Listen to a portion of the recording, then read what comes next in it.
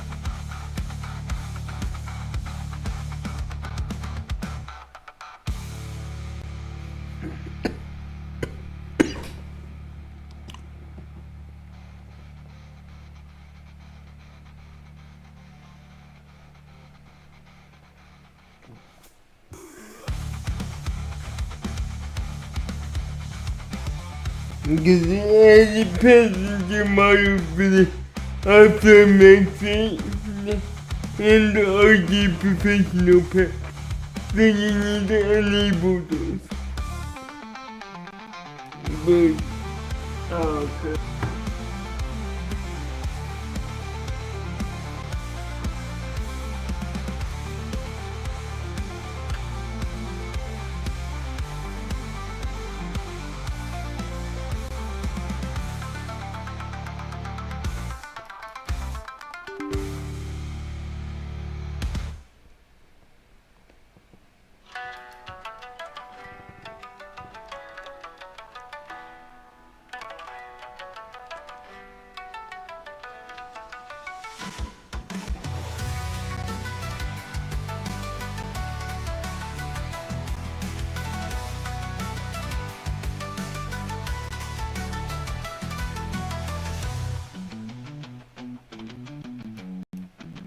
Max, we're wasting prime long time here at this rate.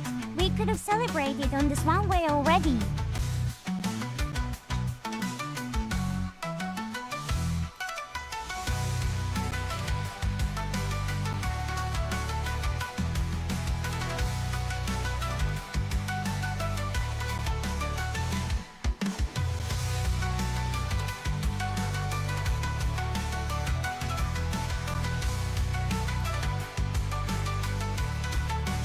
really, What? but What? I'm just curious, who logged into my individual or was it just That was me yesterday. Remember I was looking for the airport. That's why. Remember you told me it was like Contour? Because I thought it was like any girl first.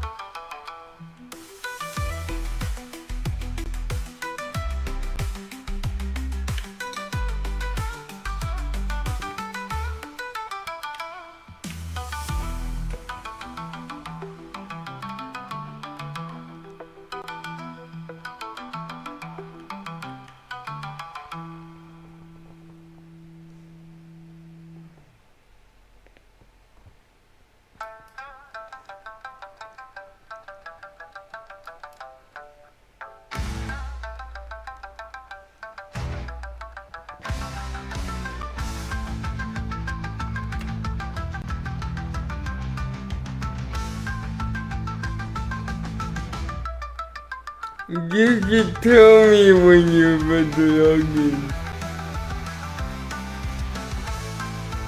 I don't know.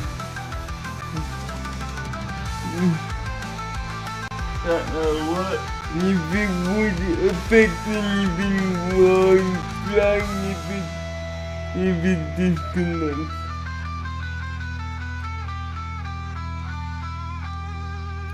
Oh, you're talking about the individual you mean? Yeah. No, because the out usage is closed. It didn't affect anything. Because it's done it to me.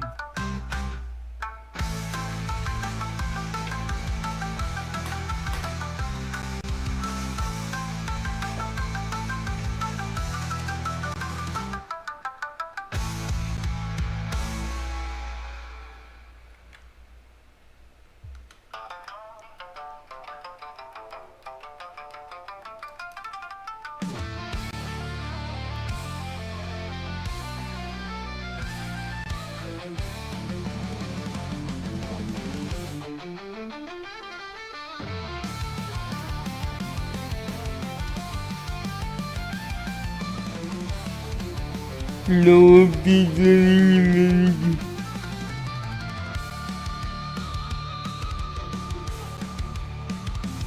Gotcha.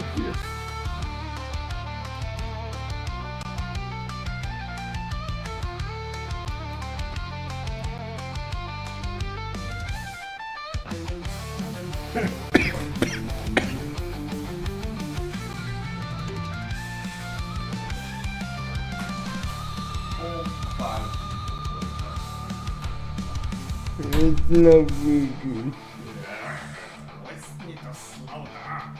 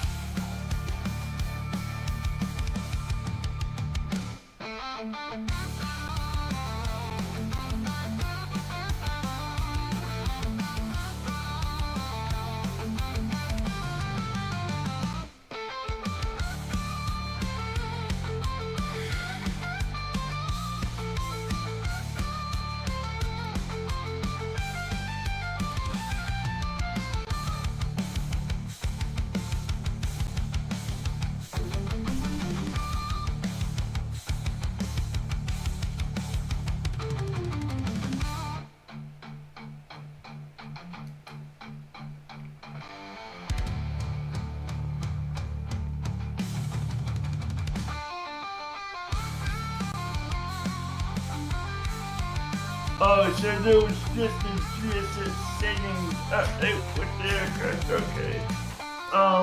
What setting was it? They add the passenger models to the iFly and the RJ. Okay. Bottom right hand corner. Okay. And that's only if you're in the RJ and iPhone, correct? What?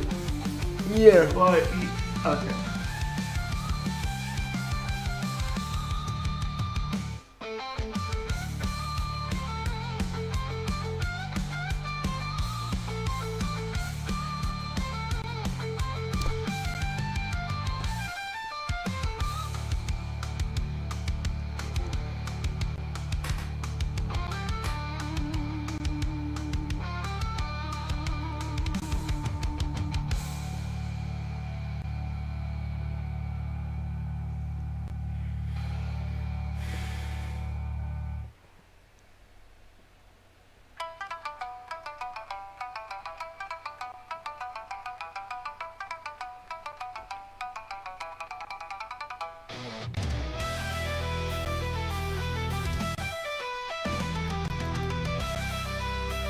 Remember so that the passengers actually boarding. GSX actually get to sit down and stay on the plane. Yep.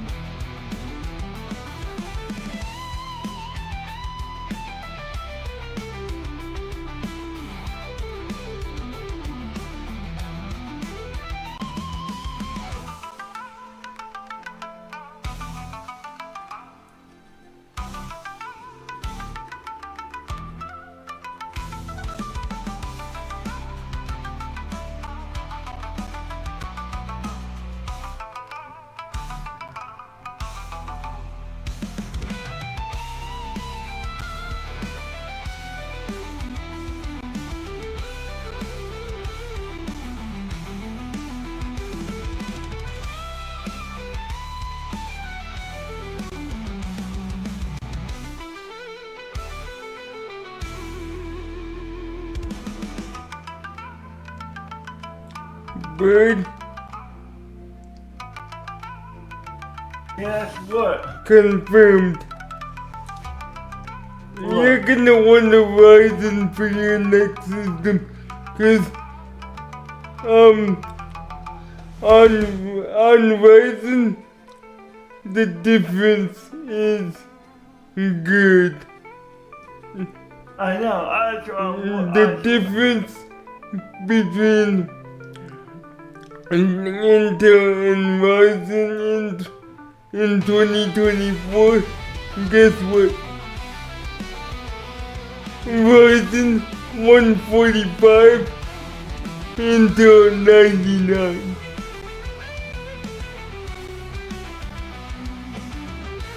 I know. I've always wanted Ryzen fixed out. Yeah. No, but this is going to. Confinement, right? Mm-hmm.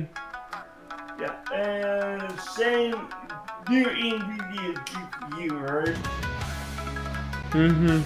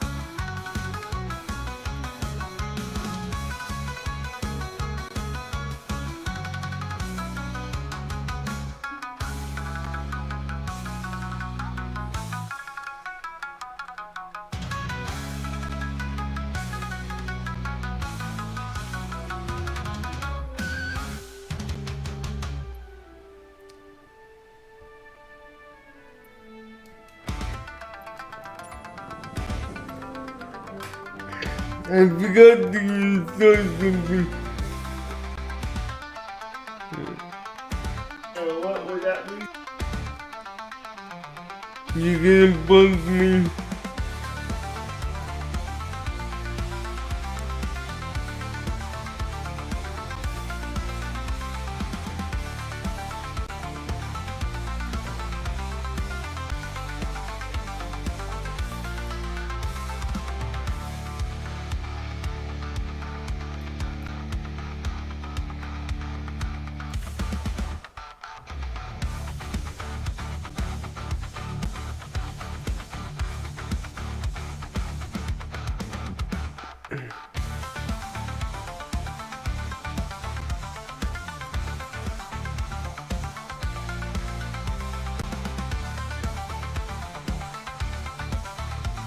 Okay, what did you forget?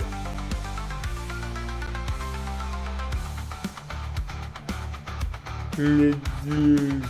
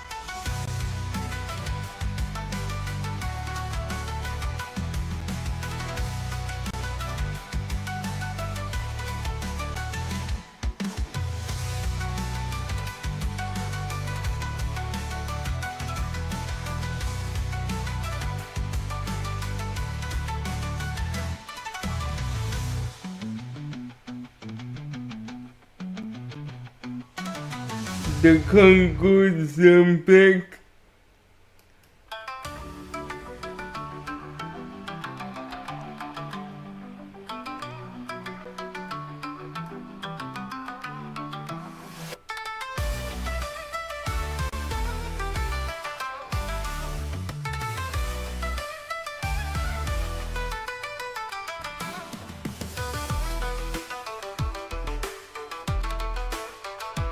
Good, yeah. You forgot to update the sand pants, right? Good.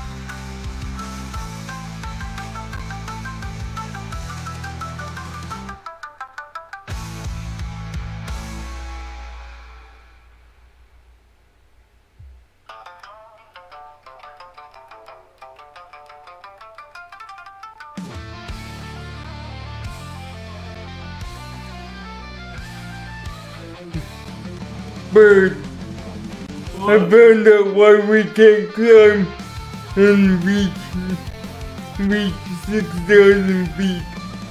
50 what? It depends on the season. Okay.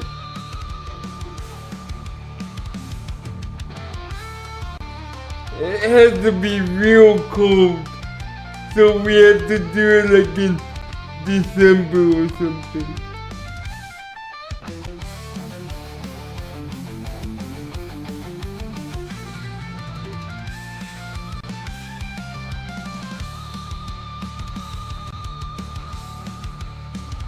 Got you.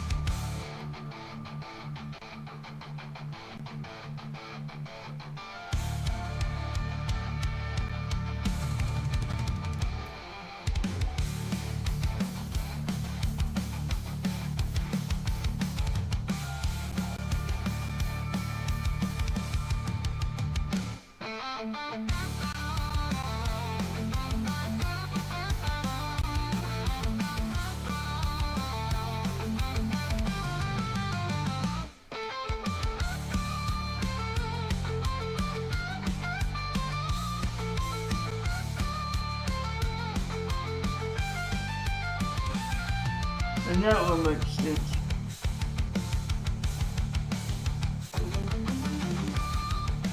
Yep, do that. Yep, both. Yep.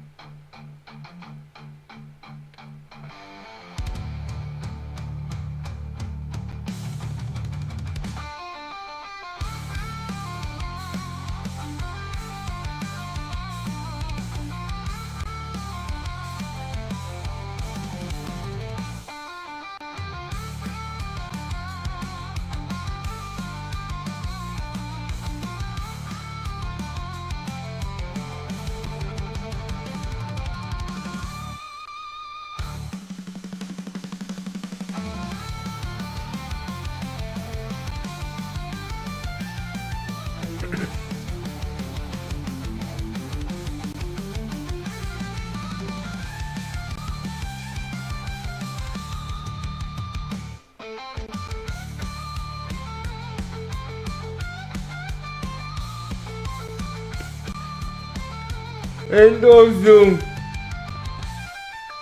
also,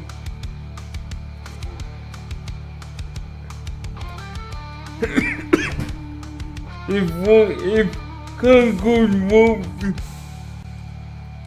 climb past 45,000, that means we're too fuel heavy.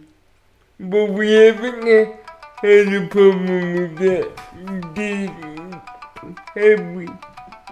Yeah, we have.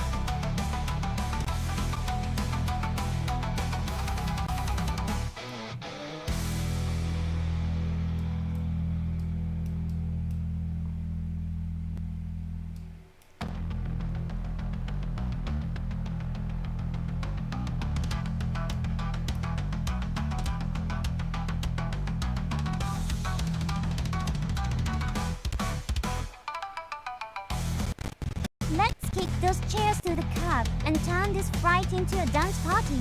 Who's ready for some mid-air moves?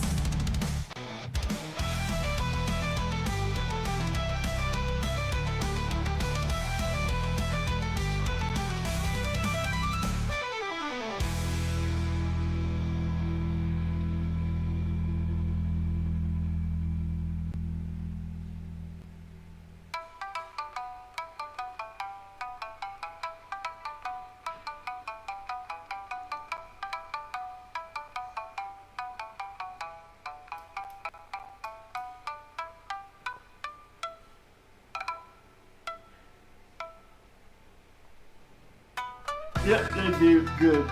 Good. Is she working?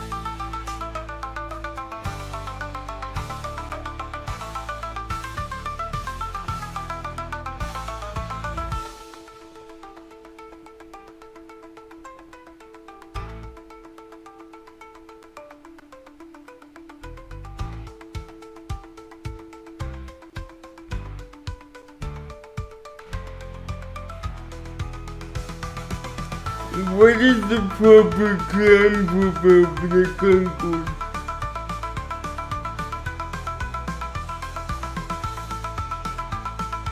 You would have to ask me that. I know the It's in the manual, but Oh, it's in the manual, you said? yeah. Yeah.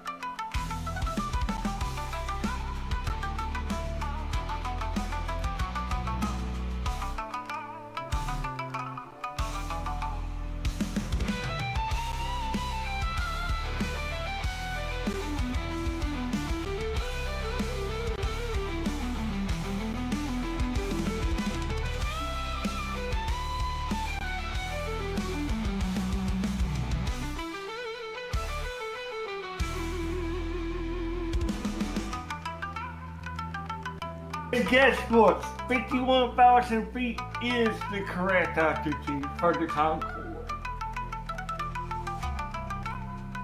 What? Yeah. You mean 50,000, right? Yeah. Yeah.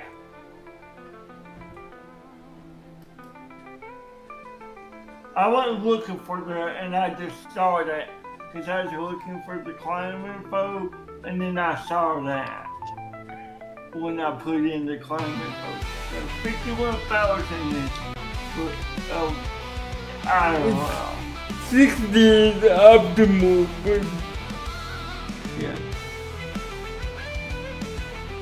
they're using 60 is optimal, Yeah. but 50 is minimal. Correct. Gotcha. Well, that's good information to have.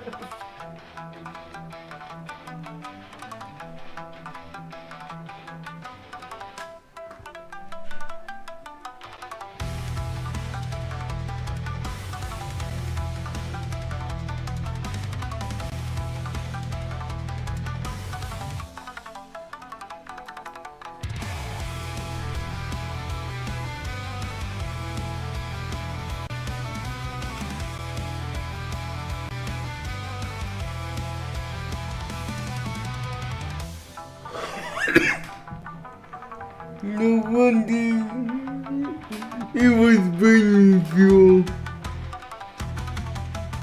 like crazy. Okay, it is 5,000 feet per minute is the climb rate. No, I need to climb over.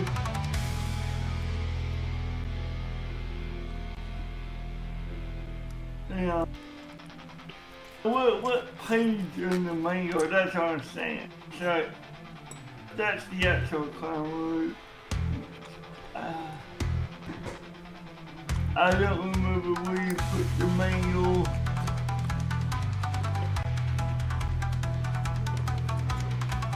Did we pin it? You can. It will be the first one. When you Google search DC Designs Concord manual.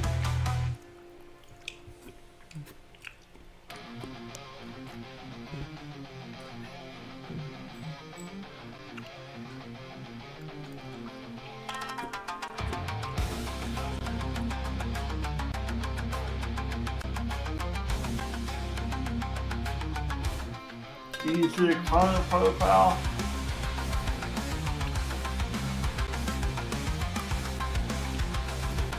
I just took me to their website. Yeah. It's in the PDF. Yeah, but I'm not finding that PDF now. That's the problem. Do you have it? Google search DC Design Concord manual.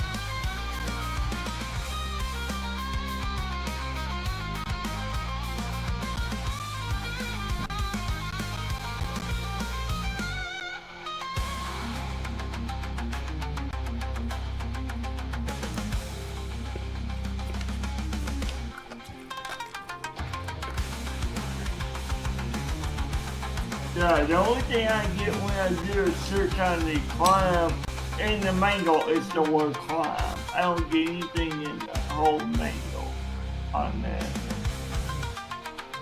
Nothing.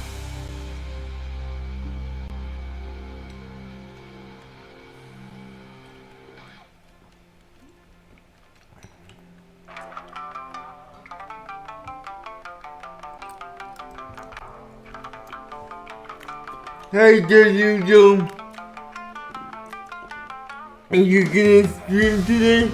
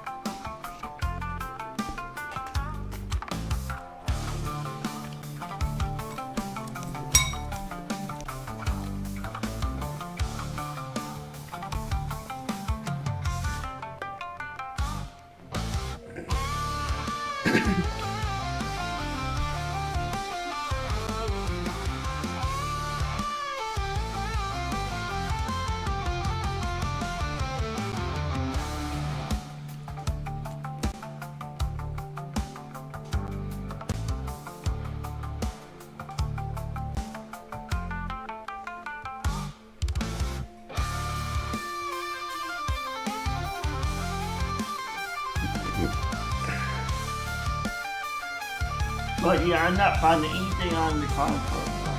Nothing. I think it's a little bit different. I think it's 250, 280.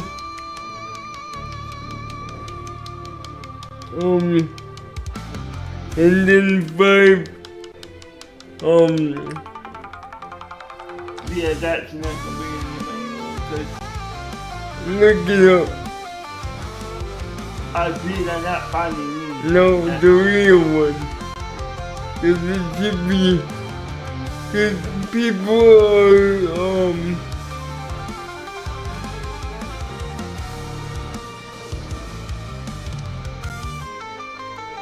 people are saying, initial starting time starts at 250, 250 feet, go up to,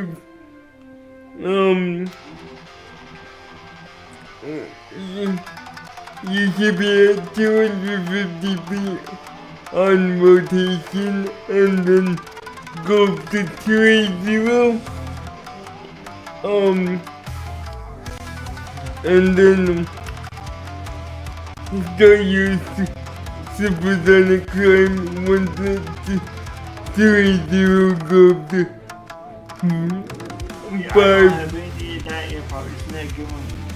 Even though I looked up anything, it's not good. So, I know. It's not good. That's the problem.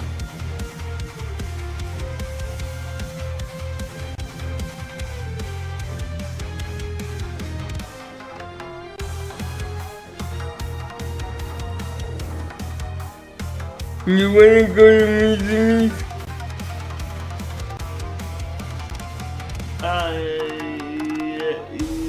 Have you been there?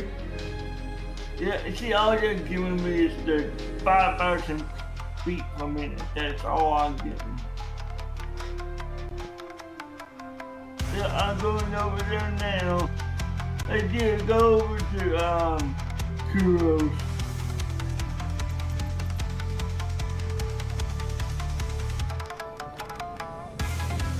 But nobody's in there. Oh, then we won't. Yeah, okay, never mind, dude. Nobody's in there yet.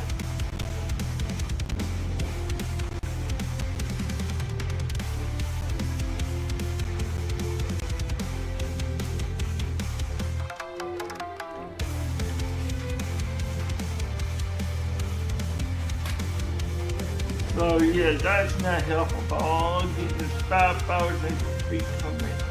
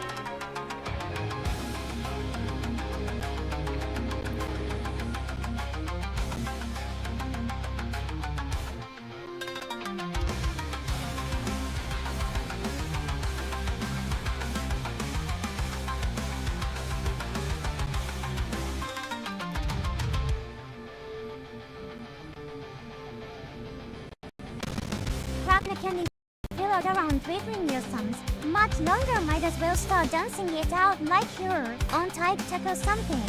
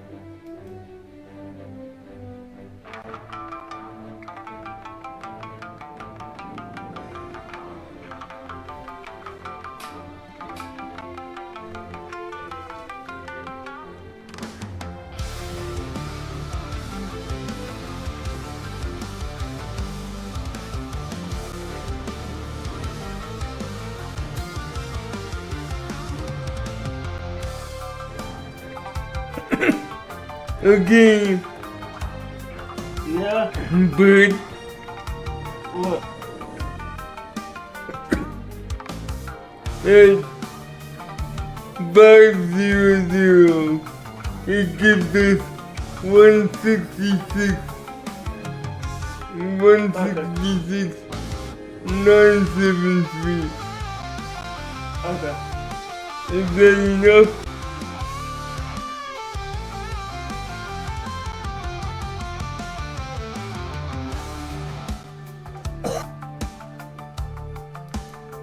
You're gonna burn 5,000 liters per hour.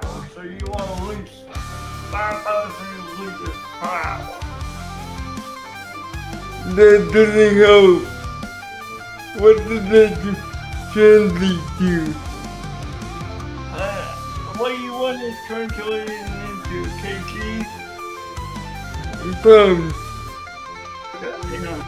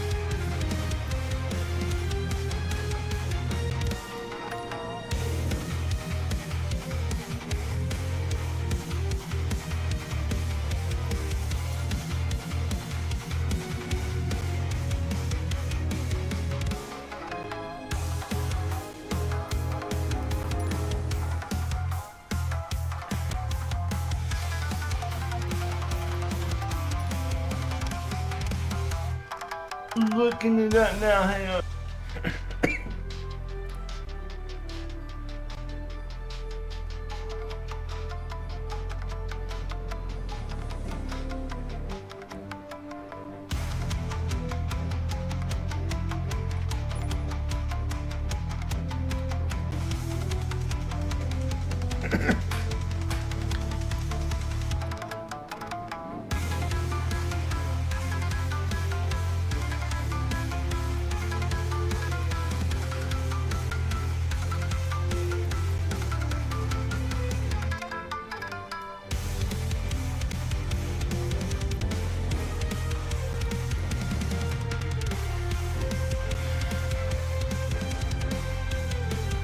Okay, that's going to be 11,230 pounds per hour.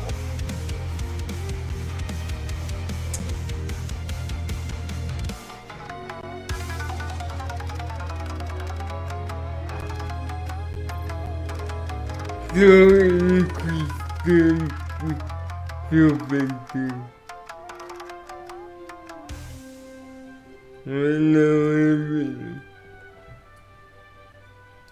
P6.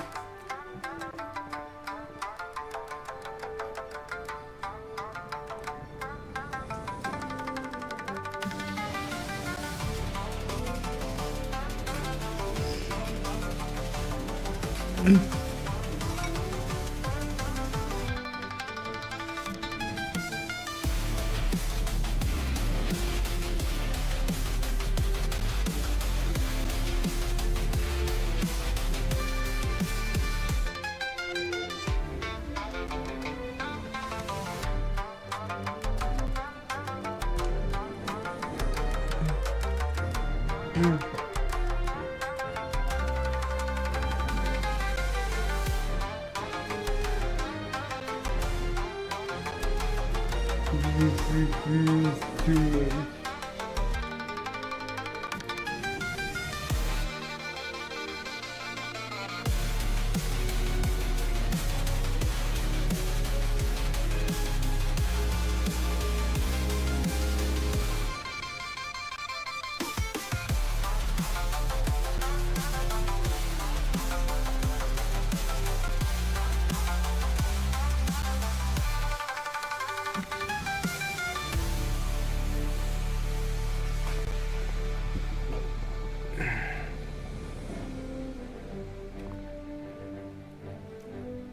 You forgot GPU. How much did you say? 11,230 pounds per hour.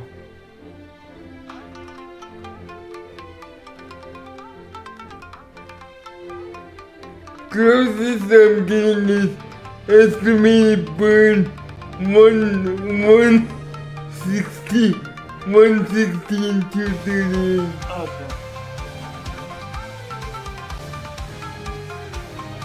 Is that close enough? Or is it too far off?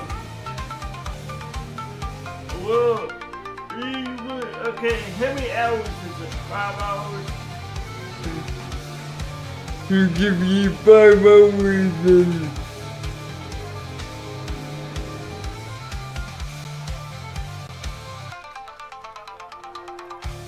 give you 6 hours and 15 minutes. Estimated time. Okay. Give me a second. You said how many pounds? Burn No, I mean, you estimate what's your estimate? 165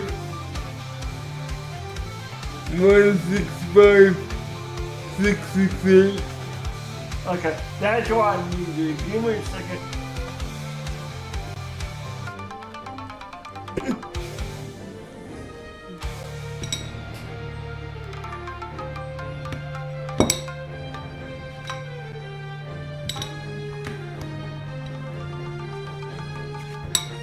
Okay, 165, 168, you said? No, 165,688.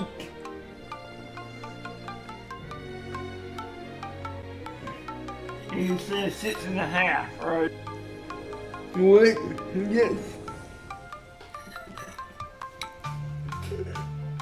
Yeah, so I'm going to do it.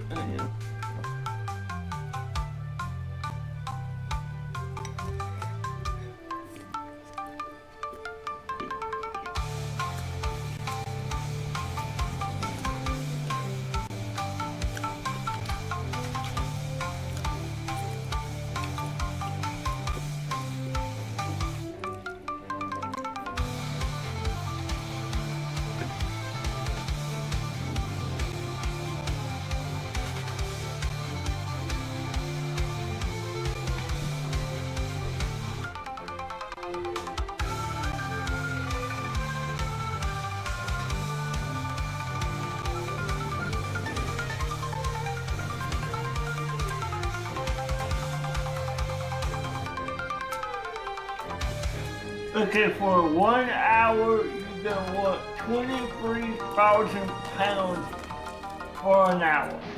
So that would be 23,669. What? So, in other words, 23,000 pounds per hour. So you're gonna use 23,000 times 6, what you trying to do?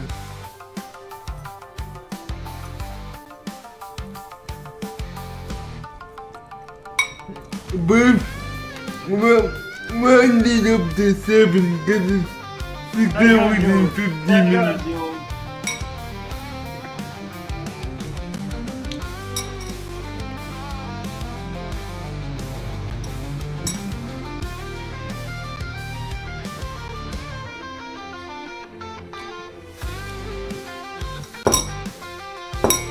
You get 165. You get 165, 683. Yes! So we did it! Guys, 165, 688 should be enough, right?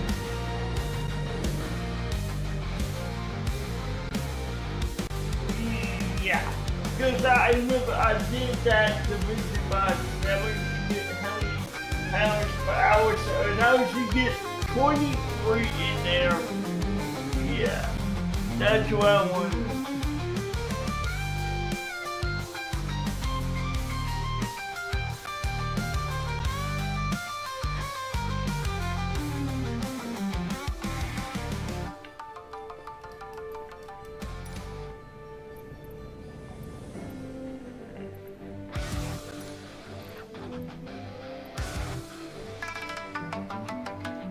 Yeah.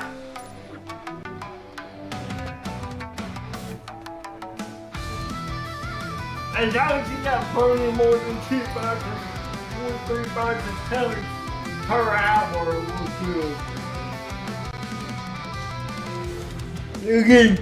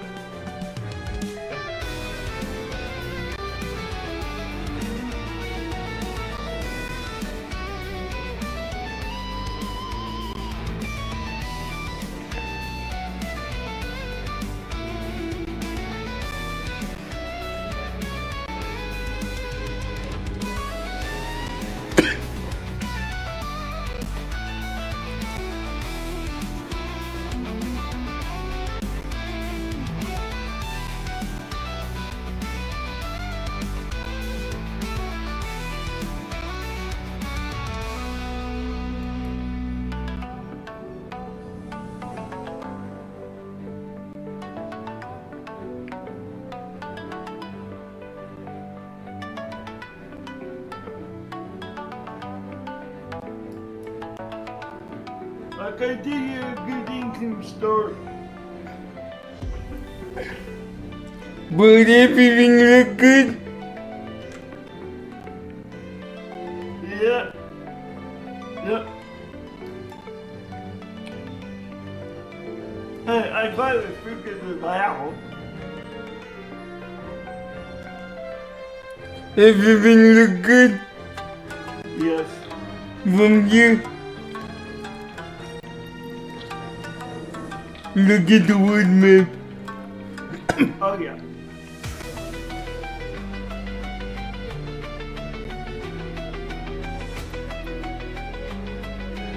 Spawning in. Let's go.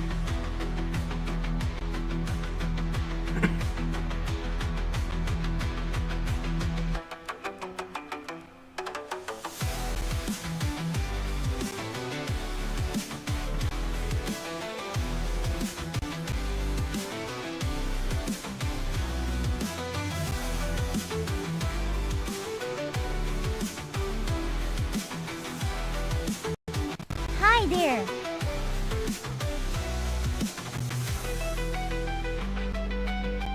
Hurry, babe. Back up here. Just hope we don't end up needing an emergency Hey, water baby. break. Right? We're doing something special today.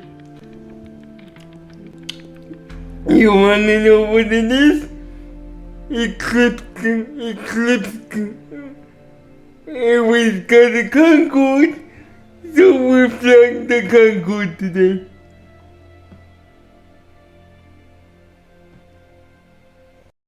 Gonna make But I don't actually have a call-up system put in place.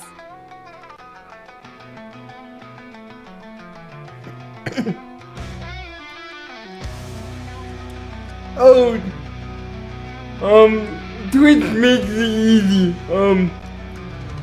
You just hit the knock button and you're clapping.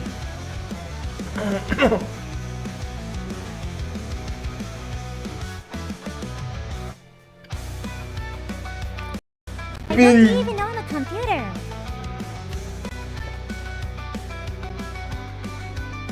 You can accept the you can accept the invite from your phone, I think.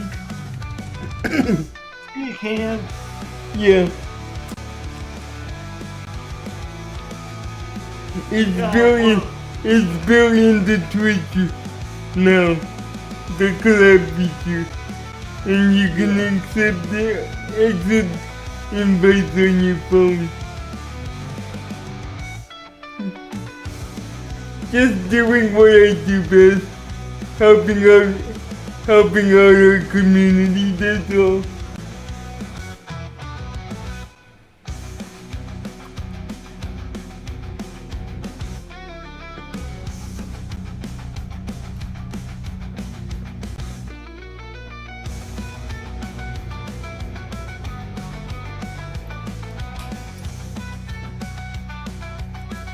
Runway awareness. Okay. Feet. It says hi.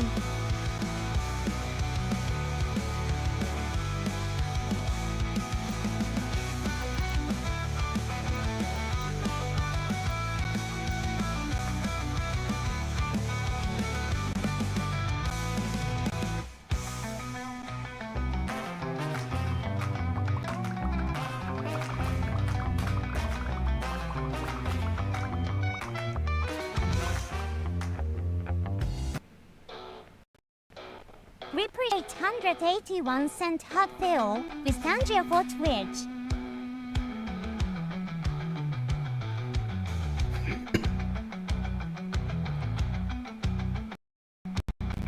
By the time we're stopping around, let's fire up these engines and hit the skies, Captain Lee. Share 181-cent hot with Tangier for Twitch.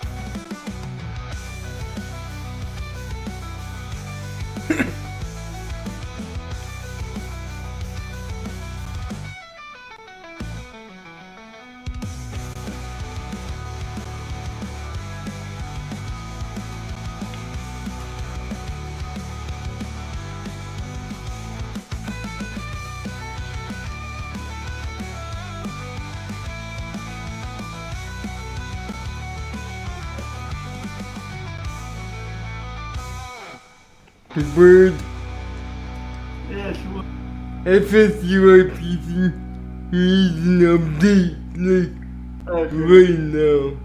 I know. Because it keeps crashing.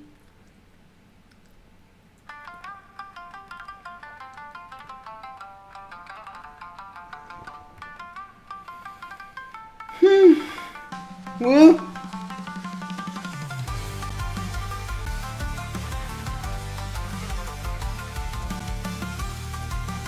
before we start the flight though,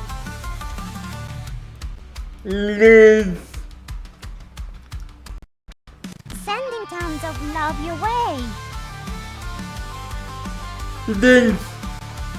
thanks Reaper. As I said to you, don't fear the Reaper, embrace it.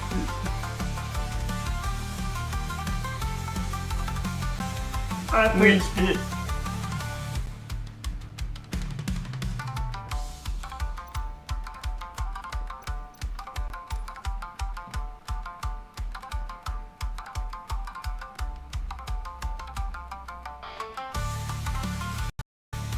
So how's everybody doing lately? Good. We've been just testing out the Concord.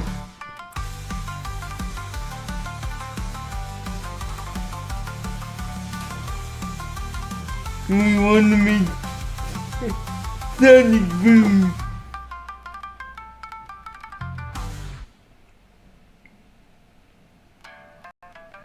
Yeah, I saw your video on Twitter. It made me really want to go traveling. Oh yeah, that's a work in progress.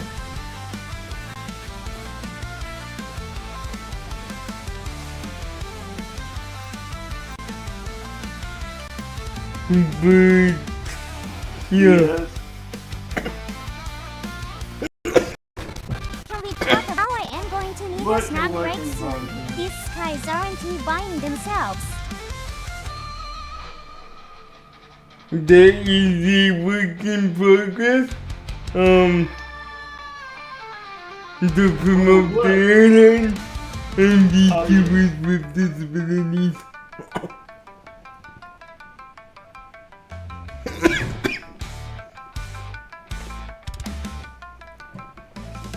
Let's get drum power unit.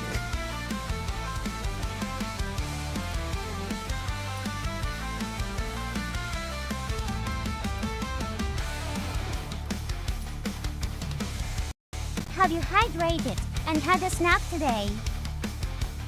Yeah, I just had some pumpkin pie not too long ago. I love pumpkin pie.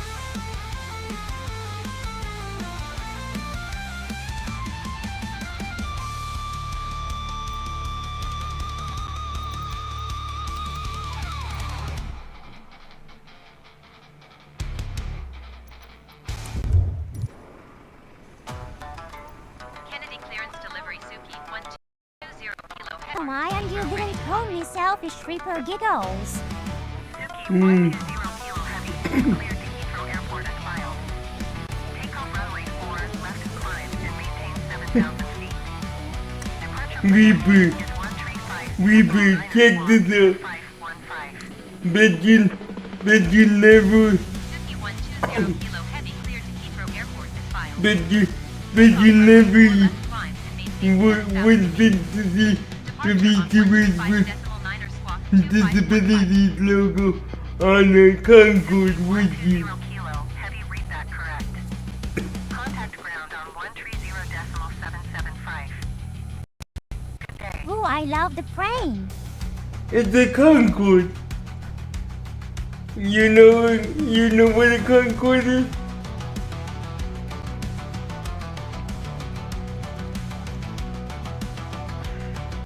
It's gorgeous looking.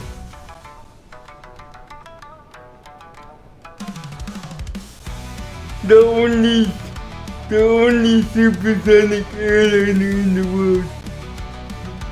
Retired in 2003. but we just got one. Because Bird wanted to play. And I wanted to play. Yeah. We're attempting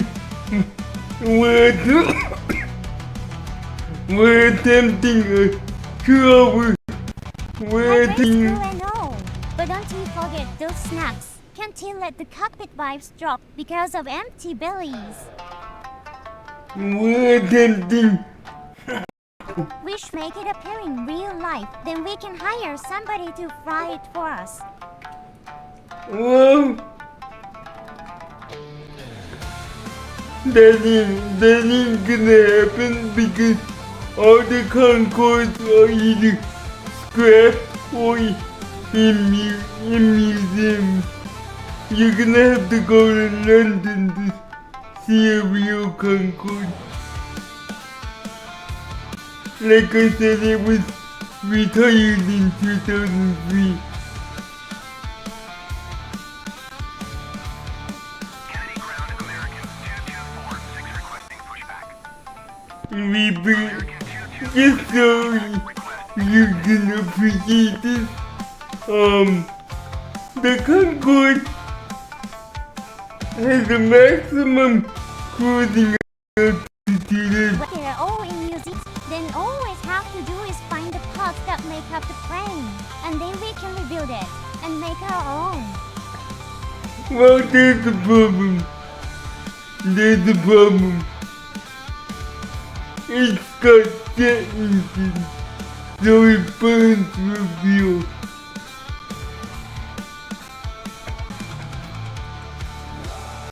Just so you know, the Concorde has a maximum cruising altitude of 60,000 feet and the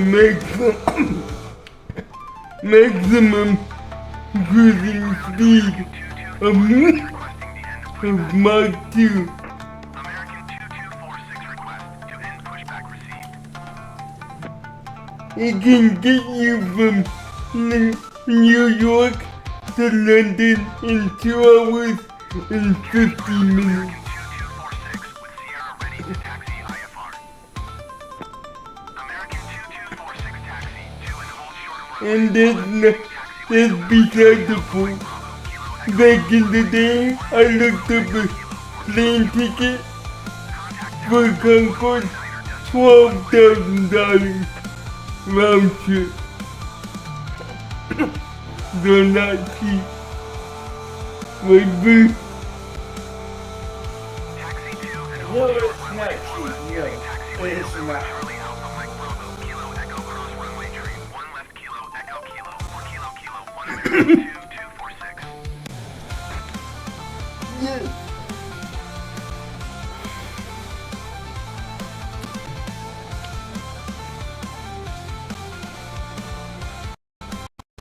Rebuild plane sounds old. But honestly, what we really need is an in-flight snack bar on that thing.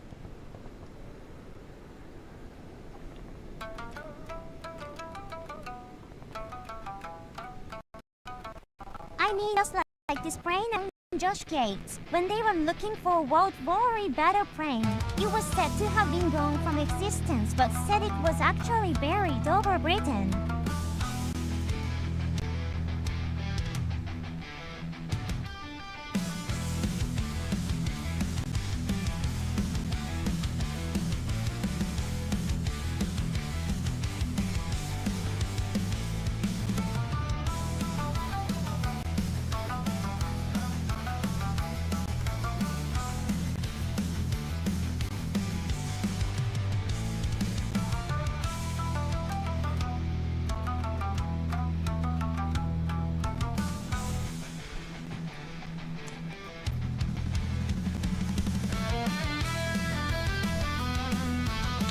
American 2246 hold position caution other traffic. American 2 Now let me set up the flight in SOC. Roger American 2246.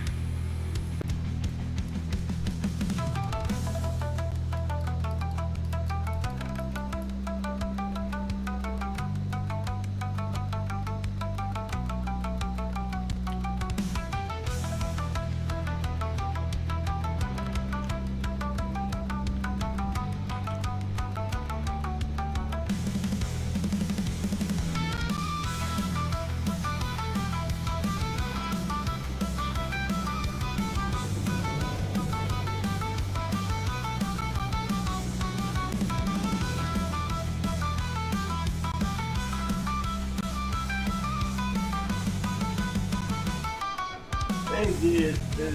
Okay, it did.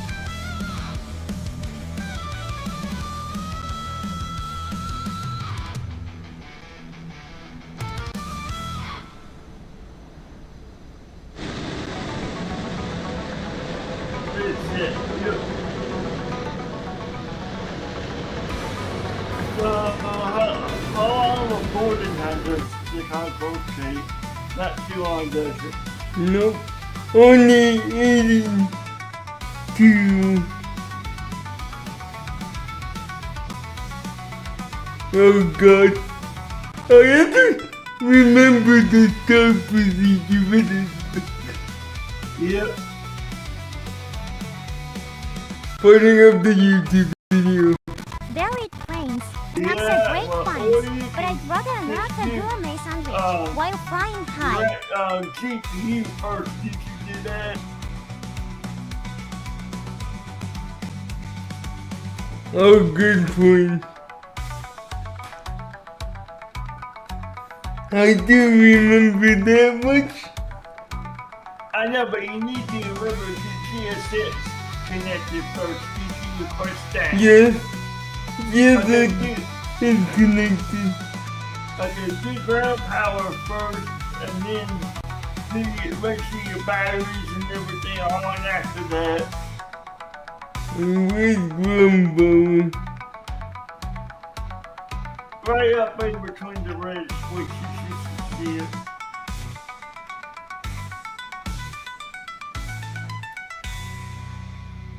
There I see it. There I see ground. Cause I found it yesterday. It's kind of. And you can do Control 0. That's the cockpit view for that. Control 0 on the actual top pad and the above your back screen. So it's Control 0. That goes right to that view.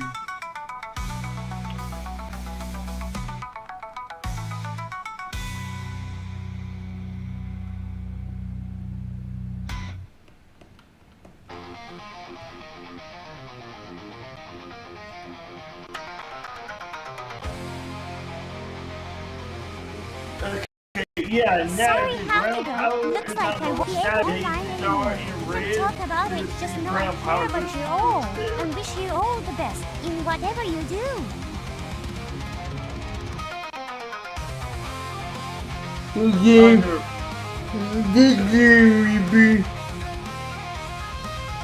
But hey, how did you get to this view? Did you just did the control 0 or what Yeah. did you? Okay. Yeah, this is a much better view. The right hand side where the red isolation switches are, it's in that center area. You see it. You know what the red isolation switches are by the batteries? There's a CPU toggle in between that. You I'm see gonna it. look up the video to make sure I don't. That's to you. Or maybe Yeah, someday you we did meet that first, again. because that turns out you just in the power.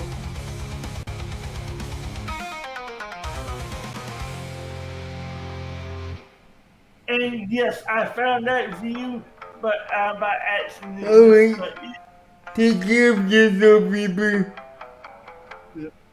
I found that view by accident Take yesterday. care. How was Eunice, that you remember get to flap this? your wings and catch those good vibes whenever you can.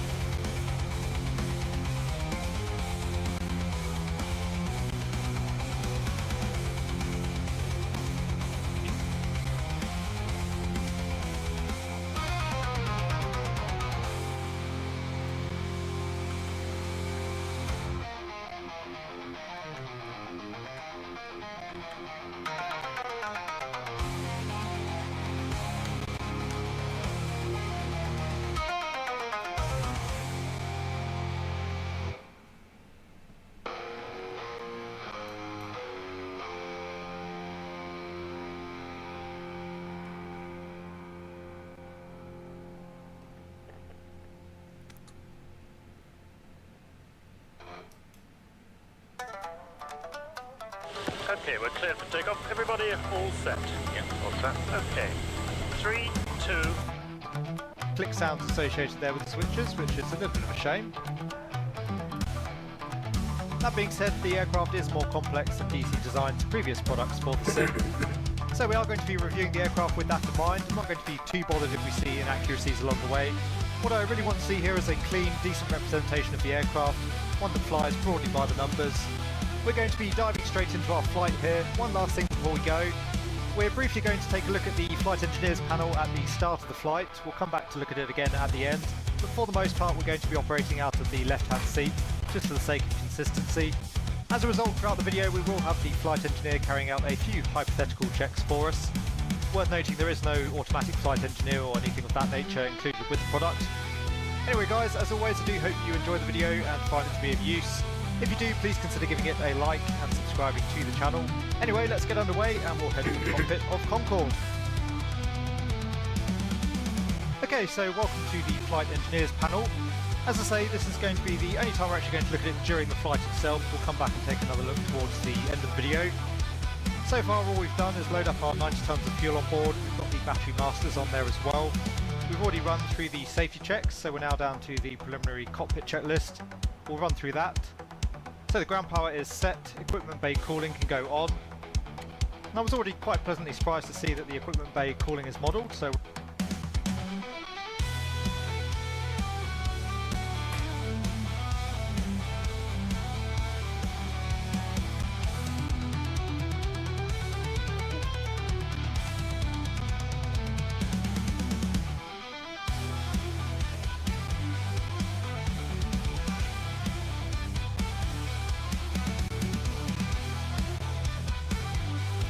going to be the only time we're actually going to look at it during the flight itself. We'll come back and take another look towards the end of the video. So far all we've done is load up our 90 tonnes of fuel on board. We've got the battery masters on there as well.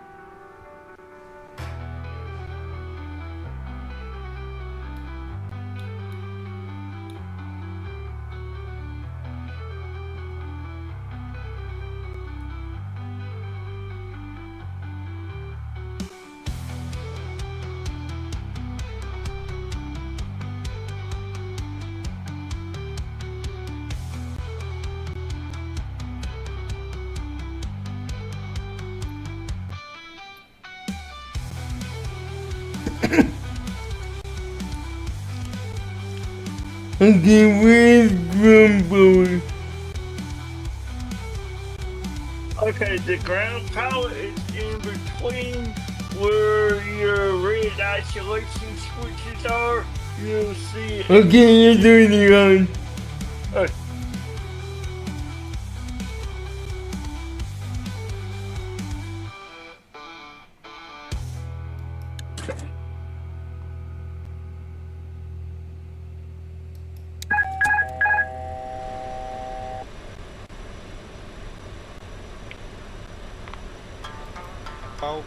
We've already run through the safety checks, so we're now down to the preliminary cockpit checklist. We'll run through that. So the ground power is set, equipment bay cooling can go on. And I was already quite pleasantly surprised to see that the equipment bay cooling is modelled, so rocket could start.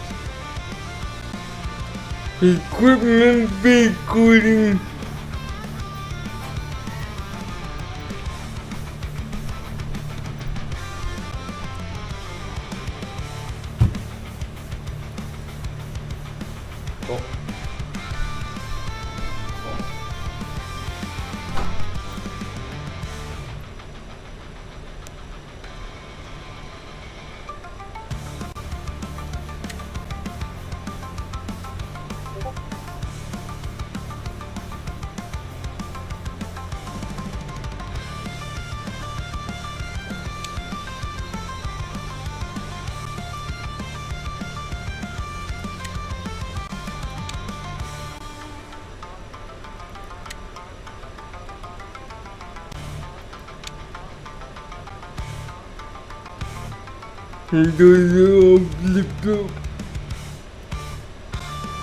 Oxygen panel, unfortunately not modelled, that is set.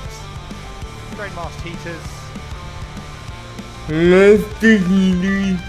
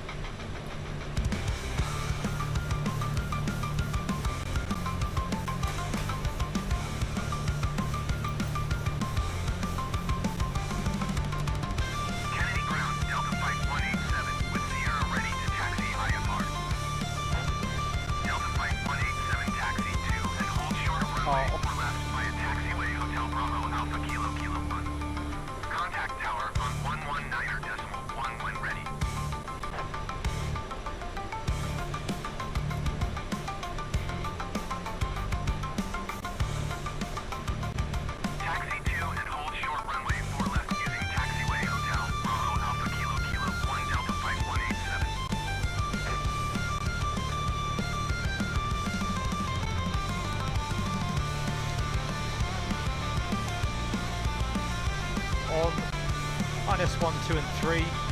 Seems on the panel here we only have 2 INSs modelled and they are not currently functional. And lastly, the air data computers can go on.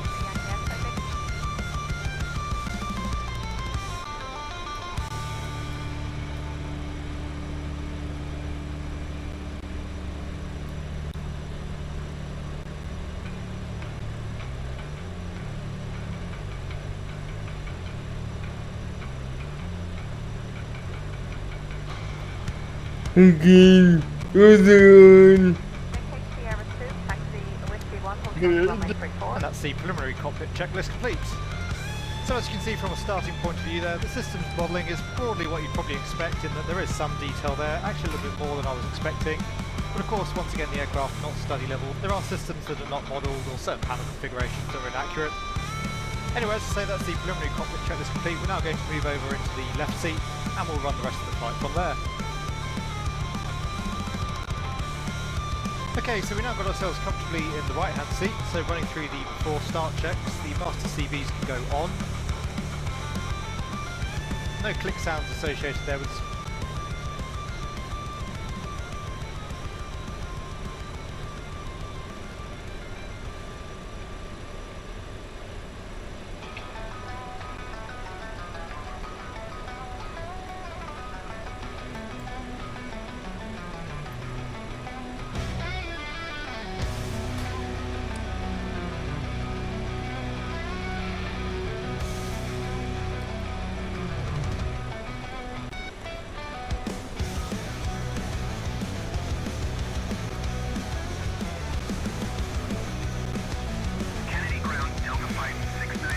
Ground cockpit.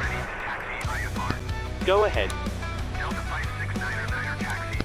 I Captain, Mechaton ship crew. Loud and clear. Okay, Captain. Radio check is complete. We'll contact you when we're ready to start loading. Roger.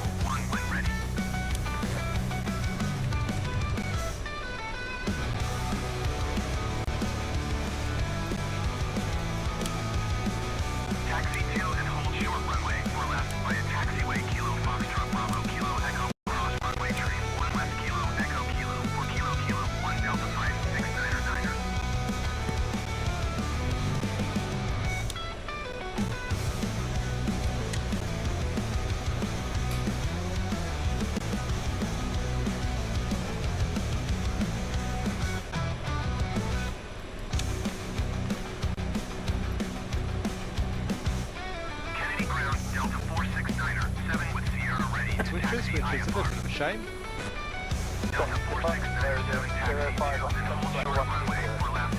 So master CVs are on, cockpit prep is complete, oxygen has been checked, windows are closed, flight control inverters are on, anti-stall system is on, radar nest switches will set to rad, instrument transfer switches are set, altimeters for the QNH 1007. So we have 1007 there on the left, and the same on the right. Nav radio stall system is on. Radar nest switches will set to rad. Instrument transfer switches are set. Seems on the panel here we only have 2 INSs modelled, and they are not currently functional. And lastly, the air data computers can go on. And that's the preliminary cockpit checklist complete. So as you can see from a starting point of view there, the systems modelling is broadly what you'd probably expect in that there is some detail there, actually a little bit more than I was expecting. But of course, once again, the aircraft not study level. There are systems that are not modelled or certain panel configurations that are inaccurate. Anyway, as I say, that's the preliminary cockpit checklist complete. We're now going to move over into the left seat and we'll run the rest of the flight from there. Okay, so we now got ourselves comfortably in the right hand seat, so running through the before start checks, the master CVs can go on. No click sounds associated there with the switches, which is a little bit of a shame.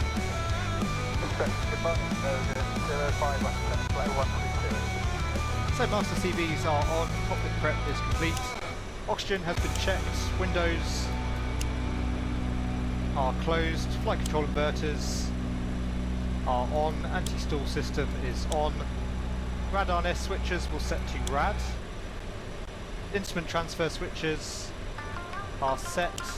Altimeters, we're looking for a QNH of 1007. X-ray contact ground 118. So we have 1007 there on the left, and the same on the right. Nav radios we can set up for the departure, so we'll brief the departure momentarily, but we're going to be flying the Compton 3 Golf departure. That's based off the London BOR initially, which is 113.6. So we'll set that on nav 1. With 1136 on the left, and we're going to be tracking out towards Compton, which is 114.35.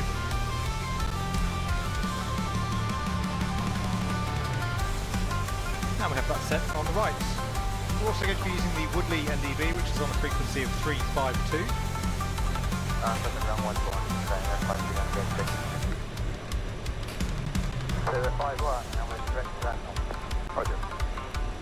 And we have 352 set there on ADF1. In terms of our autopilot configuration, we're going to be climbing initially at a speed of 250 knots. It's going to take a little while just to scroll through to that. Runway 10 right to pick up. Clear takeoff, runway 10 right, 5 cars, right Quebec. So a little bit slow here, I would say, in terms of scrolling.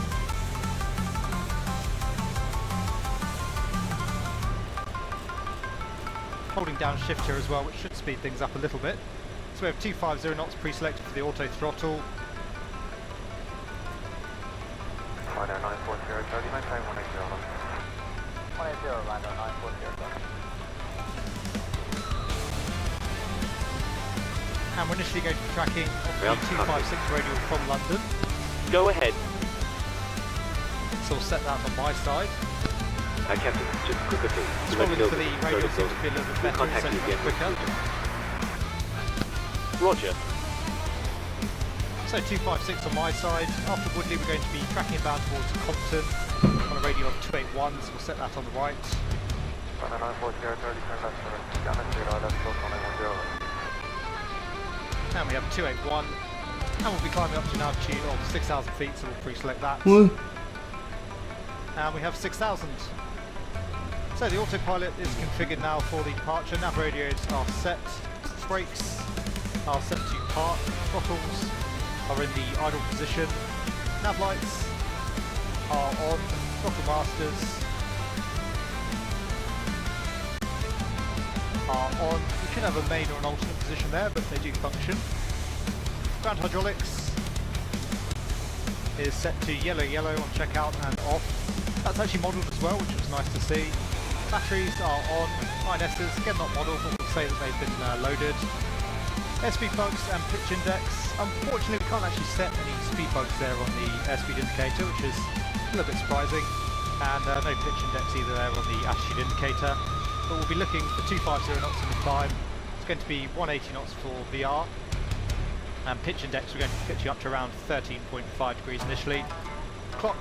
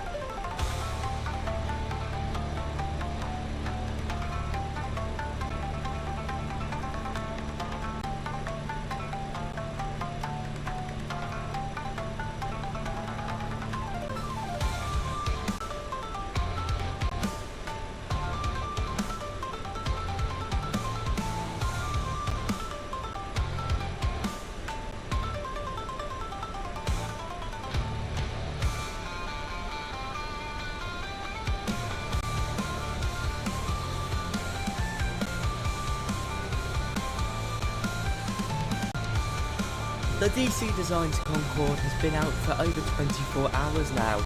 Some people love it, some people hate it. You can save views. I've saved one to the Flight Engineer Station light, so the back of the aircraft, or the back of the cockpit I should say, and of course the main seat. It just makes everything a lot easier. You might find a different keybind is for that in your settings, but of course there's plenty of camera tutorials out there. In my case, Alt on that number will move my camera to my saved position. So for example, if I press Ctrl Alt 1 when I was in a place, all I need to do is press Alt 1 to return to that space. Pretty simple stuff. So according to the built-in checklist, the first thing you should be doing is checking that your landing gear is down. You'd hope so. What you want to do is look down there for where the landing gear lever is. Parking brake on. The parking brake is located down here, and we can see it is most certainly on. Then the flight control blue inverter. Now these are up here. You see on the left side we've got blue, and on the right side we've got green. You will find that these are on as a default state, but if they're off like that, you're going to want to flip them to on. Then moving further along the lower overhead panel, you're going to want to come over to the anti-stall systems and make sure these are on. Pretty important system here. Now it's at this point where we have to deviate away from the checklist, basically, that they put in Microsoft Flight Sim, and we're going to move to turn on the batteries at the back. This is just so we can do stuff in a minute, like set our altimeter, set up our radios, and stuff like that. It will make sense.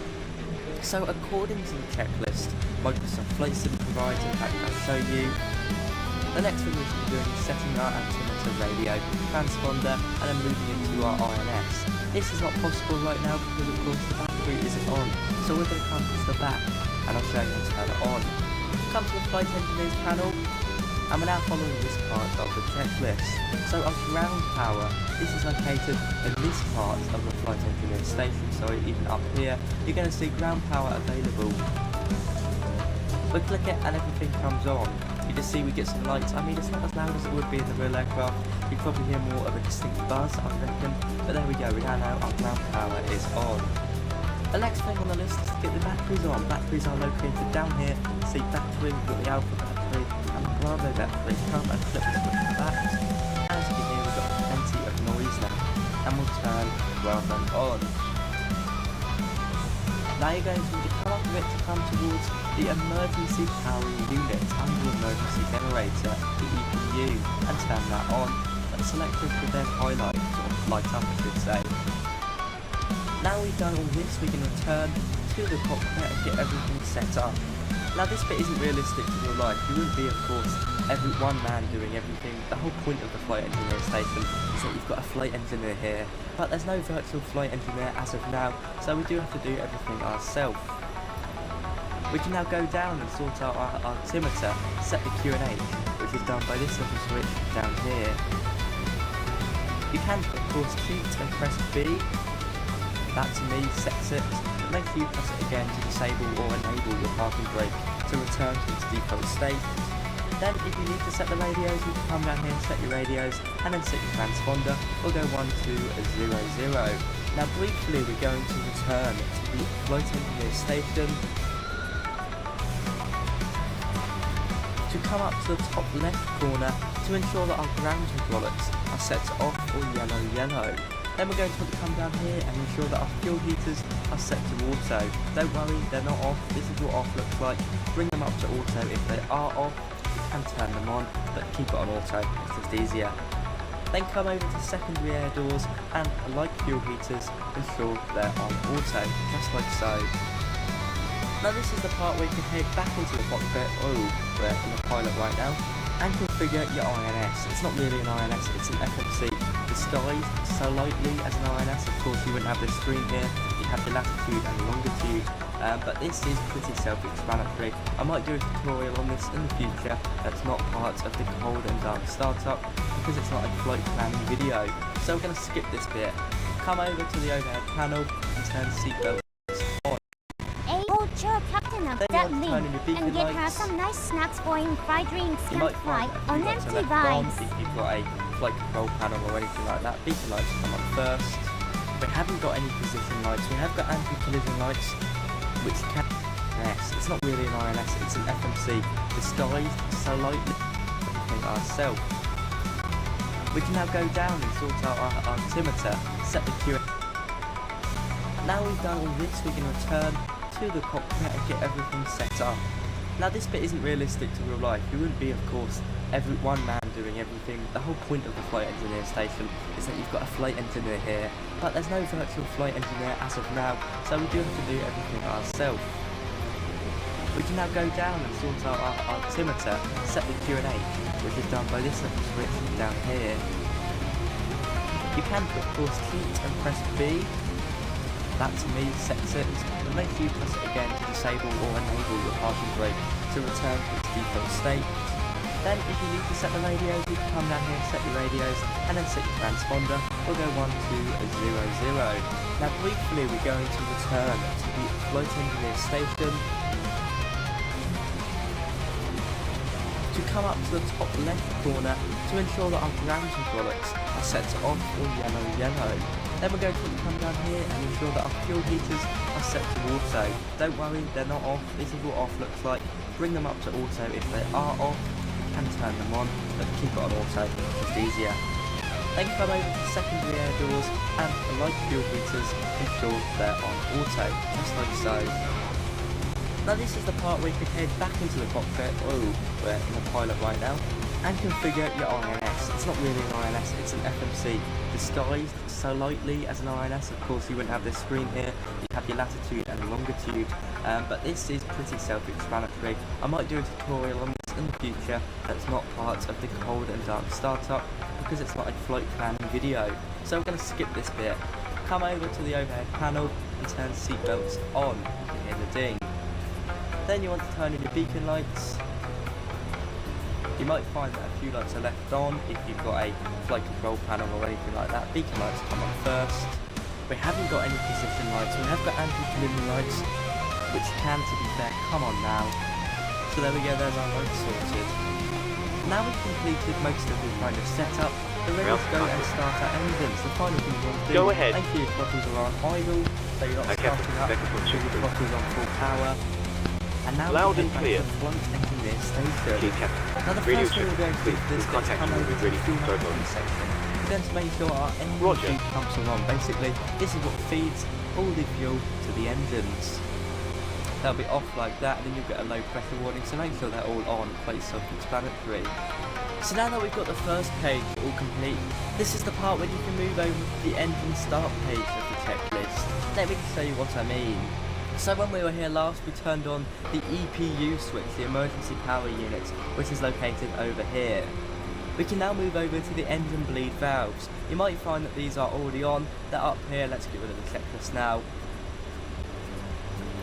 You can see our engine bleed valves were already on. You might find they are, you might find they're not. You want to keep them on open, just like so. We then want to move down the flight engineer station to what we call the LP bleed valves. I believe LP stands for low pressure, but don't hold me to it. There's engine 1, there's engine 2, there's engine 3, finally there's engine 4. Close the protectors and ensure they're all to open or on. Final thing we want to do is come over to the cross feed valves and twist them.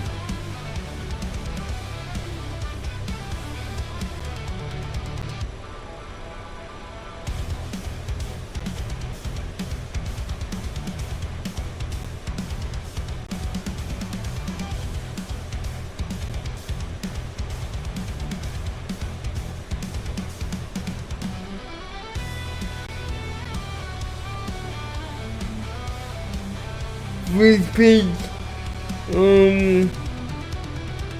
checklist complete.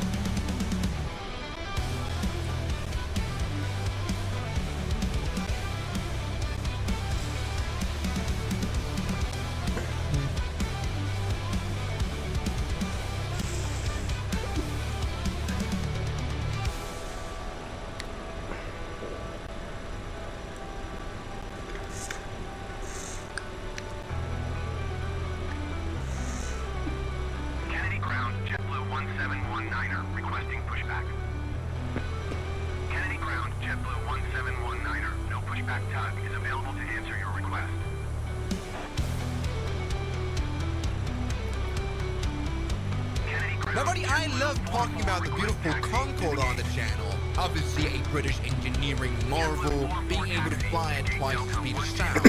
Now, yes, obviously, the whole project of supersonic passenger flight kind of failed. Airlines were never able to actually make money with this airplane, and we have a trackless crash into our engineering marvel. Obviously, the four strong engines that would be able to push this airplane to such speeds consume a lot of fuel. Airplane tickets were immensely expensive. This plane was just extremely economical. And I think it's also because of its size.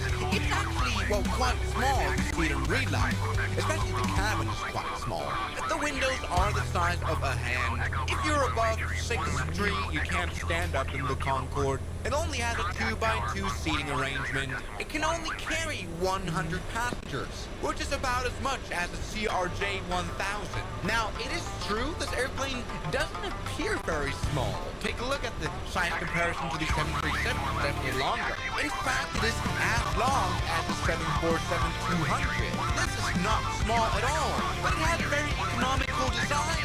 You know, what I mean by that is half of this airplane is in cabin. Obviously, we have the big snoot root here, which we can deploy before takeoff and before landing in order to be able to lower the plane's pitch while landing and taking off. And of course, we have this very pointy aft section of the fuselage, the tail section right here. Obviously, in order for a plane to fly over the speed of sound, it has to be very pointy. It's very much like that. Also with the delta wing. But I wondered, everybody, could we make a Concorde that's twice as big as this one, so it could carry twice as much passengers, and maybe it would make twice the money. That's going to be a very great demonstration. Let's take a look. Yes, everybody, I have once again deployed my genius, my immense genius. This is a very big airplane now. So, I mean, we haven't really changed the problem of this airplane's design. It looks very big for some reason. It just stands very tall. It has a very high ground clearance, to the point where you'd need very special jet bridges from probably the A380 to properly board it. And also, the fuselage itself isn't very girthy at all. It's just long. It's not girthy. In fact, you know, the A320 right here doesn't look a lot wider of a cabin at all. Kind of similar. Yes, everybody, look at this. This is the Boeing 747-100, the smallest 747 ever made, to be fair, standing next to our new Concorde double size. Yeah, now finally you could actually call the Concorde a wide-body aircraft. And here for some reason there's a Concorde loaded onto our 747. You can see, yes, this plane is now twice the size. I really do wonder, does this plane fly? Now let's talk about what I, made here to build this add-on. I practically doubled all the values. I doubled the weight. I doubled all the sizes of the flight controls of everything, even in the cockpit. And of course, I doubled engine power. That's something that doesn't always make sense. Luckily, I don't have to develop a own flight model for this thing. But as you may know, the drag of this airplane, this is going to be our big problem, quadruples as the size doubles. So I really do wonder, could we make an airplane like this that could even fly to Mach 2 with a double the engine size? Let's take a look. Now we can start off. I guess let's put the reversers out. Let's reverse out of here. That's got to work already. Now, as you can see, the tech string isn't the best at all. And I managed to break this cockpit, which is now twice the size as well. Everything's now twice the size. And it kind of works. I don't know, I think I broke something here. Also, this is a bit broken. We cannot use the engineering panel. But at least the plane works. So this is just, you know what, this is just a demonstrator aircraft. Could this airplane fly at all? Now, let's go ahead and prepare some flying here. Let's put the, there we go, yes, the snoot root down, and it does that beautifully. Uh-oh, tacked it into grass. I think this airplane now is so big that we generally need quite a lot of airport restrictions. I mean, just this taxiway. This plane doesn't fit on it at all. I kind of forgot now that we kind of built the longest airplane that exists. I mean, the Antonov An-225 is 84 meters long. This plane now is 124 meters long. It is immensely huge. Maybe I should have sized the airplane up to 150%. Not sure. I think the reality is that if this airplane does fly well, and you could somewhat engineer it, then it would maybe save the whole concept of the Concorde. I think now that we've doubled the size of these Olympus engines, we've made them a lot more economical. Also, why is the vertical stabilizer is not properly yes, the bigger an engine gets, the more economical it gets. This is why modern airplanes have bigger fan engines. So we've made this airplane more fuel efficient. Also, we can now load in more fuel, so we can actually have it travel for the distances. Let's The go. range of the was never amazing. It's only flying 4,140 miles, whereas the 747 flying double that. All right, come on, let's go full power. Let's go. Let's do it. So we've got very powerful engines now. Once again, everything is properly set. Everything is, well, yes. Look at those afterburners coming on beautifully. Now, we don't even use much of that runway, but we've got way of a bigger wing now as well. Nobody's over there. Quite good. It is now a whole lot bigger, which always has the interesting effect that planes look a whole lot, you know, slower, simply because the picture is so much bigger. Do you know what I mean? Anyway, I think I've done a problem with modeling. As you can see, the doors here can't really be put out, but alright. The flight model ignores that, so we're still able to see how fast the airplane goes. Anyway, let's go ahead and put that snoot group up.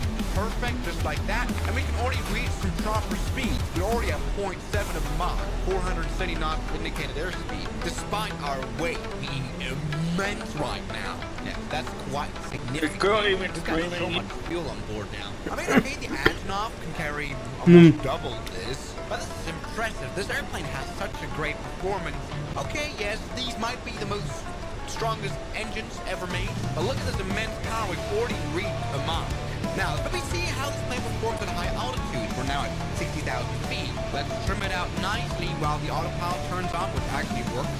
Look at that. Autopilot 1, autopilot 2. Does that work? Yes. Alright, come on. Hold the altitude nicely.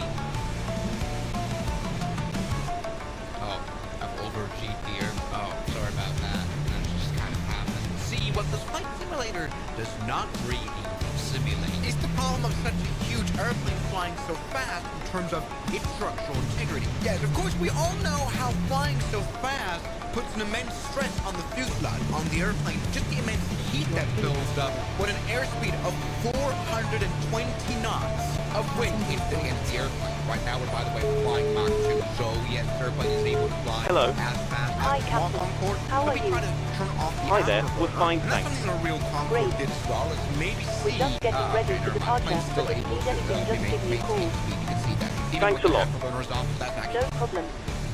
The DC Designs Concorde has been out for over 24 hours now. Some people love it, some people hate it. In today's video, it does. Ground to cockpit. Go ahead. Captain, just a quick update to let you know that we started loading. We'll contact you again once we're done. Roger.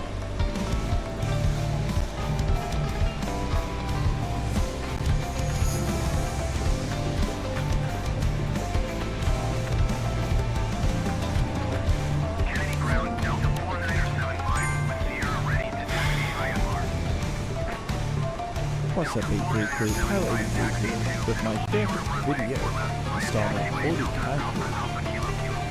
This has been a video of tutorials on how to do something to the Concorde. In this video today, we will go over getting this plane to 55,000 feet, Mach 2, and doing it successfully. So we're going to go ahead and take off the runway and get it there. I will show y'all how I do it. And some things that you should know before you take out for it. So before we take off, we're going to turn on our afterburners, 1 through 4. Alright, we're going to set our altitude. Alright. And let's go ahead and just get to it, guys. Oh, grab my nose. Now the Concorde was not permitted in real life to fly over Mach 1 above land.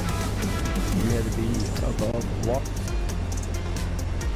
It is one of the best looking, if not the best looking airliner I've ever made. But there are people who saw it in a very different light. Instead of puncturing in the rear of Hello. Hi, Captain. We started boarding. Passengers are coming through now. Thanks a lot. So, was Concorde a lost opportunity for commercial aviation, or just a truly wonderful failure? Kennedy Ground, JetBlue 215, one requesting pushback. JetBlue 215, one. By now, I have already made several videos where I have looked at some of the most iconic airliners of the previous century and how they shaped the aviation industry that surrounded them. In quite a few of those videos, I've highlighted how rapid the pace of development of aviation was back in the immediate post-war era from the late 1940s to the 60s. I have to keep returning to this because understanding the context behind these planes is almost impossible today otherwise.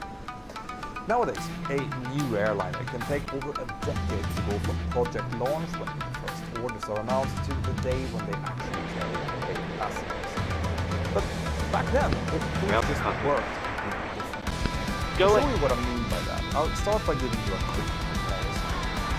In one of my latest episodes that I did on the channel, I explained that the Boeing 777X is now estimated to take 12 years to enter service, and it's not even an all-new aircraft design.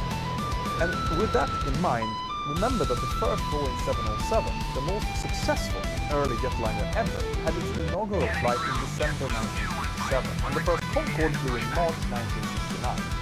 This means that the Concorde flew just 12 years after the first widely successful jetliner, the 707, or 20 years after the passenger jet era began, which is insane. I mean, I have been a commercial pilot for longer than that.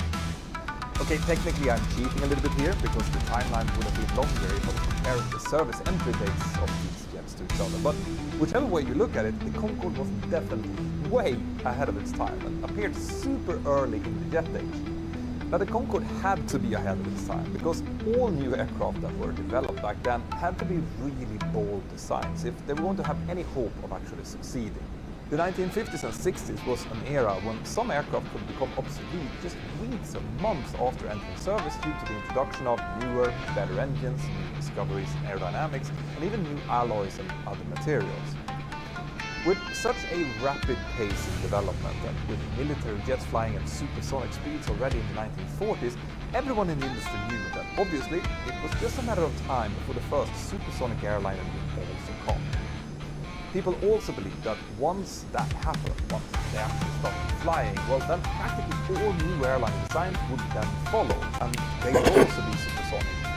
Maybe apart from some freighters and smaller regional aircraft. This means that even when we go back to the 1950s, before even the Boeing 707 flew, everyone in the industry was keenly aware that a supersonic airliner development race was somewhere over the horizon, and they all wanted to be ready for it when it came.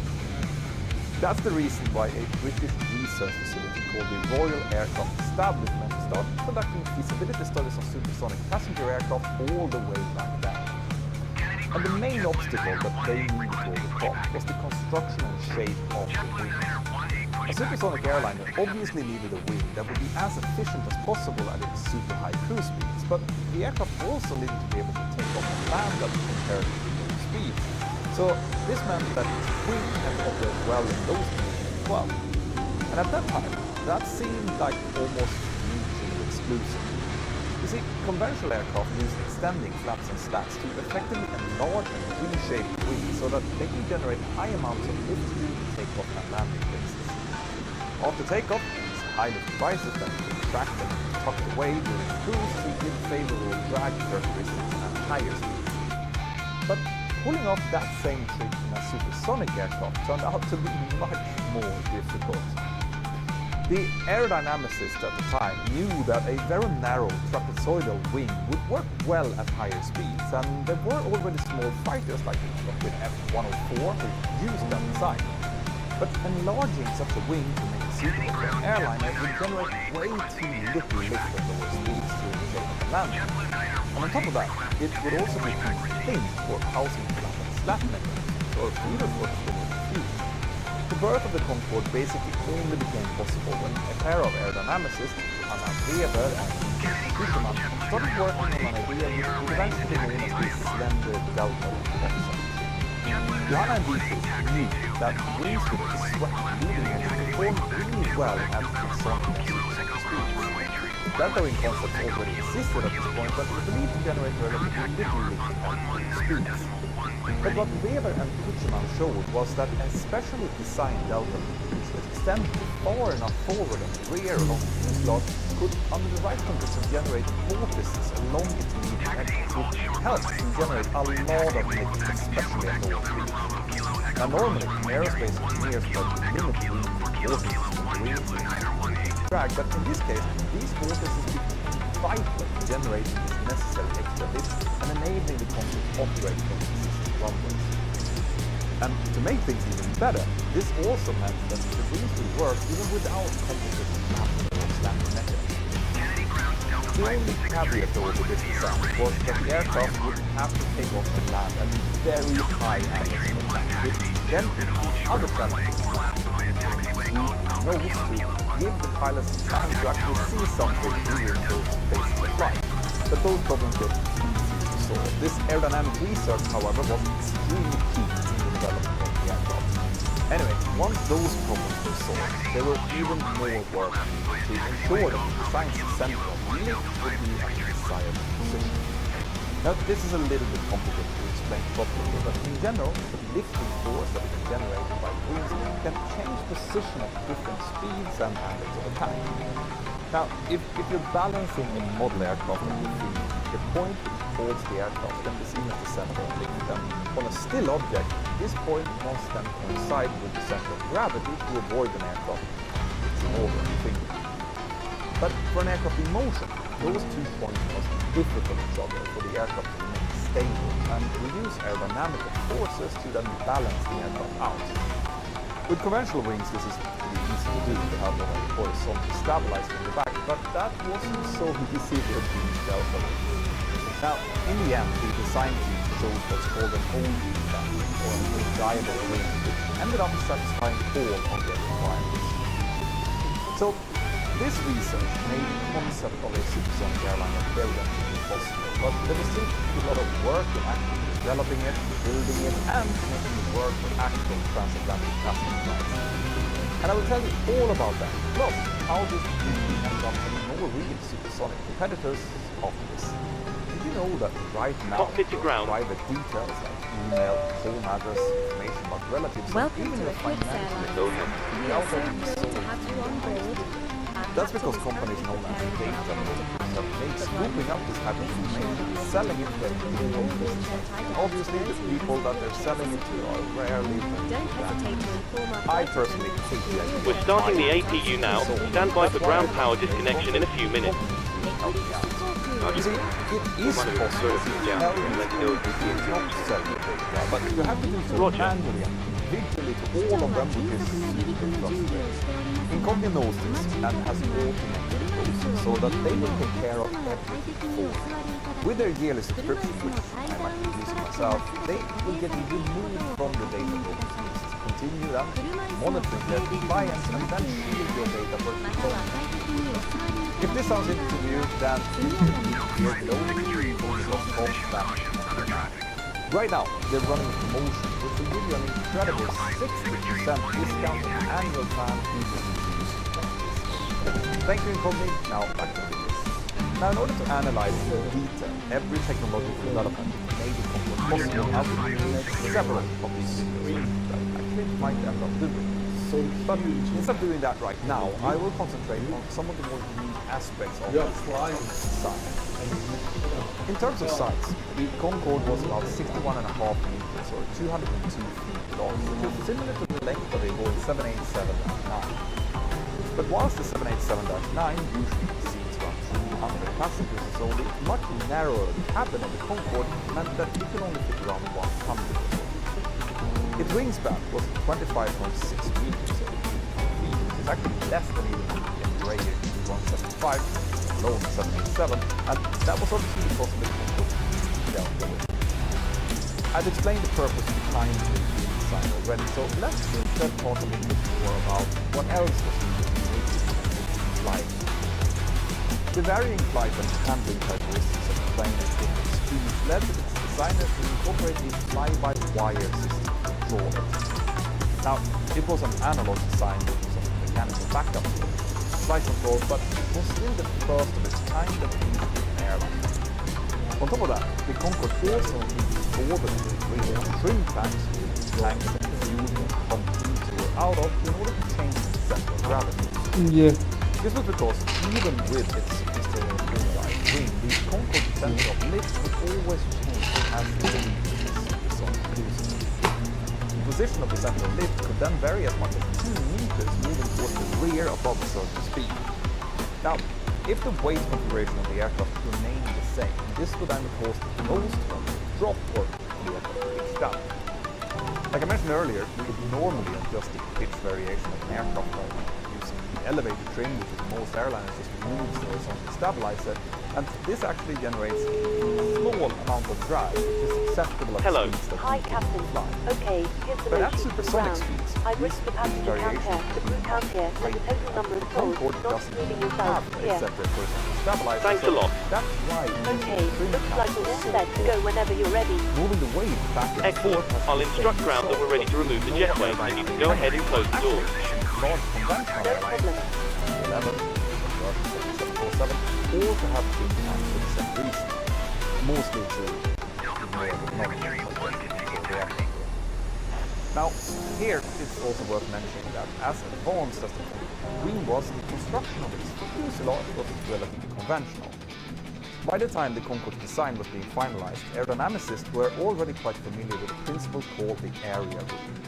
In simple terms, this principle says that aircraft flying at transonic or supersonic speeds need to have their shape formed in such a way that if we want to slice them perpendicularly, the cross-section of each slice would change as smoothly from one slice to the next as possible without any sudden bends or changes. The purpose of this is to reduce wave drag caused by the supersonic shock waves, and the way to achieve this varies depending on how fast the plane goes. In practice though, following this rule means having to vary the cross-section of the fuselage, making it narrower where it hits the wing. And that's difficult to do in an aircraft with a pressurized passenger cabin made out of aluminum. That's why the engineers working on the Concorde early decided to ignore this principle and stick with the standard tubular fuselage. But even though they took this simpler way, they still had pretty significant challenges in designing it because of the extreme temperatures that the plane was going to be subjected to during its flight. The Concorde would famously get 30 centimeters or 12 inches longer in cruise because of thermal expansion, and this meant that the engineers had to choose their building materials carefully to ensure that it wouldn't develop fatigue problems over time as it expanded and contracted. This was also what ultimately limited the Concorde maximum cruise speed. The normal airliners have a maximum speed which depends on structural and aerodynamic considerations, meaning that we basically limit our speed to a safe point well below a speed where aerodynamic forces could overstress the aircraft. But in the case of the Concorde, its top speed was often quoted as Mach 2.04, but it was actually temperature limited rather than aerodynamically limited. The crews were monitoring a temperature sensor at the nose to make sure that it didn't go higher than 127 degrees Celsius or 6 degrees Fahrenheit, and this in turn meant that on colder days they could actually fly the plane a bit faster. Now another area where the Concorde was fast was with in terms of their origins, the Rolls-Royce Olympus engines of the Concorde were a relatively established design, which was first used in the Admiral Wolfram bomber already back in the early 1950s. But that's a little bit risky, because there was plenty of development made to that engine during the war. Rolls-Royce spent quite some time developing an updated supersonic version of this engine for use with an aircraft called the EAC ESR-2, a bomber intended for the RAF. That aircraft was eventually cancelled, but that didn't stop Rolls-Royce from continuing to develop its engines. They later partnered up with Snecking, a French engine maker called Safran, and together they developed the final Concorde version. Now, most modern airliners today use turbofans, which is an evolution of the earlier turbojet. The difference between a turbojet and a turbofan is that in a turbofan, most of the air goes into the engine, then goes through the fan and bypasses the engine core itself, which increases efficiency substantially. Flying at subsonic speeds. At supersonic speeds, we have a couple of issues which make the use of high bypass. If you think that it's a part of flying, you are doing it wrong, give me cookie. Or I move it High here. bypass turbofans are getting bigger and bigger from areas. And this larger face of the engine increases its drag at higher speeds, and secondly, this area can make it really difficult to ensure that no supersonic airflow makes it into the engine, where this supersonic airflow wouldn't work well at all with its fans or compressor stages. So that obviously begs the question, if we have an aircraft that can fly at 2 or twice the speed of sound, how can we keep the airflow from going into any of the engine components at supersonic speeds? Not just Oh, turbofan, you can any use type that of. first realistic. Well, this is where we have to talk about the Concorde's limits. You see, if you imagine a river with a steady amount of water flowing through it. Now, imagine that you slow down the flow of water at a specific point. How would you do that? Well, one way would be to suddenly widen the river at that point, right? And this is kind of what the engineers and aerodynamicists did using the instruments for supersonic jets. They designed these inlets so that they could limit the amount of air going in with the air then standing inside of the inlet to slow it down before it hits the end of the fan. Now in reality this process is actually much more complicated than that, because unlike water flowing in a river, the air can be compressed in the same slow effect. But the point here is that aircraft like the Concorde needed inlets whose configuration could vary depending on the speed. This wasn't just a matter of efficiency, by the way, it was also a safety. The Concorde was equipped with 4 engines, 2 pairs situated on the wing, with each engine having its own variable inlet. This meant that if one engine failed as the aircraft flew at Mach 2 and 5,000 feet, the inlet would need to be reconfigured immediately to reduce the drag on that dead engine. For this reason, the Concorde didn't just have an inlet with a variable geometry, it also had an inlet by wire, as well as a throttle by wire engine control system, which are the precursors to modern full authority engine control or FADEC systems. The throttle by wire system also controls What did I say yesterday? the maximum thrust at every About the breakers? Concorde engines were actually incredibly Oh yeah, you want to turn design. Oh, you want to turn on your isolation. At subsonic speeds and even when they were taxiing, instead burned quite much more fuel than any below the edge or Some said that a Concorde would burn as much fuel to get from its gate to the runway as an Airbus A320 would burn during its whole flight of Paris. Now in the end, Concorde actually ended up being the second supersonic airline to have its first flight after the Super 1.4. But as I explained in my video about that one, the Tupolev actually in service much later was constantly besetting problems until it was not controlled. But what about Boeing and the other American manufacturers? Why didn't the Concorde itself have any successors? Well, I gave you a bit of a clue about this. Comparisons with the 777. You see, the Concorde had its first flight in March 1969, but actually didn't enter service until 1976, as engineers were constantly working on solving all of these problems. And between 1969 and 1976, the aviation industry. In 1971, Boeing's 2707, the supersonic Challenger Concorde, was cancelled before the prototype was being built. This happened after very long delays, which were partly due to some early design decisions. Instead of the Concorde's agile delta wing, the American manufacturers were competing in the US supersonic transporter. Baby. Lockheed's design was eventually actually similar to Concorde, but much bigger, meaning that it would have required much longer runways to operate. North America's design, the NAC-60, looked a lot like the Mach 7 12 and it had a delta wing with leading of pilot devices and forward nose.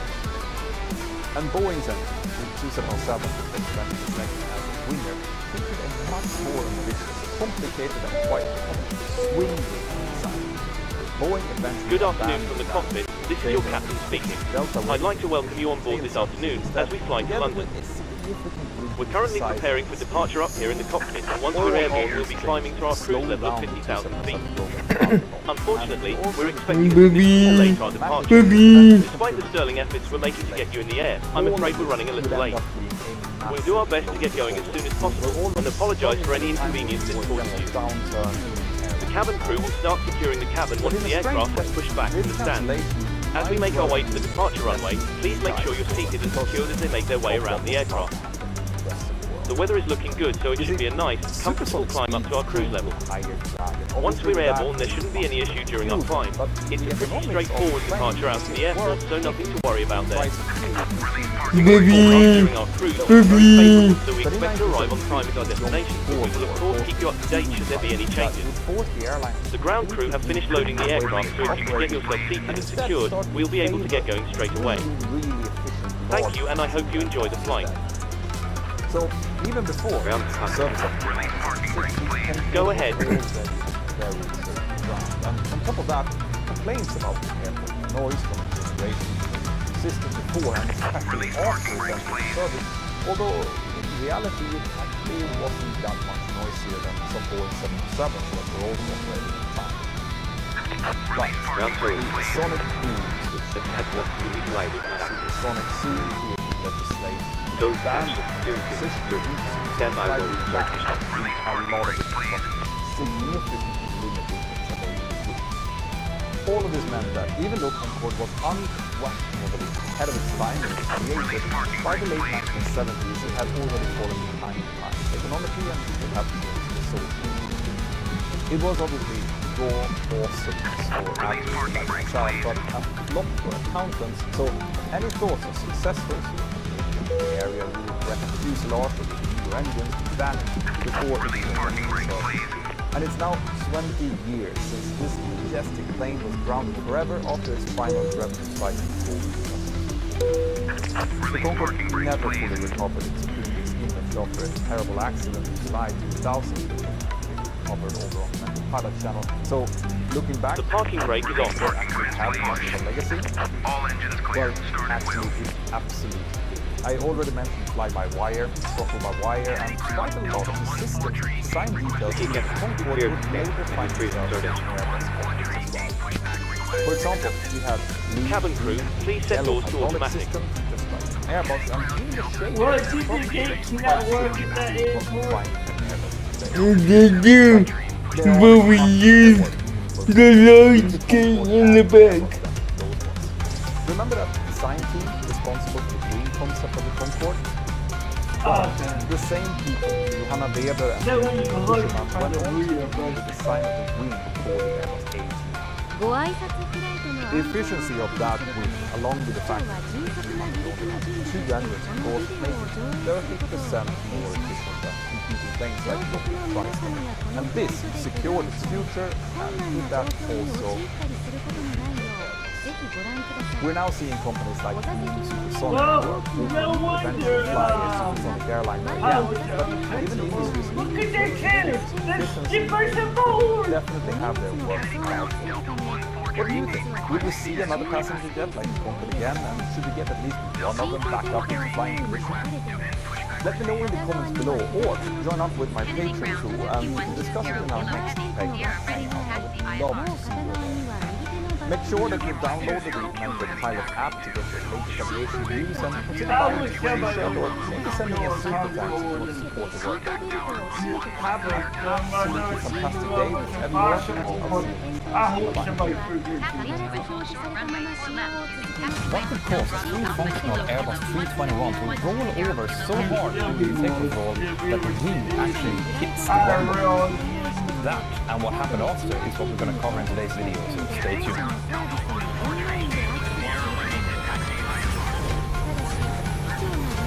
The story of American Airlines Flight 300 is actually quite mundane, and from a pilot's perspective, that's what makes it both so interesting and so scary. The accident took place on the 10th of April 2019, and it was on the second day of a 2-day pairing. The day before, the red-eye flight from Los Angeles International Airport, or JFK in New York, and they landed about 7 o'clock in the morning. After that, the crew had gone to their hotel, they'd taken a nap, gotten something to eat, walked out a little bit, and started getting ready for the second return flight back home to Los Angeles, which is going to take place in the evening. Both of the pilots involved reported that they felt well rested when they took the shuttle bus out towards the airport again, and they got a light snack in the terminal before they met up about 1 hour and 15 minutes prior to the flight. Both of the pilots were flying with a really experience. The captain was 58 years old. He had less than 20,000 hours in total and about 3,000 hours on the Airbus 320 family, the large majority of which have flown on the Airbus 321, which is the aircraft that will fly this day. He was assisted by a 58-year-old first officer who had just over 10,000 hours in total time and about 2,000 hours on the Airbus 321. These pilots had flown together before and they had great professional respect for each other. When they met up for their return flight back to Los Angeles, they started by greeting the cabin crew, as they always do, and then they started going through the pre-flight briefing material, their NOTAMs, flight plans and weather. When it came to the weather, it looked absolutely perfect. It was nice en route weather, the weather at their destination and alternate was also good, as well as their departure airdrome, where there was just a little bit of crosswind expected for their expected departure runway 31 left. This was great news to the pilots who were looking forward to a nice and easy return flight back to Los Angeles. So they proceeded by checking the fuel needed, deciding the final fuel, and then sending that figure on to their dispatcher. Fueling started, and then they proceeded to brief their 6 cabin crew members, and all of them went together down towards the aircraft. The captain was going to be pilot flying for this flight, so he did a partial walk around before he went back into the cockpit, and the first officer proceeded to do a full pre-flight. Thanks very much. Pin on the right and we'll see you again soon. The first thing the captain did was to check the technical status of the aircraft, 5-year-old Airbus A321. And as he was flicking through the technical log, you can see that there was no hold items on the list. The technical status of the aircraft was fine, there was nothing wrong with it. While he was doing that, the cabin crew finalized their safety inspection of the cabin and then started boarding the 102 passengers that were booked on this flight to Los Angeles. When the first officer came back from his pre-flight walk-around, the captain started briefing him on the expected taxi routing, departure routing, and also the technical status of the aircraft. They proceeded to complete all of the pre-flight preparation in the cockpit, and then they completed the performance calculation. The takeoff weight of the aircraft was going to be about 83 tons, and with that weight, together with wind, temperature, weather, and runway conditions, they calculated that they could use something called flex temperature, which is basically when the engine thrust is derated, as it's reduced down to the minimum needed for the departure. And this is something that we very often on Boeing fleet, assume temperature reduction, and we do this in order to reduce both the noise footprint, the fuel use, and the maintenance of the engines. They also calculated their V-speed for departure, where V1, decision speed, was going to be 150 knots, and their rotation speed was going to be 156 knots. The last weather that the pilot received included a wind report, where the wind was coming from 330 degrees at 15 knots, with a possible gust as it increased the wind speed from a direction of 340 degrees at 26 knots. So this would definitely need a bit of crosswind for the pilots, which is something they discussed, but didn't really see as a big threat, as it is well within the crosswind capabilities of both them and the aircraft. Now, before we go any further, it's probably a good idea to discuss about how the pilot handled crosswind takeoff. A big disclaimer here is that I am not type rated on the Airbus 320, but I do fly the Boeing 737, and it turns out that the way that we handle crosswind takeoff is pretty similar. So first, let's discuss a little bit why wind is an issue in the first place.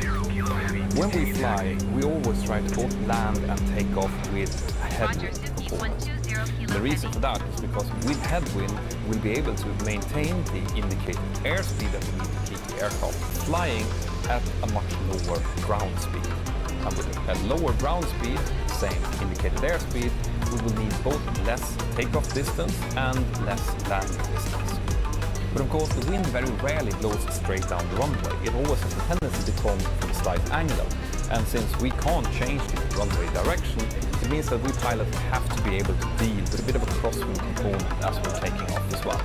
Now, if we use as an example the situation that these pilots found themselves in, they were planning to take off on runway 31 left in JFK. that runway has a magnetic heading of 315 degrees. But the worst wind that they were expecting was coming from 340 degrees at 26 knots. Now, if that would be the case, that would mean a headwind component of about 23 knots, which is great, and a crosswind component of about 11 knots. If that wind would turn more clockwise, as in to the right, it would mean that the crosswind component would become bigger, the headwind component would become smaller, but the worst crosswind component that they were expecting would be in straight crosswind, 26 knots, and that was still less than the maximum crosswind that they were allowed to take, which was 35 knots. Now when it comes to the handling of this aircraft, the pilots were expecting right crosswind, which means that the wind will predominantly hit the right side of the aircraft. And if you look at the aircraft, you'll find that at the very back you have a vertical stabilizer, which is huge and it's shaped almost like a sail. This vertical stabilizer is going to take up a lot of wind. And as it does so, it will push on the right side of the rudder, making the front of the aircraft turn towards the, which is something called weathercocking. Obviously, this is not something that we, the pilots, want. We want to make sure that the aircraft continues to follow the center line as we're taking off. So this means that if it's right here, we are going to make sure that the aircraft is now this weathercocking effect and then 28,000, but it's mostly pronounced in the when the speed of the aircraft is very low. But of course, when the speed of the aircraft is very low, it also means that there's less air flowing over the rudder. Rudder is less aerodynamic. So the rudder in itself will not be able to maintain the center line. And this is why the rudder pedals connected to the rudder, controlling the rudder, is also controlling the nose wheel steering slightly. So at very low speeds, taking off a lot of crosswind, the aircraft wants to turn towards the right in this case, we put left rudder in, and that is going to turn the a little bit. Now as the speed starts building up, the rudder will become more and more aerodynamically effective. Eventually it will take over the steering completely. But this also means that as we are doing this initial part of the takeoff, we tend to put a little bit of forward pressure on the yoke or the side stick. That's just to make sure that there's a little bit of pressure on the nose wheel to make it more effective. So this is why you'll see pilots in the beginning of the takeoff roll applying a bit of forward pressure, especially during crosswind takeoff. But then as the speed builds up to maybe around 80 knots or 100 knots, they will gradually start reducing that forward pressure up to almost neutral. On smaller aircraft, you also have to put aileron to counteract any tendencies that a sudden gust of crosswind might create. But on larger aircraft like the Boeing 737 and the Airbus 321, you have to be very careful with that, because if you put too much aileron into the wind, that might actually cause spoilers to start coming up on the wings, and that will cause drag that will decrease your takeoff performance. And because of that, Boeing uses a little bit of aileron in, and on the Airbus, you don't put any aileron in during the takeoff roll. However, when you get to the rotation phase, you might have to put a bit of aileron into the wind to counteract any rolling tendencies that you have, and that will put you in a condition known as cross controls, where you're now sitting with left rudder, maintaining the center line, and a little bit of right aileron. And this cross controls also causes a bit of extra drag, and that reduces your tail strike margin in the back of the aircraft.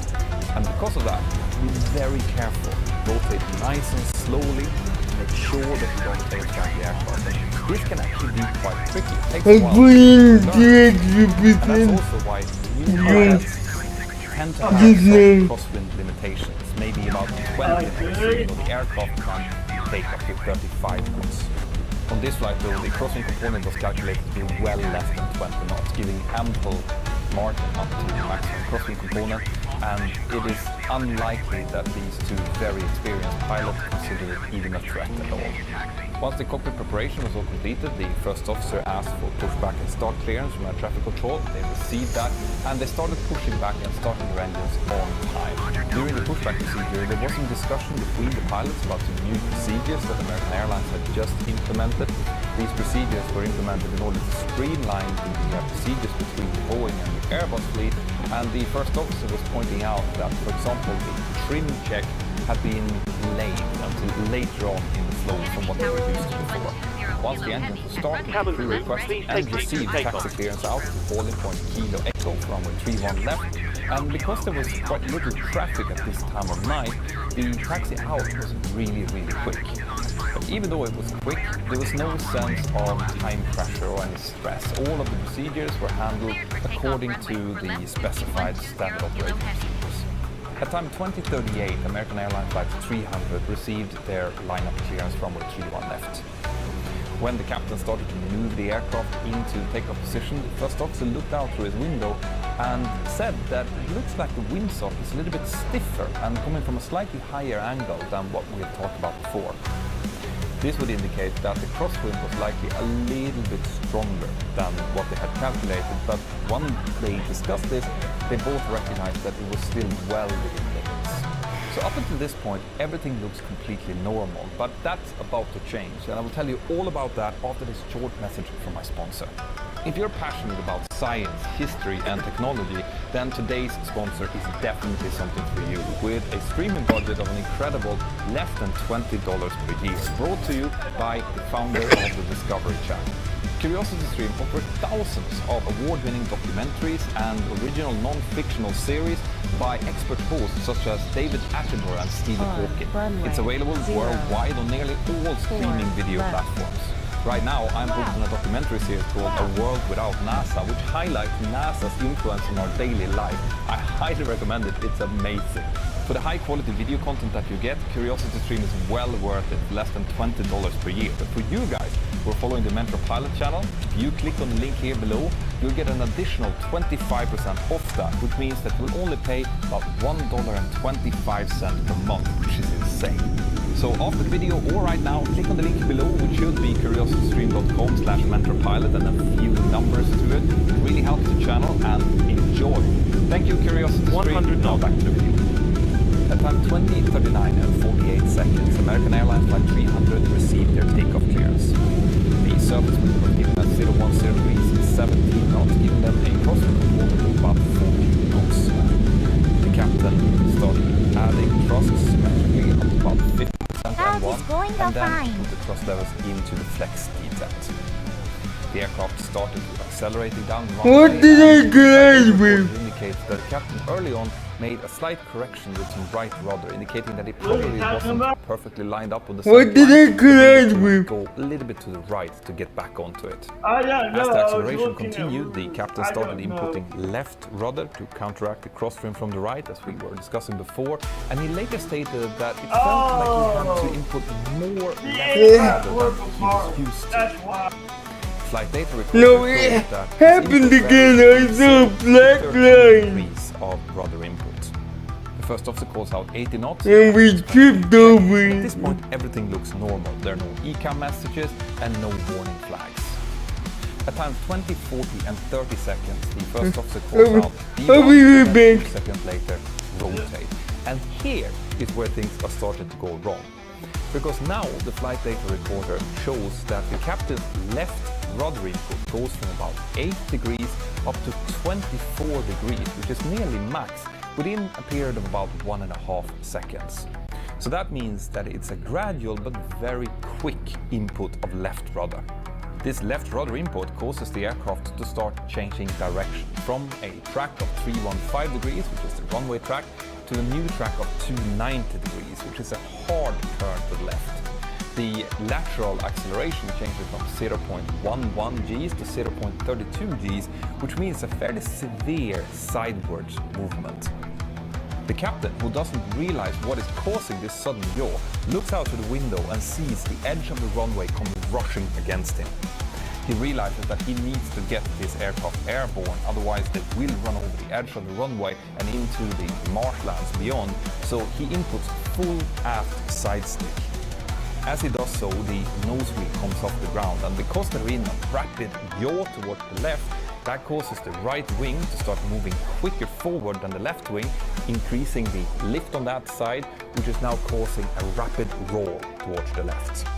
Now, the fly-by-wire system in the Airbus is supposed to be able to counteract any roll that is created by a yaw, but because this is happening so quickly, the computers that are supposed to do this correction does not have time, and the roll rate just keeps increasing.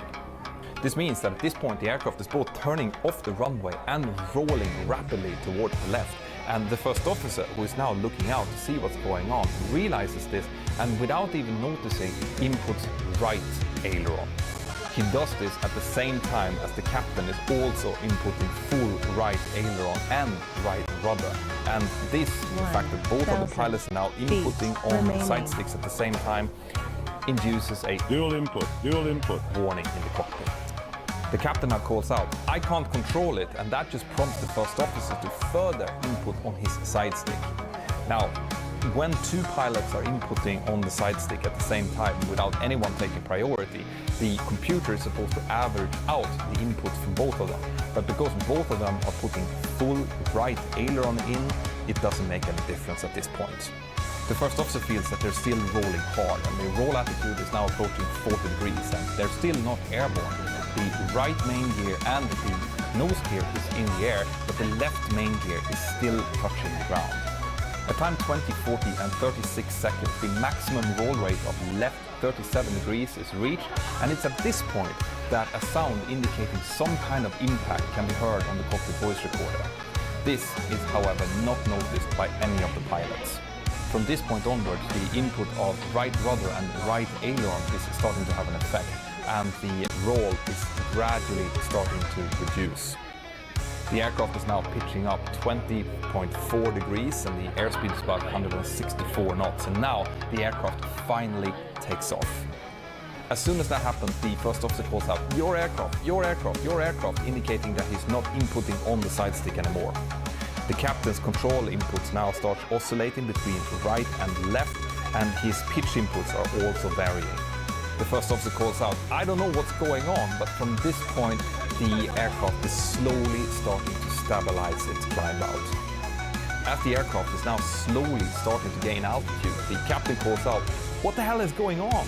And the first officer responds, "I don't know, all of the engines are looking good," indicating that he thought that maybe they were suffering an engine failure, because an engine failure would have those kind of indications with a sudden yaw, but all the engines are operating as they should.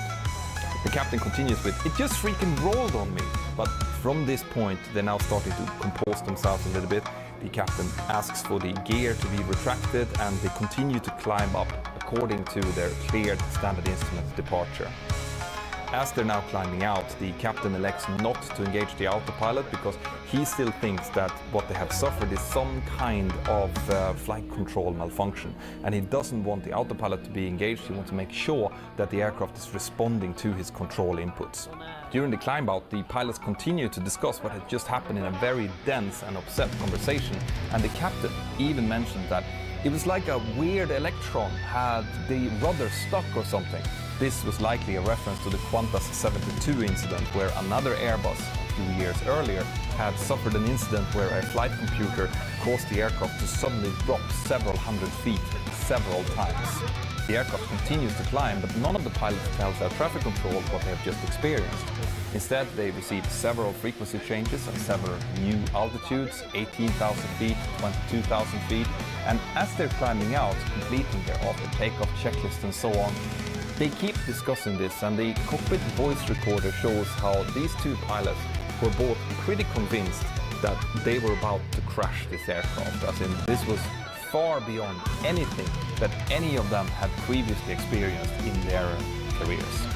At time 2043, the captain makes a statement that he says that he doesn't like to fly this aircraft in any kind of crosswind, possibly indicating a little bit of lack of confidence both in the aircraft and in his own crosswind capabilities. Anyway, as they're climbing out, you can now start to see on the cockpit voice recorder how the first officer is starting to hint that maybe we should think about returning back to JFK. He makes very subtle hints about this, how maybe the captain should think about covering his own ass when it comes to this. Maybe he should contact engineering to see whether or not they can give him some kind of cloud cover to come back. Because remember, at this point, none of the pilots knows that there's any damage to the aircraft. The aircraft is flying perfectly, there's no warnings, there's no ECAM messages, and there's no indication that anything really is wrong. At time 20:45 and 52 seconds, a cabin crew member dings the pilots to try to get their attention. This is about 5 minutes after the incident, indicating that the cabin crew now likely thinks that the pilots must be out of whatever critical flight phase they might be in, and there's time to let them know that they have noticed that something is wrong. This indicates great training on behalf of the cabin crew, because they waited just long enough in order to let the pilots do whatever they need to do, but not so long that the aircraft can fly high in case it was that they noticed was indicative of, for example, tail strike, which could mean structural issues with the aircraft and potential problems if the aircraft pressurizes too much. The captain answers the call, and the cabin crew asks, "What was that?" because that was really, really scary.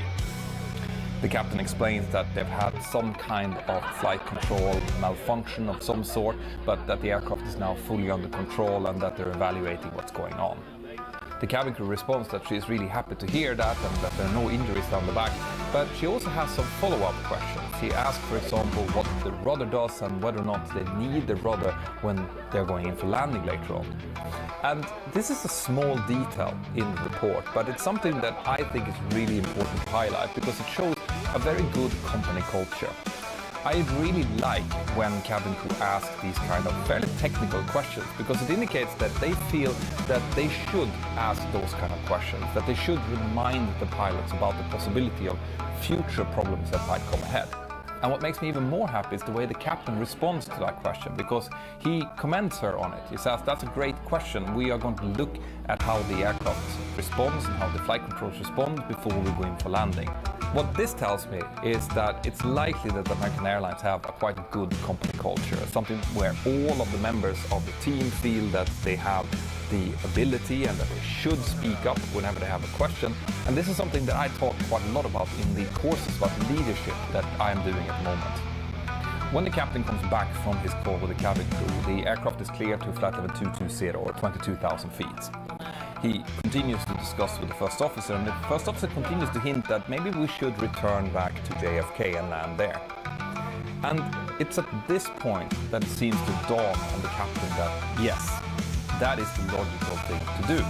You know, we've experienced something very non-normal here. We should go back. But it also sows a doubt in his mind. Why didn't he think about this before? It starts to dawn on him that maybe he's actually in shock. Maybe he's not fit to continue to fly, because returning should be the first thing that he should have thought about, but it hasn't entered his mind up until this point. He's just been very shook up over the whole experience. And this points to yet another really important thing that I think that this crew is doing really well, and that is the ability to self-assess. Because what this captain is doing now is he's taking a cold, hard look at himself, and he's asking, am I really fit to fly? Should I continue? Have I done things that I was expecting of myself? And the answer to that is no. And he realizes that, and he has the personal strength to actually act on it. And that is not as easy as it might sound. Anyway, he continues to talk to the first officer. He says that he agrees, and he asks the first officer to please start to coordinate a return clearance back towards JFK. At time 20:50 and 5 seconds, the first officer calls up New York Control and explains what happened during the departure.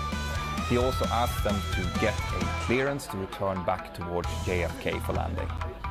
Now, this happened about 10 minutes after their departure, and the reason that I'm pointing out that timing is because of another point that I want to highlight, and that is the importance of quick communication whenever something happens. Because what has actually happened here is that this aircraft has experienced a quite severe impact with its left-hand wing.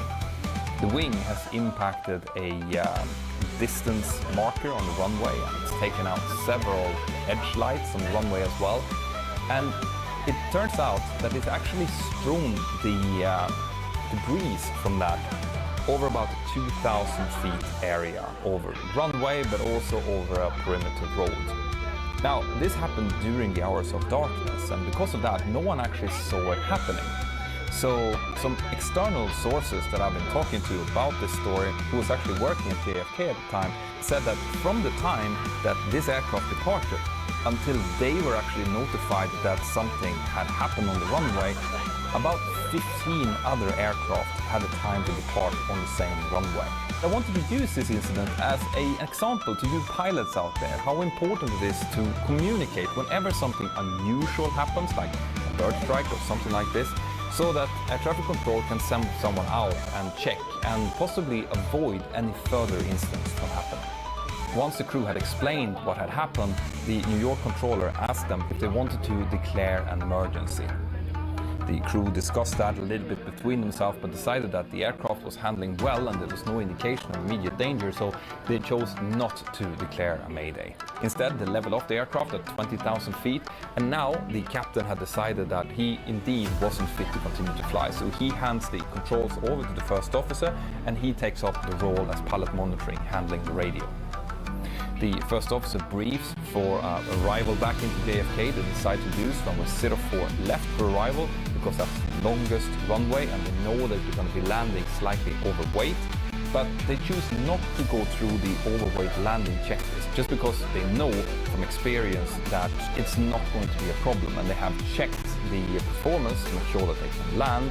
And this is something that obviously you can discuss whether or not you should or should not do, but in this case the pilots decided to prioritize a quicker return back to JFK than to continue working on the checklist. At time 20:54, a cabin crew member once again calls up the cockpit. When the captain takes up the interphone, the cabin crew member tells her that a passenger who is sitting near the wing has reported to her that it looks like the wing is damaged. It looks like it's dented. The captain responds that he doesn't really understand what that means, but it doesn't matter because they're returning back to JFK anyway, and he then briefs the cabin crew about the return. The cabin crew member acknowledges this and hangs up the interphone, but about 6 minutes later she comes back and tells the captain that she's been looking at the wing and it looks like there is some kind of damage near the wingtip. The captain thanks her for the information and proceeds to give the cabin crew a further briefing about the arrival and tells them to be vigilant during the landing. And then he makes a PA to the passengers, telling them that they've had some flight control problems and that they're returning towards JFK as a precaution. After this, the aircraft descends normally, following clearances to return back towards the airport. The first officer slows the aircraft down and extends flaps according to normal procedures, and the aircraft handles well. He flies a normal ILS approach, and at time 21:08 and 36 seconds, the aircraft touches down safely on runway 04 left in JFK. When the aircraft pulls up on stand, the passengers are disembarked normally, and the pilots are greeted by maintenance personnel who explains to them that they must have hit something really big. The pilot goes out and are shocked to see that there is some substantial damage to the left-hand wing. The outboard leading edge slat has been filed down due to ground contact, and there is a huge dent just below the sharklet where a piece of the distance marker, runway distance marker, is still embedded into the wing. After further examination, it was also concluded that the left-hand wing had been permanently bent upwards from about mid-span of the wing, causing the left wingtip to be about 6 inches higher than the right wingtip. And because of this, American Airlines decided to permanently retire the aircraft and scrap it. So what actually caused this then? Well, the final report was not very detailed when it came to this. It basically concluded that after consulting the cockpit voice recorder, the flight data recorder and Airbus, it seems like it was the captain's excessive use of rudder during the rotation that caused the incident. Airbus went in and examined 270,000 different flights, and out of all of those flights, only one other flight had more or equal amount of rudder input during rotation. And over 2,300 of those flights had more crosswind than what these guys experienced. So the final report basically concluded that this was down to pilot error, but they never really revealed what caused it, and we will never really know. Maybe the captain responded to a sudden gust, maybe he was sitting wrong on his chair. That might be an explanation why he felt that he had more left rudder than he was used to, or maybe it was just a sudden brain fart as he was doing the rotation. We will never really know that. And that's what I feel is different with this incident from other accidents and incidents that I've been looking at, where there tends to be a long chain of different causal factors that leads up to the incident. On the other hand, it seems that once this lapse had occurred, the good CRM training of American Airlines, the robust procedures that the crew had, and the sturdiness of the Airbus 321 seems to have jumped in and saved the day and stopped this from becoming a really bad accident. The pilots received some retraining by American Airlines with focus on crosswind handling, and as far as I know, they're now back flying again, which is what they should be. This is a great example of how just culture is supposed to work, where if someone makes an honest mistake, no matter how bad it is, providing that they can be given retraining and shown that they have reached the level of competence that they need, they're back flying again, exactly the way it should work.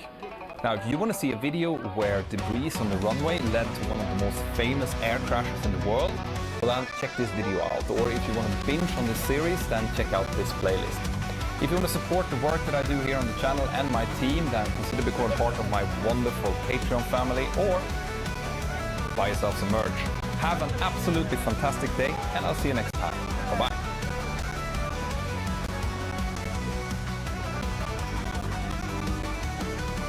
A single unexpected instruction from air traffic control initiates a sequence of events that looks completely inexplicable. A perfectly working Airbus A320 is hurtling through the night towards the dark sea below. But why? Stay tuned.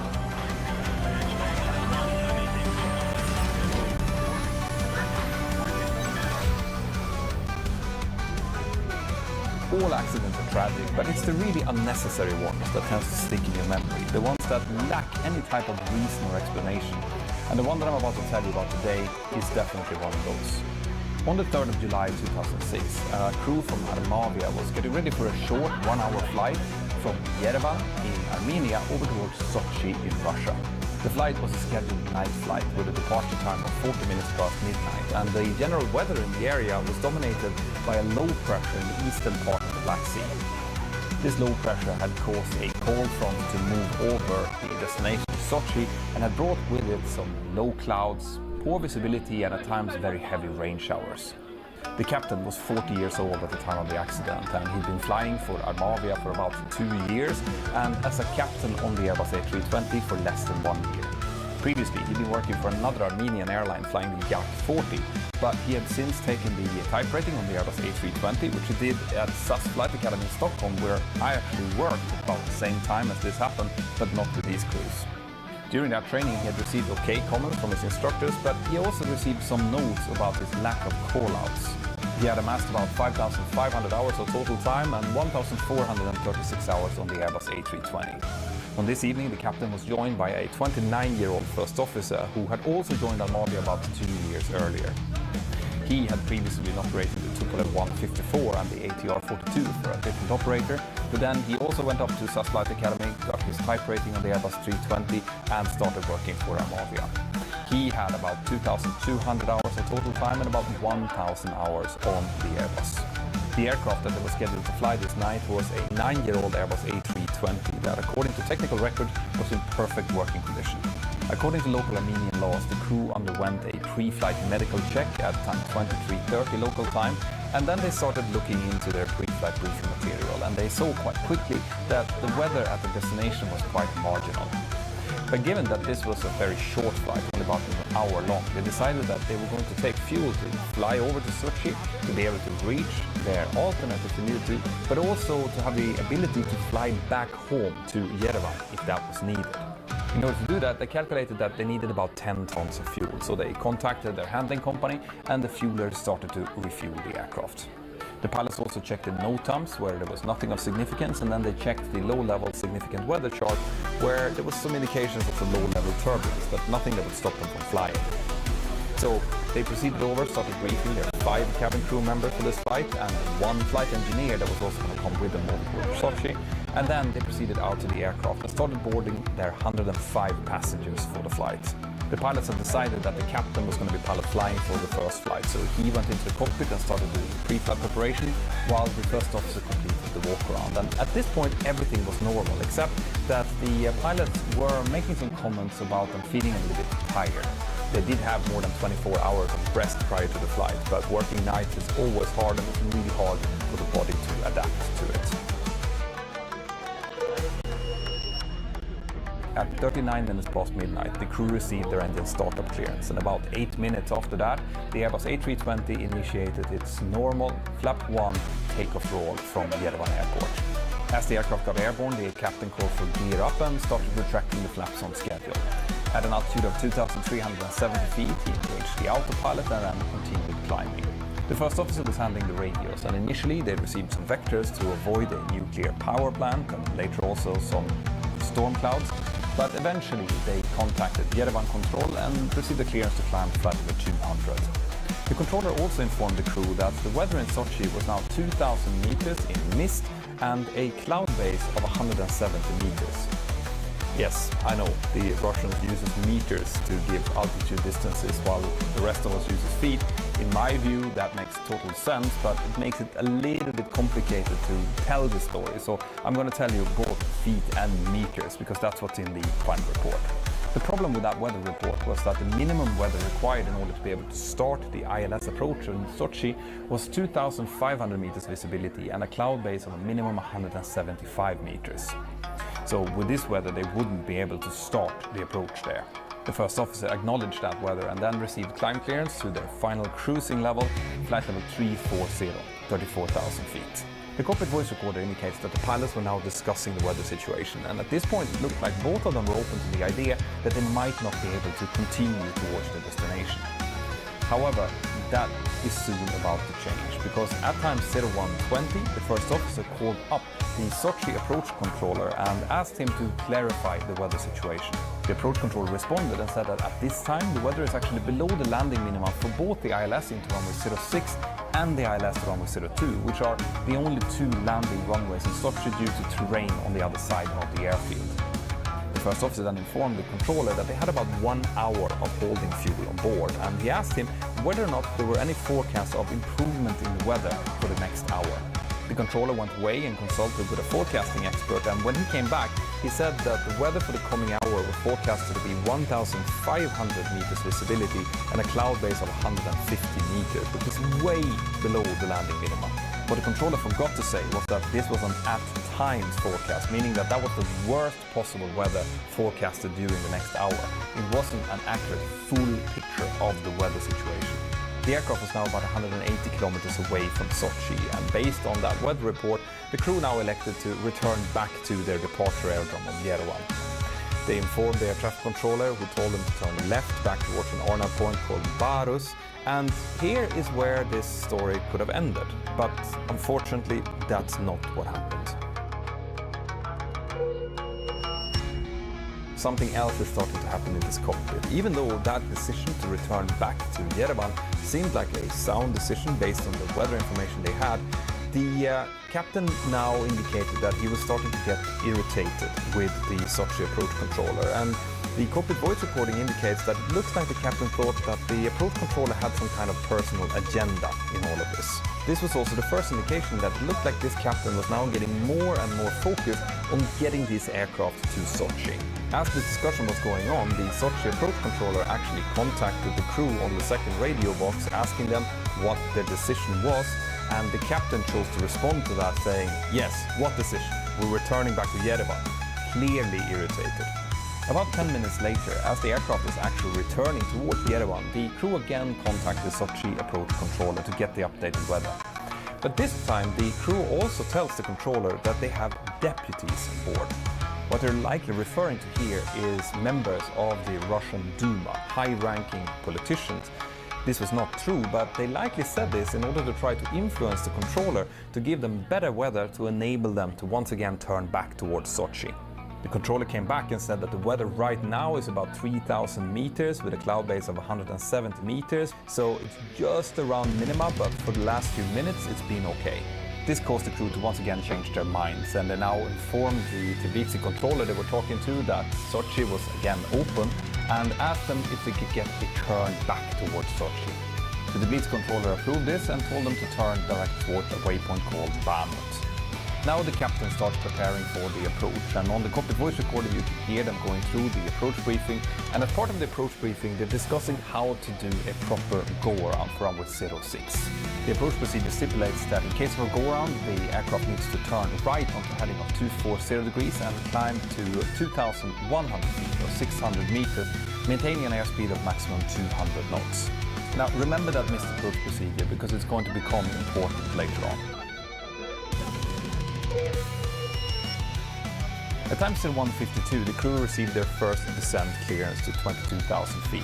This was initiated in something called a managed mode, which means in the Airbus that the aircraft basically follows a predetermined descent path, but for some reason that descent mode seemed to irritate the captain. He made a remark saying, "This one doesn't want to keep in the managed, does it, brother? Now, have a look here. It doesn't want to. You can't make it." The co-pilot answered, "Well, engage your autopilot if you want to. Yours is better in the descent." And then they both laughed. The autopilot was then changed from autopilot 2 to 1, and then the descent mode changed from the managed to the open descent mode, meaning that from now on the autopilot was going to try to descend following a specified speed rather than the specified path. This could potentially be seen as a lack of understanding on behalf of the captain when it came to his autopilot system, but it might also be an indication that he just wanted to descend quicker in order to anticipate maybe shortcuts and get towards Sochi quicker. One thing that was noticed was that the captain during the descent had a tendency to change modes and update things without telling his colleague, the first officer, what he was doing. Now, it is mandatory to call out any changes that we do, and that's not just because we want to follow standard operating procedures, that's also because it's really important that both pilots have a shared mental model of what's going on, so that one pilot doesn't suddenly look up and see a completely different descent mode on his flight mode annunciator, not understanding why it's there. Anyway, during the descent there were also some more signs that at least the first officer was experiencing a bit of fatigue, because at one point he said, "Screw it, who operates such flights with the jitters and not enough sleep?" As they descended further, the pilots also discussed that they weren't going to contact the Sochi approach controller anymore until they absolutely had to, out of fear that he might be giving them, again, worse weather so that they couldn't start their approach. But at 2 o'clock in the morning, the Tbilisi controller handed them over to the Sochi approach controller for their final descent in towards the airport. They did so and were cleared to descend to 5,900 feet and proceed towards a waypoint called Yuki. They were also given the latest weather, which was okay at that point, a visibility of 4,000 meters, ceiling of 180 meters in light rain showers, temporary visibility of 1,500 meters. Temperature was dew point 11, and the pressure 1,016 hectopascal. The controller also told them that it looked like they were way too high on profile and that they needed to expedite the descent. If not, they were not going to be able to make the final turn in towards the approach. The crew read this back and increased the speed to 280 knots indicated to try to regain the profile. At this point, they were about 47 kilometers away from the airfield, that's about 25 nautical miles, and they were at an altitude of 12,700 feet. And just to give you an idea, at that distance they should really be at about 8,000 feet, so they were indeed quite high. The pilots were now reminded again by the controller that they were high on profile before he handed them over to the next controller, and the cockpit voice recording is indicating that the pilots were quite annoyed with how the controller was handling this. And it is likely that the fact that they were so annoyed and that they were also starting to get a little bit stressed with being high on profile could potentially start to have an effect on how they were operating the aircraft. At times 02, 03 and 56 seconds, the captain tries to turn towards the final approach track using the heading select mode. The problem though is that at this point he is at 10,260 feet with an indicated airspeed of 280 knots, which is just way too high. He realizes this, he engages the vertical speed mode and increases that to about 2,500 feet per minute, but by doing so that increases the vertical speed, but it doesn't slow down the aircraft. And because of this, the aircraft flies through the center line, final approach, and ends up on the left-hand side. The captain now disconnects the autopilot for a short while, probably trying to correct the aircraft back onto final approach, but after about 14 seconds he re-engages the autopilot and sets a heading of 090 degrees to intercept. And at the same time as he's doing that, the approach controller calls them up, notifying them that they're left of centerline and tells them to turn to heading 090, to which the crew responds that that's what they've already done. At this point, the cockpit voice recording indicates that the captain is starting to get really annoyed with the controllers, and he's also doing all sorts of things, including, for example, disconnecting the autopilot without telling the first officer about what he's doing. We're now getting into the accident sequence of this flight, but before we go into that, I just want to share this short message from my sponsor, who makes it possible for me and my team to create these videos. Suitcase, checked. Toothbrush, checked. NordVPN, checked. When traveling abroad, NordVPN, today's sponsor, is one of my essentials. By changing my virtual location, I can access all of my favorite shows, just like if I was sitting at home on my sofa, and also sometimes find streaming platforms at a lower price. If a particular website or service is not available in the country I'm at, I just take my phone up, I choose a new location on the app where I know it's available, and poof, I'm connected within seconds. It's literally that easy, and you can choose from 5,800 servers in 59 different countries.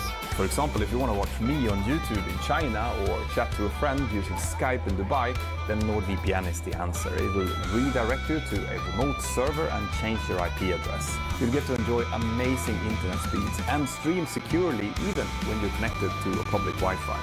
So start browsing the internet freely and safely today and get an amazing discount by clicking on the link here in the description below, which is nordvpn.com/pilot, and it's completely risk-free because NordVPN has a 30-day money-back guarantee. Thank you NordVPN for sponsoring this video. The fact that the aircraft had shot through the centerline gave the crew a couple of extra track miles in order to reduce their altitude down to where they should be.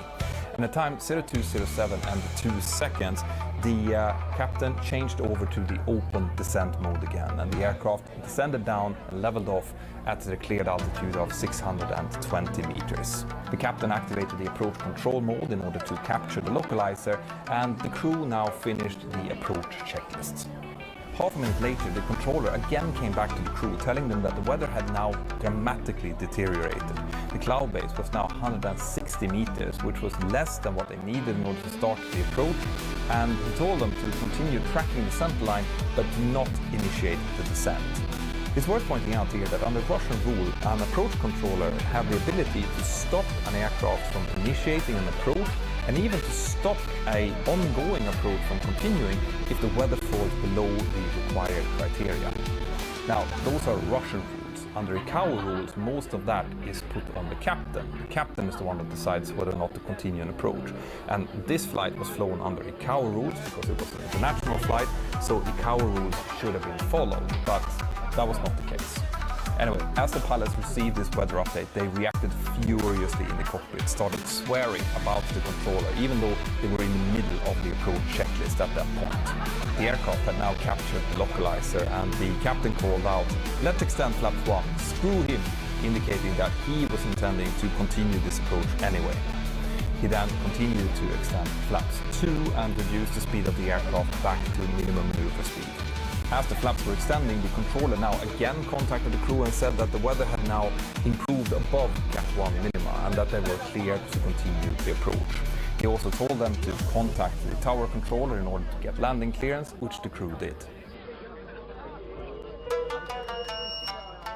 They proceeded with extending the landing gear and activating the glide slope capture mode, and 15 seconds later the mode changed over to glide slope track and the aircraft started descending down the glide slope. The second autopilot was now engaged and the crew extended flaps to 3 and then to flaps full, which is what they had briefed to do. And at 1525 feet, the aircraft was fully established on the glide slope, descending normally with all checks complete. At this point, this looked like a completely normal approach.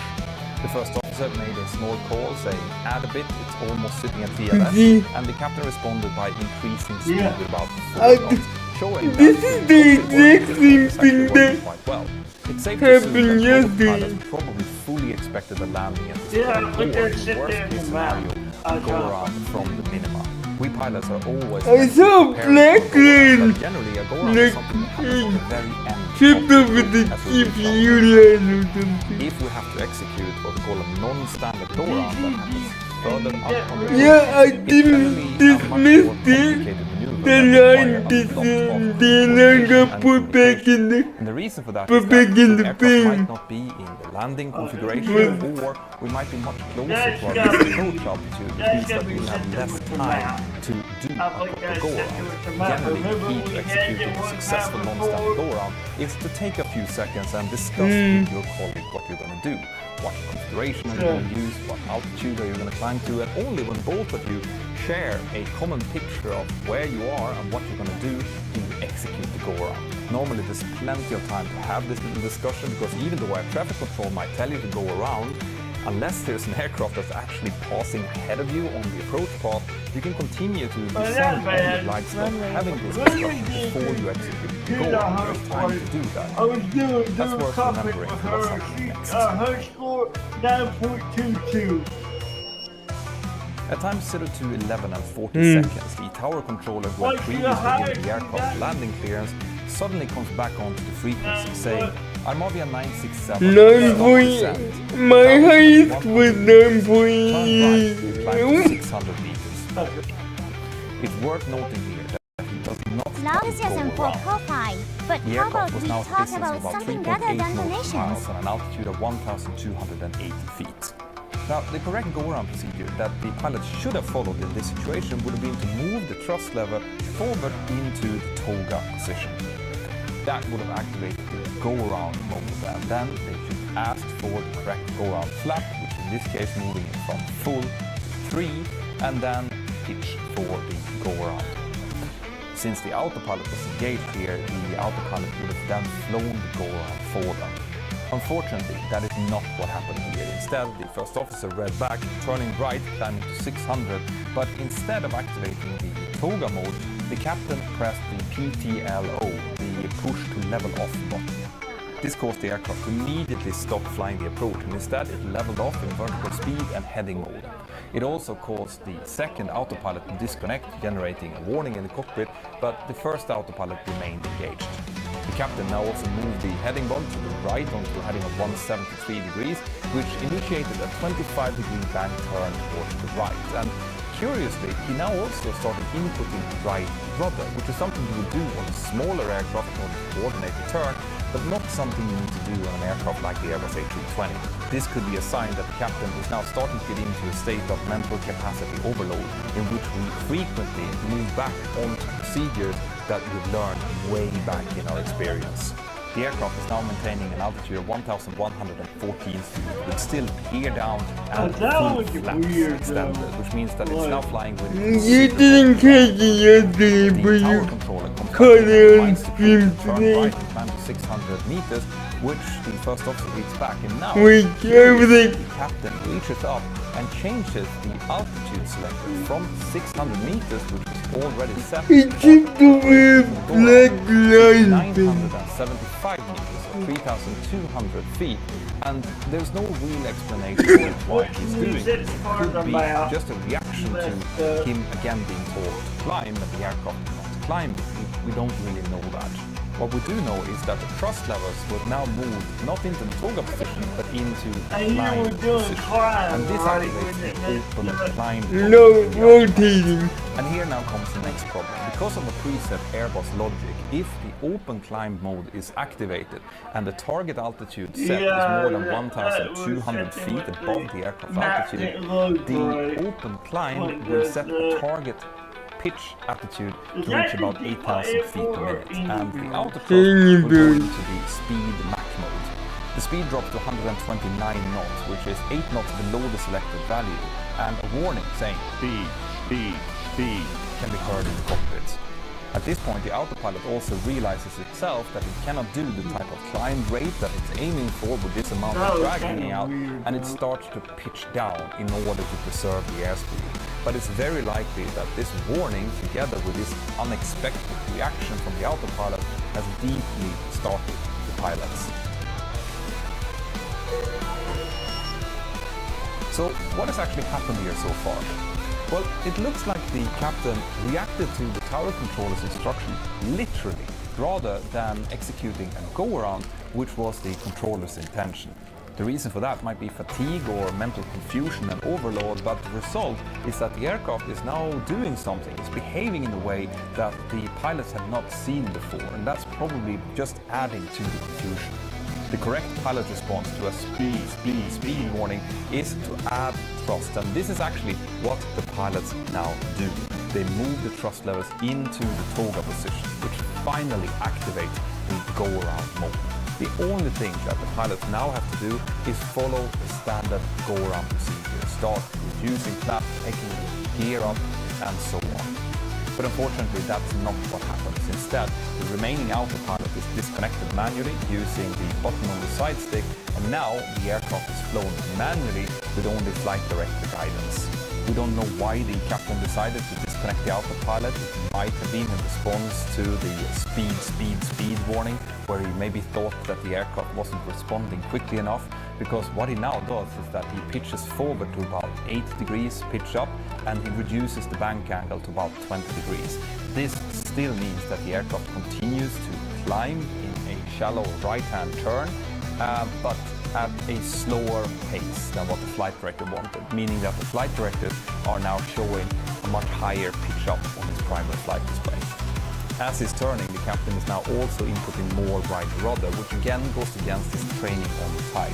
And the cockpit voice recorder is indicating that both of the pilots are now experiencing significant levels of higher stress. At time 02:12 and 20 seconds, the altitude selected on the mode control panel is moved down from 3,200 feet to 2,000 feet following intense discussions in the cockpit. Because the selected altitude has now been moved down, the flight director recognizes this and moves down in order to reduce the climb rate. Now, there is a possibility that that movement of the flight director bar could have been interpreted by the captain as a sudden pitch up.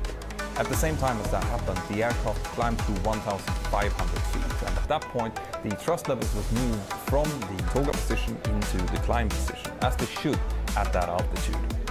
This also meant that the selected speed that the autopilot had now moved into the acceleration phase in order to facilitate flap retraction, and the aircraft started accelerating. This acceleration happened at the same time as the aircraft turned more than 90 degrees off the center line, meaning that the aircraft was now pointing out over the sea, moving away from the shoreline and removing all visual outside cues for the captain. And there is a possibility that this loss of external visual cues is a clue to what happened next. You see, the human inner ear is not equipped to distinguish between an acceleration and pitch up without external visual references.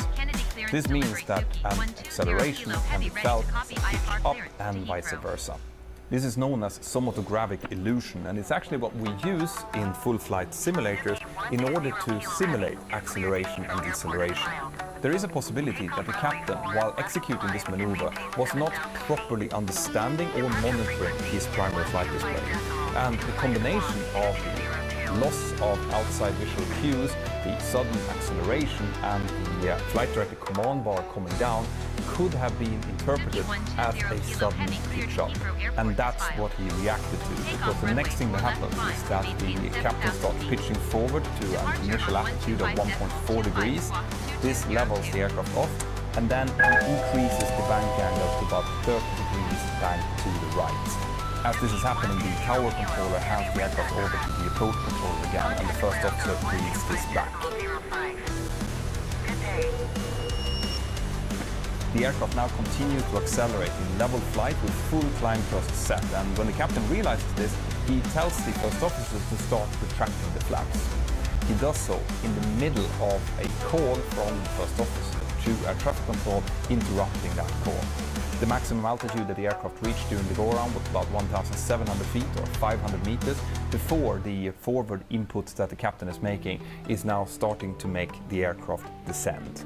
This is causing a much faster acceleration, meaning that the aircraft speed is soon exceeding the maximum speed for the current flap setting, causing a CRC or a cricket warning to go off in the cockpit, and that warning continues on and off for the remainder of the flight. The first officer continues to try to retract the flaps in order to avoid the overspeed warning, but as he's doing so, the captain just continues to pitch down more and more and increasing the bank angle to the right.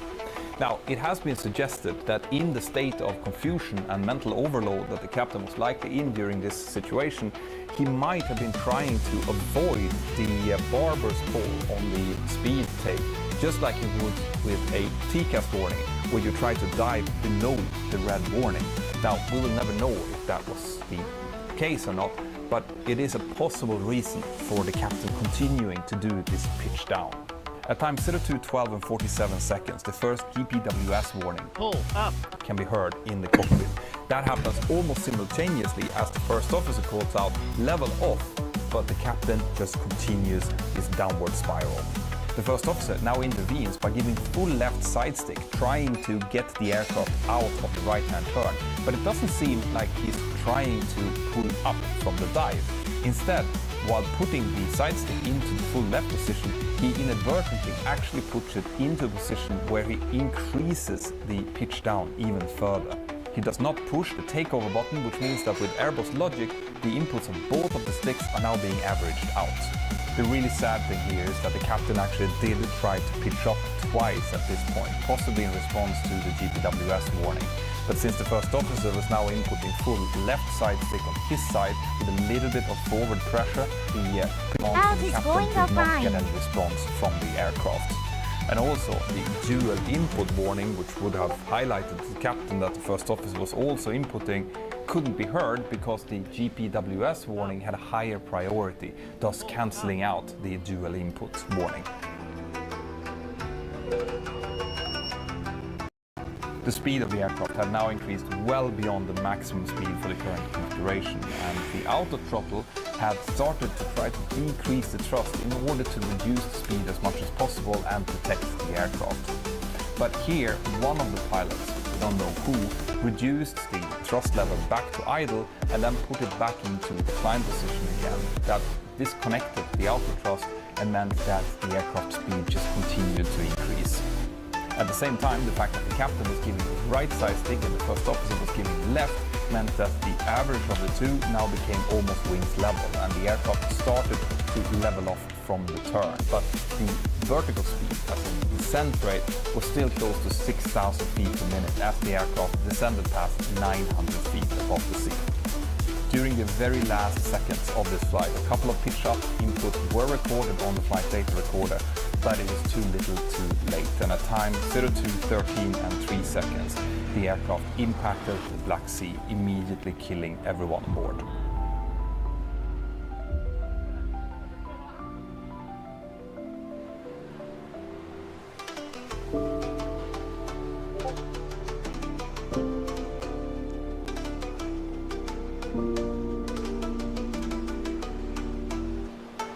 Later computer simulations showed that the aircraft was recoverable down to an altitude of about 200 feet over the water, provided that the pilots would have inputted the correct control inputs. They also showed that the aircraft in itself functioned exactly as it was designed to do. As soon as Air Traffic Control lost radio and radar contact with the aircraft, they alerted the rescue services. But because the weather was so poor, the rescue helicopter was unable to take off. Instead, it took a few hours before a ship out in the Black Sea could locate the remains of the aircraft that was floating on the surface of the water. The investigation started immediately, and soon the cockpit voice recorder and the flight data recorder was recovered from the crash site. The investigation showed that the poor weather had been the triggering factor for the accident that had led the air traffic controller to issue a non-standard go-around clearance to the crew. This in turn had probably led to a startle event for the crew, where the captain had incorrectly started inputting wrong procedures, which eventually led to the fatal accident. It was also shown that the first officer had not been properly monitoring the situation nor calling out the deviation, and none of the pilots had executed the proper procedures associated with a GPWS warning. The French aviation authorities, the DEA, who are the regulating authorities for Airbus, also came with some additional points to the investigation, showing that the lack of standard operating procedures and proper call-out probably had something to do with the outcome as well. They also pointed a little bit more of a finger towards the air traffic control services in Sochi, and the recommendations that came out of this terrible accident included increasing training for pilots for how to deal with some of the gravity illusion, mainly thrust during instrumentation, but also how to deal with a non-standard go-around and a GPWS warning, and how important it is to keep sterile cockpit during critical phases of flight. Now, check out this video next about how an aircrew managed to fly an aircraft for almost 2 hours without properly working flight controls. Check out this playlist if you want to binge more accident videos. Consider becoming part of my lovely Patreon family, or buy yourself some merch. Have an absolutely fantastic day, and I'll see you next time. Bye-bye.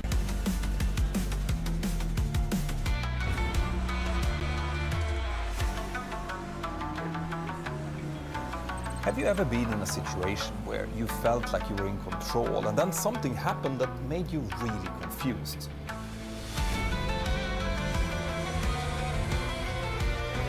Pilots spend a lot of time briefing and preparing for different scenarios, but what happens when something completely unexpected occurs at precisely the wrong moment and changes everything? Can preparation then become the enemy? Stay tuned.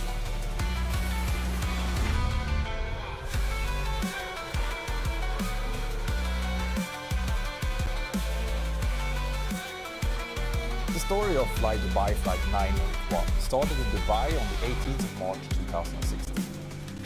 At around 8:45 in the evening, a flight crew consisting of 2 pilots and 5 cabin crew met up in the Fly Dubai crew room at Dubai Airport to start preparing for the night shift that they had ahead of them. They were scheduled to operate 2 flights, starting in Dubai in the United Arab Emirates, flying up to Rostov-on-Don in the Russian Federation, and then back again home to Dubai.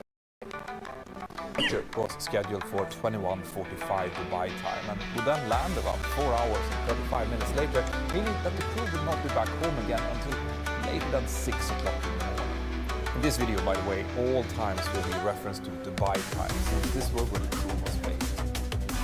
Now, even under normal circumstances, a flight like this to the window of circadian law would be quite challenging, but when the pilots started looking through the briefing material, they also realized that the weather in Rostov-on-Don was far from ideal.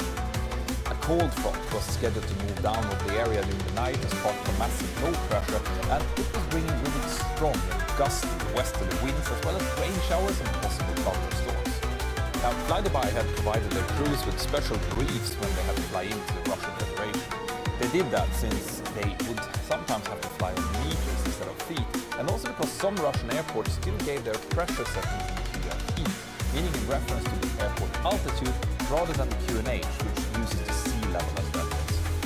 On top of that, Rostov-on-Don was considered to be an extra complicated airport due to frequent wind shears that could appear there when strong winds were forecasted, as well as a shallower than normal ILS glide slope of 2.4 degrees. Because of that, it was designated as a captain's only airport, and that was for both landing and takeoff, and the pilots were discussing that as part of their preparation. Both pilots had been flying a lot during the previous 28 days, but they both had more than sufficient rest before the flight and were feeling quite fit for the task.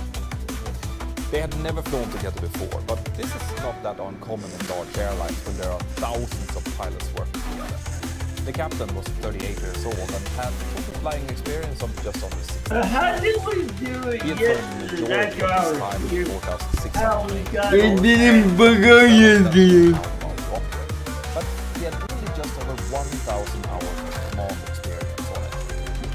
He had previously been flying for Helios Airways, XL Airways, as well as Malaysian Airlines before joining Fly Dubai in September of 2012. The first officer was 37 years old and had a similar experience as the captain. I'm wondering why he bugged out. But only 1,100 hours on the 737-800. His previous experience came from flying Cessna 421s, ATR-42 and 72s, as well as a bit of Airbus A320. Anyway, the pilots were getting along fine and discussed the tricky weather at the destination, but both agreed that it was about planning in both for the destination and for the two alternates, Trabzon and Volgograd. top of that, the company had decided that the difference in fuel price between Dubai and Rostov-on-Don was so high that it warranted the crew to uplift as much fuel as possible in Dubai. This is a practice known as tankering fuel, and when the price difference is high enough, it is actually worth it, even though that would increase their weight and therefore burn more fuel on the first leg. With this tankering fuel, they would have much more fuel on board than they actually needed for the flight, giving them loads of time and options in case the weather at Rostov-on-Don would get worse. And interestingly enough, this extra fuel, which in almost all normal circumstances is a great thing to have, actually forms the first link in the chain that will lead up to what's about to happen. Now, one thing that the pilots did not have in their briefing pack was a significant metric or signal for the time of their arrival. But there was actually one issue. This report warned of severe turbulence from the ground up to 15,000 feet around the time that they were supposed to arrive there. But anyway, the pilots briefed their cabin crew, and after that they had to wait in the crew room for the aircraft, which was about 40 minutes late returning from the in-flight flight. Once it had finally arrived, the crew walked out to it and saw that it had already been hooked up to the fuel truck and the refueling had started.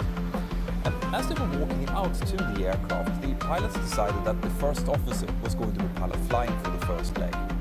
Then, as they got closer to their destination, the captain would take over to do the landing, since that was a requirement according to the airport brief. Now, before he started the walk around, the captain looked through the technical logbook, which was more or less completely clean. There was only some very small malfunctions noted. He left the logbook in the cockpit and then walked outside as the first officer started setting the cockpit up for the departure. The cabin crew quickly completed their pre-flight inspections and started to board the 55 passengers who were scheduled for the flight. And once the captain got back into the cockpit, the load sheet had arrived, showing a calculated takeoff weight of around 68 tons. The pilots completed their briefings and takeoff calculations, and at time 22:20 the aircraft started pushing back from its gate. The taxi out was completely standard, so at time 22:37 flight arrived at 981, took off from Dubai and climbed up to the cruise level of flight 360, which is about 36,000 feet. The flight then proceeded completely normally towards the northeast and towards the destination. Now, one peculiarity with the Boeing 737-800s at Fly Dubai, which is different from the 800s that I normally fly, is that these ones were all fitted with head-up displays or HUDs on the cabin side. These are prisms that are folded down into the field of view of the pilot, and on that prism, all of the relevant information from the primary flight display is then projected. This means that the captain will be able to see all that he needs while still seeing the outside conditions as well, which is a great help, especially in low visibility, since there won't be any need to transfer the gaze from the cockpit instruments inside to the outside. Now, this might come to play a part in what's about to happen, and I will explain all of that after this. While I was working on the script for this video, I came across several news articles about this story who were geo-restricted to the Middle East, meaning that I just couldn't access them. But that's when I fired up today's sponsor, NordVPN, who could change my virtual location to almost anywhere in the world at a click of a button. With their help, I could unlock a lot more information for my research, which is how I normally use NordVPN. But you can also use them to access your favorite shows when you're out traveling, use Wi-Fi hotspots in a safe way, or just browse the web anonymously and super fast. Lately, Nord have also built in powerful cybersecurity tools to help you block intrusive ads, check for web trackers, and even scan files for malware before you download them, meaning that they're now so much more than just a normal VPN. Yeah, if you want to try this out for yourself, then use the link in the description below, which is NordVPN. This will give you 4 free months when you sign up for a 2-year deal, and you don't really risk anything since Nord always have a 30-day money-back guarantee. Thank you, Nord. Now back to the video. As far as we can tell, the cruise part of this flight continued without any incident. We don't know what the second cockpit because the same last 2 hours of audio, but we do know that the captain's pod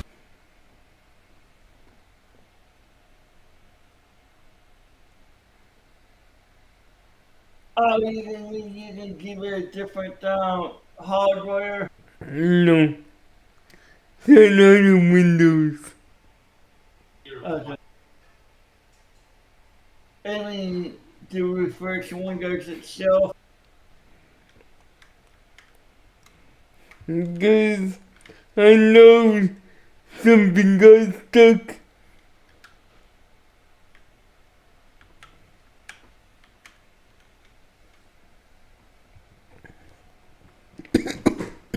You gotta love it.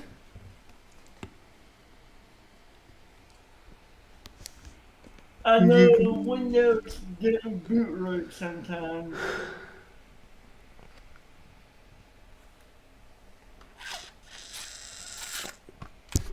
You gotta love it.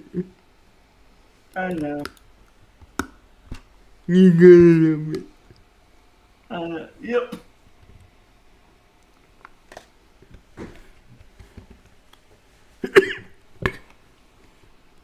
Sometimes the Windows boots up in the wrong order.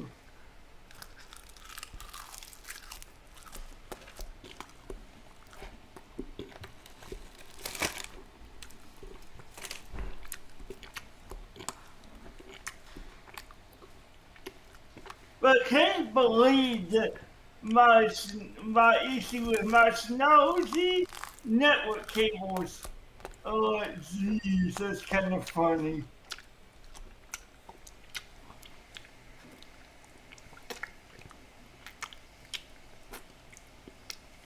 It didn't like the way they were sitting. Zoom.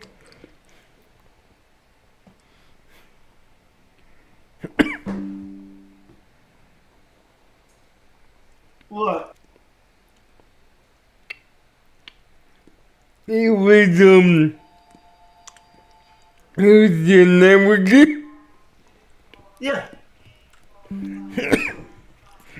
Yeah. Well, That's true. that kind of makes sense. If it's constricted, then the signal will be inhibited. Yeah, and it wasn't restricted though. I don't know what happened, but I readjusted them. Maybe it was bending too much. Maybe. That's what I'm thinking.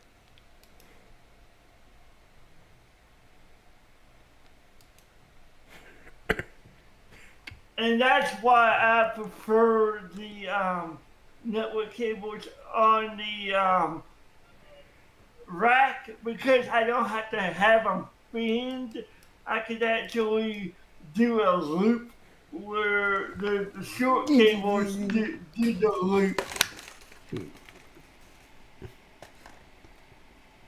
Which is what they do in real life. When they make a bend, they use short cables meant for that. Yeah, I seen it.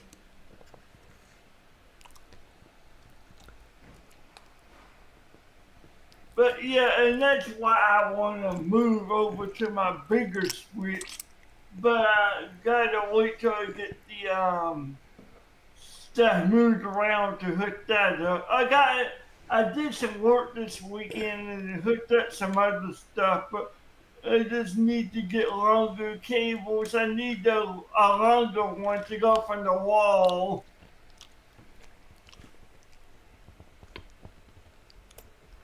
Yeah, because the one I have is not quite long enough.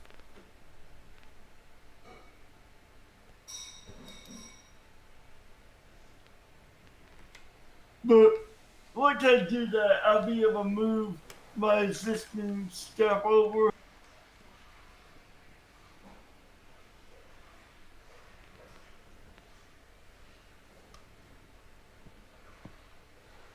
But you got all the keyboards when they get kinked. Kink. Yes. Ha ha.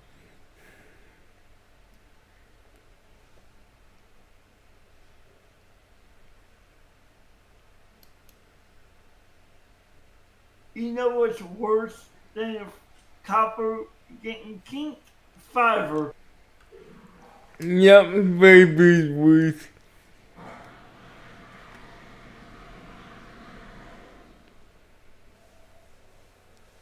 But it's that fiber's better when it's done right. It's just when you put a kink in it, yeah.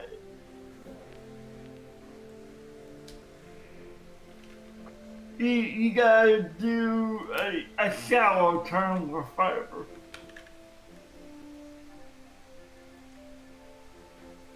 Yeah, because of the light, you don't want to block the light.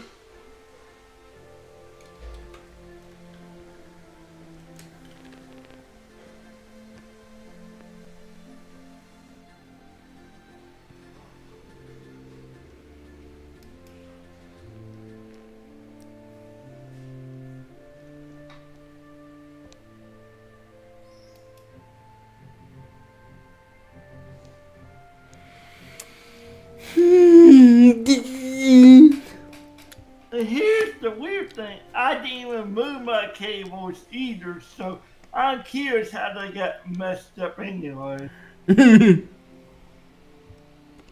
Well, you might have not known you moved it, but feet shuffling around can mess it up. Yeah. And that's why I want to move over to the rack, get the cables from behind there. Because then they won't be behind my desk. They'll be straight to the machine to the rack.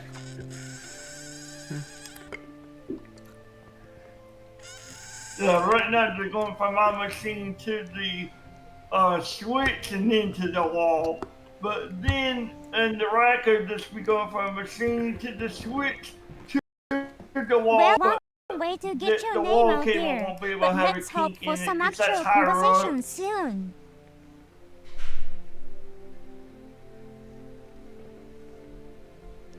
Okay, what did she just say?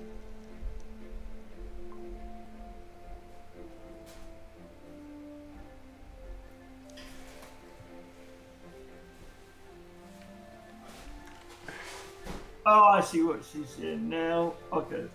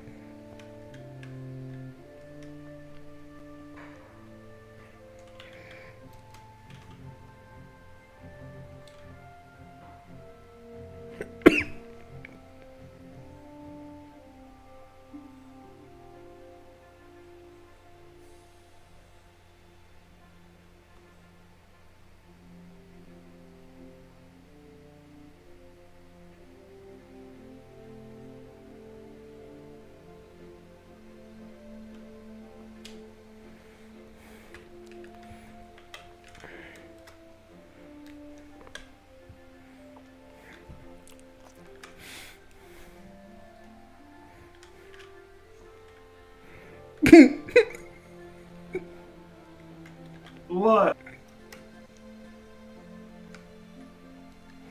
Oh God, what?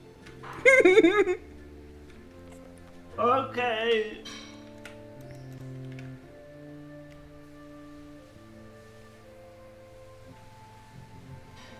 I know that grin.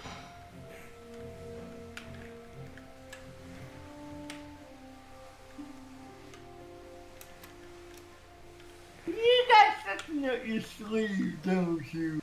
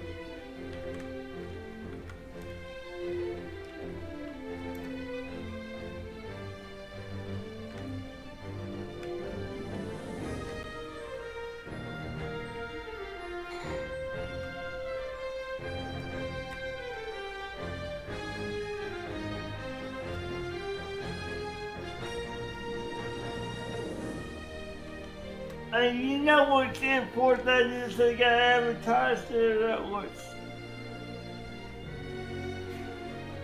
What? Innsbruck. I got that in I got that. Okay. Okay. You said you got it in any manager? No, in the market. Okay. How is it? I haven't done that yet. Okay.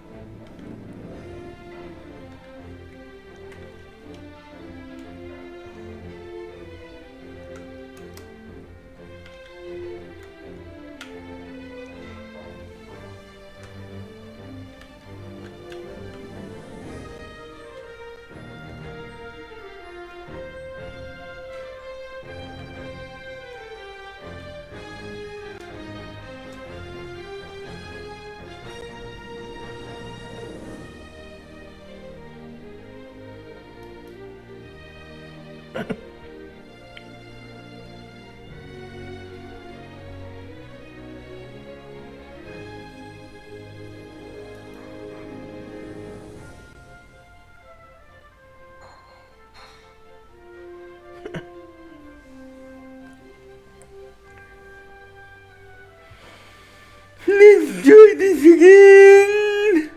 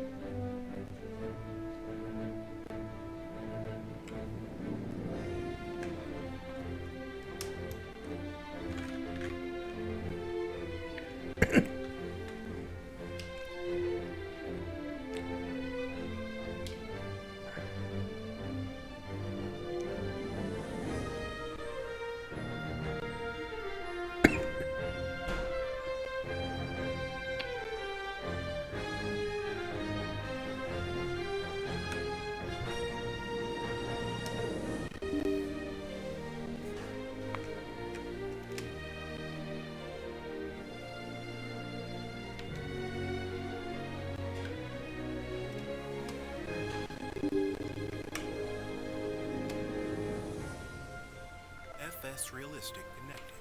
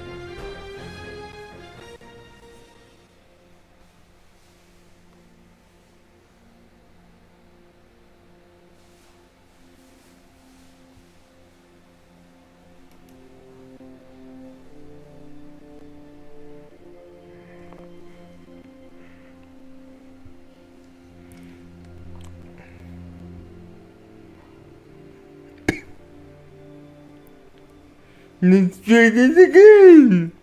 Yes.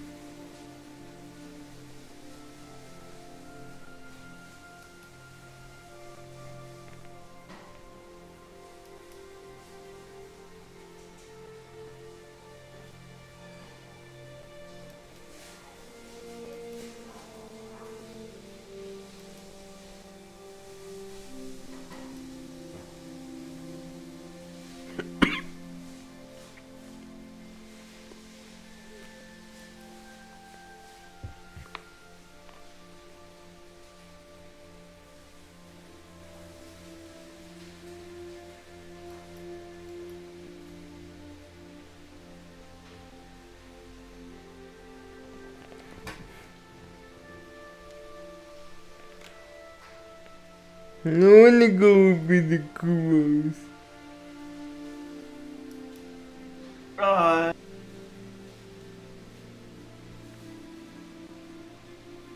Yeah, somebody's over there now.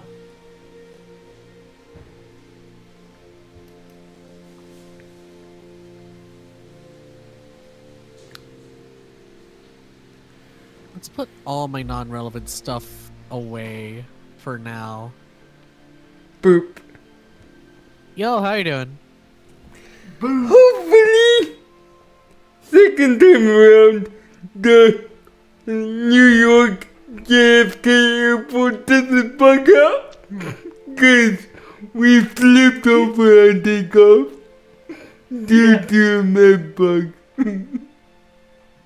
Yeah, well, you know what?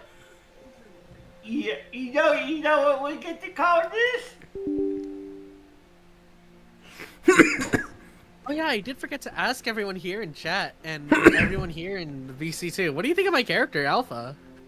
I'm not playing as version 0 today, so like, we'll see. Just because like of the frame arm scratch ticket. She's finally get cool. more cast fashion. She's cool. Yeah. Yes. Yes.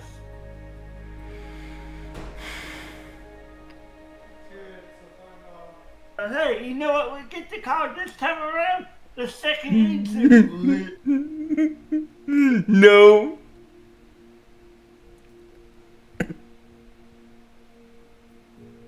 What, incident one flame out? No.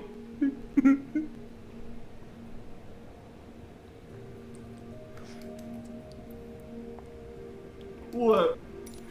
That's literally what happened to the real Concorde. Feet. Bird. Alex says hi. Oof. What? Yeah, I know. Wait, are you guys talking about the Concorde disaster? Yeah. Yes.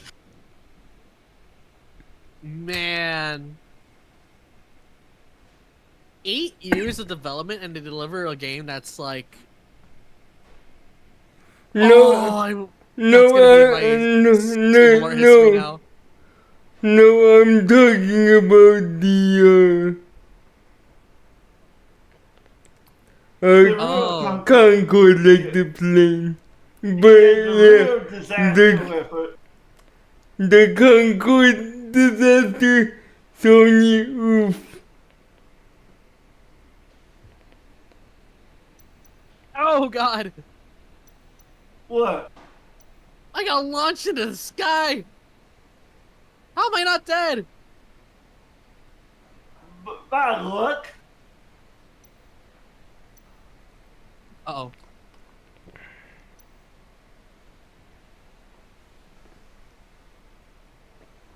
Oh, I've been getting pretty reckless with this.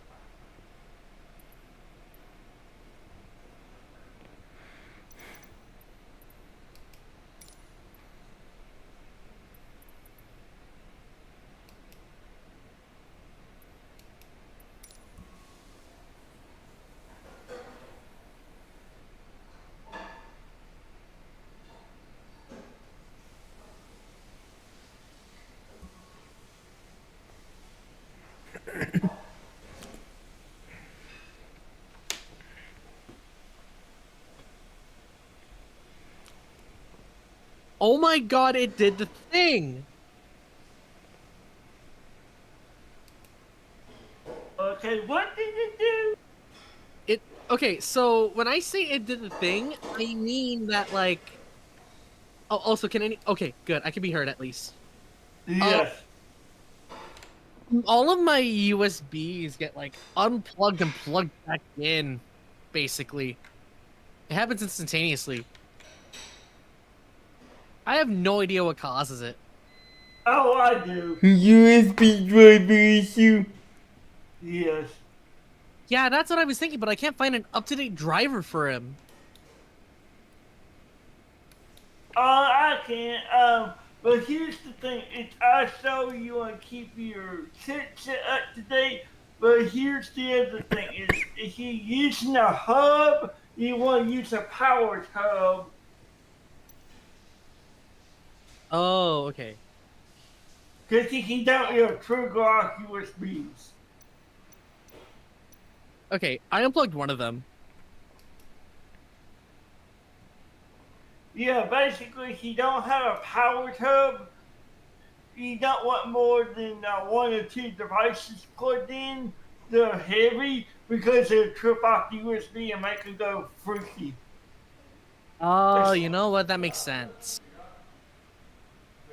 Now that I think about it, the problem only arose when, like, I started using a second one. Yep. Your laptop doesn't have enough power output to support 2 USB hubs, I think. Yeah. Well, that sucks. At least I can use one for, like, a direct controller input then. Yeah, but what I mean is, you want one that has power, that has a power supply, and plug your devices into that. Okay. Because, like, my laptop can only support one on its own power. Mm-hmm. Correct. That's fair. Because if you don't have the 100-watt USB one, it'll trip off like that. Some laptops can support USB-C on 100 watts. The USB-A is only like 5 to 10 watts. That's completely fair, honestly. No wonder. So I'm basically just shorting it. Yep. Correct.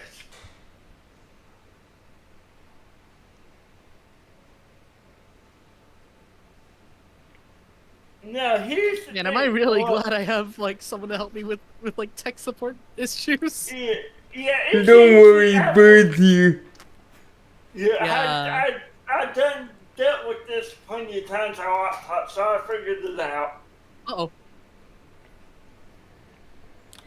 That's why here's the rule of thumb. You can support one unpowered device, a flash drive maybe, and maybe like a printer or something. That'll be your 3. Okay. So if you plug in anything that has a lot of power draw, what you want to do, like a hard drive or something, you want to plug that into a powered USB hub. Mm-hmm. Ooh. And what More that good would drops. do, and what that would do, separate the power from the laptop coming from the hub, so you don't trip them off. So it'll only send the signals whenever necessary. Correct. So that's how that works. Yeah. Because, like, on my other one, I have, like, my mic and my both of my USB drives in. Yep, you want any USB drives, you want them on power hub. Except for flash drive. So basically, I'm shorting it by giving my computer too much to do. By streaming using 2 USB hubs and having a capture card too. High quality one at that. Yeah, so you want to use Capture card takes a lot of power. That's what we're doing. Yeah.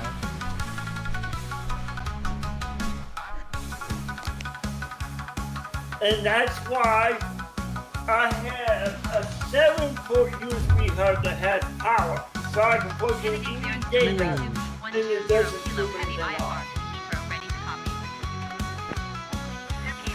Now here's another trick. What you can do, Kiro.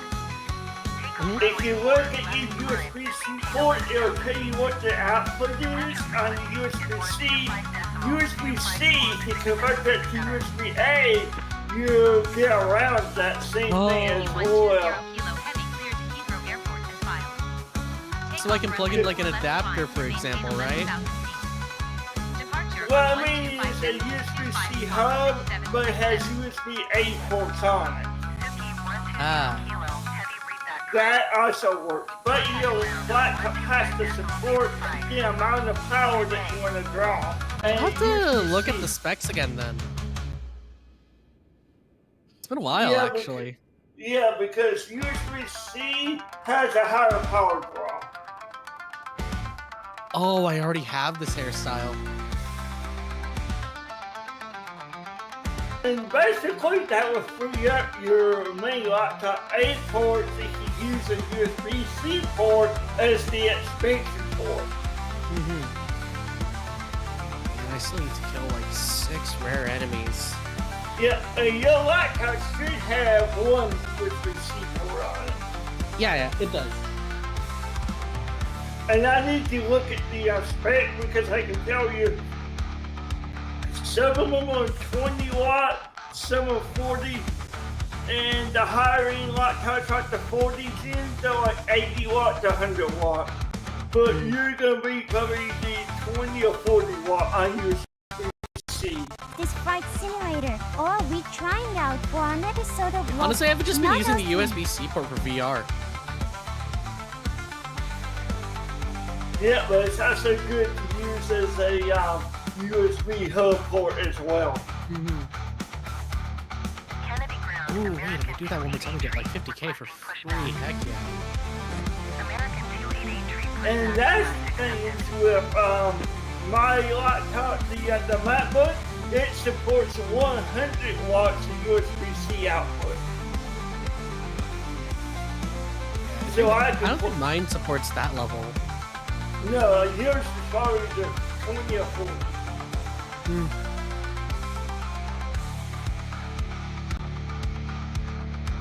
Well, at least I get to use like all those watts for VR whenever I decide to do VR chat streams.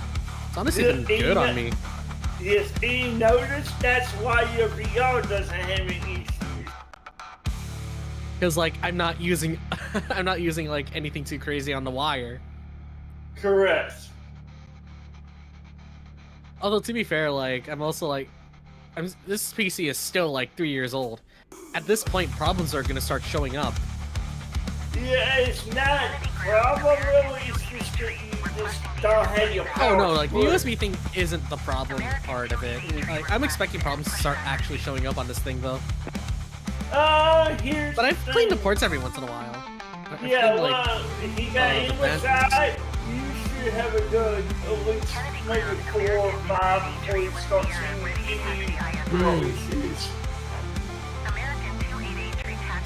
The only thing that you may want to do after 4 years is get the battery changed. That's about it. Oh yeah.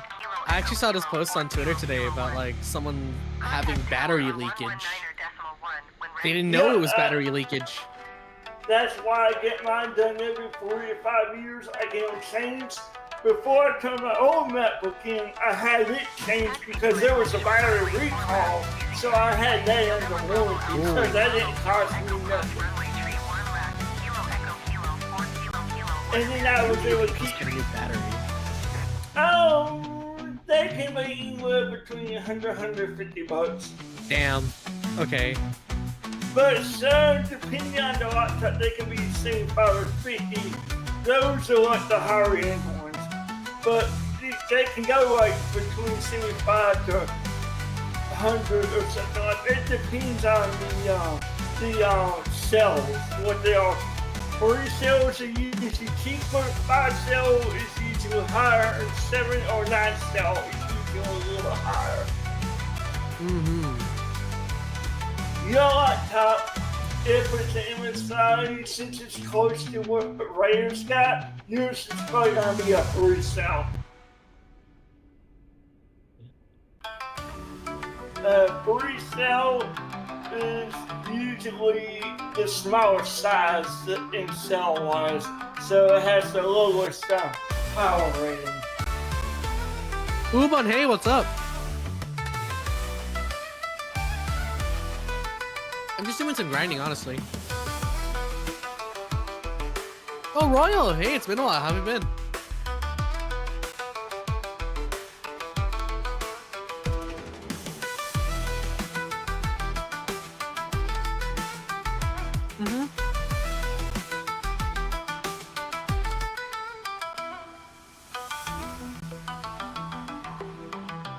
I tend to play it like once a week, usually, on my off days.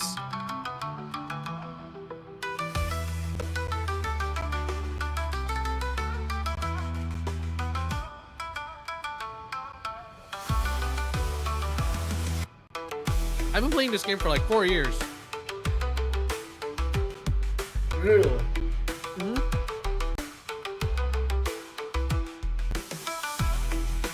It came out globally at the end of May last year. No, not 2020.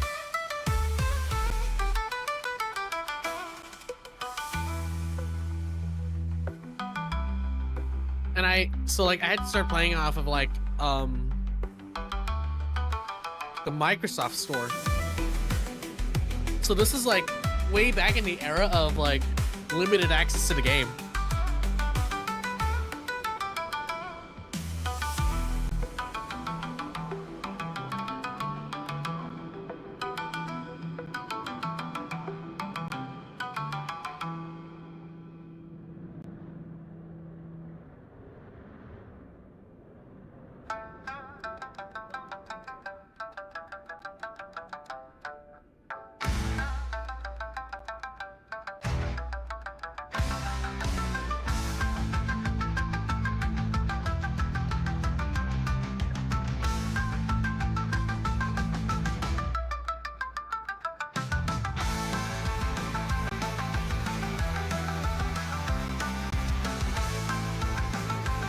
Okay, it's about to do the thing.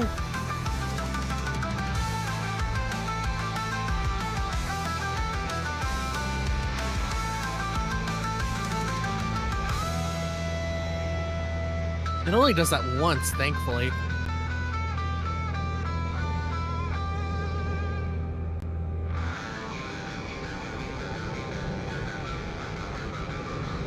Okay, dead.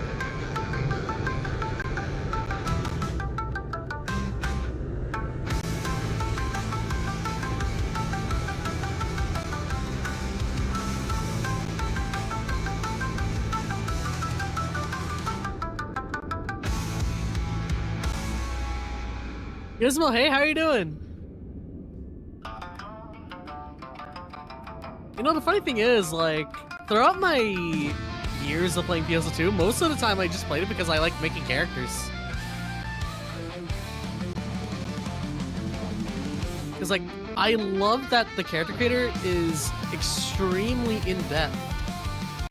Yeah, so, like, to a ridiculous degree at that. Oh, yeah.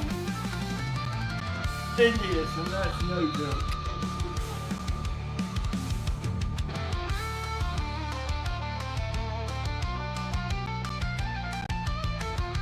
Oh, you didn't? I've mostly just been grinding away at this. Just cause like, I recently,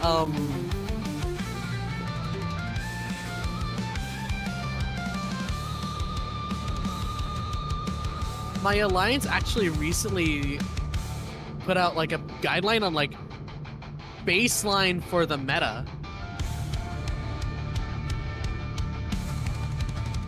Okay.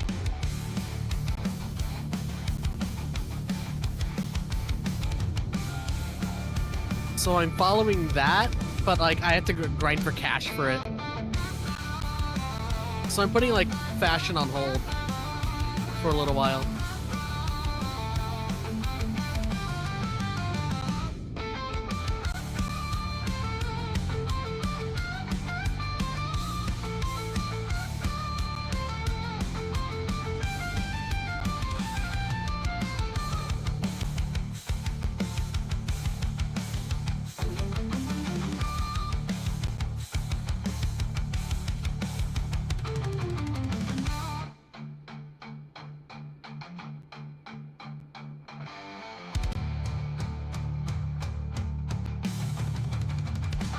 No, it's not on Switch yet. If it's going to be on Switch, it's likely going to be a cloud version. Okay. Oh, a version of what? I didn't catch that. I had to reboot my app. What? Oh, Gizmo asked if it was on Switch.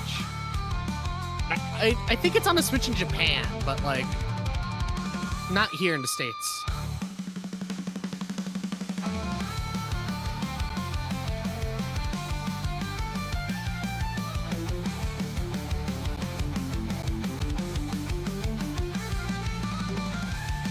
So like if you, I think like you'll have to set up like a JP account on the eShop or something. All right, here we go.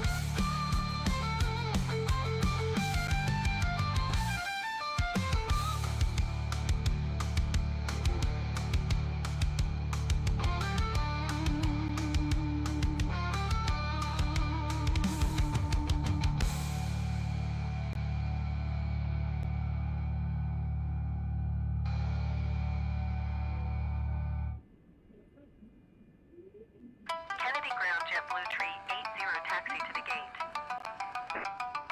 JetBlue Tree 80 taxi to gate Delta 19er via taxiway. Foxtrot Bravo Delta Alpha.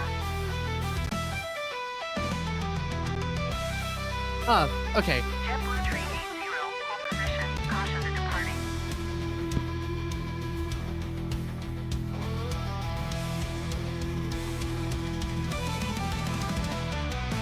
JetBlue Tree 80, hold position. Caution the departing. Oh dang, it's all materials this time. Okay. And 2 bad drops for weapons. Taxiing to gate Delta 19er using Oh well. taxiway. Foxtrot Bravo Delta Alpha JetBlue Tree 80.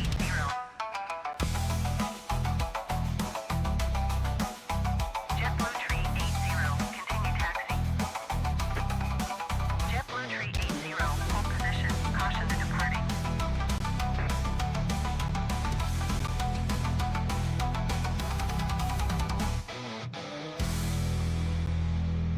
Hold position. JetBlue Tree 80.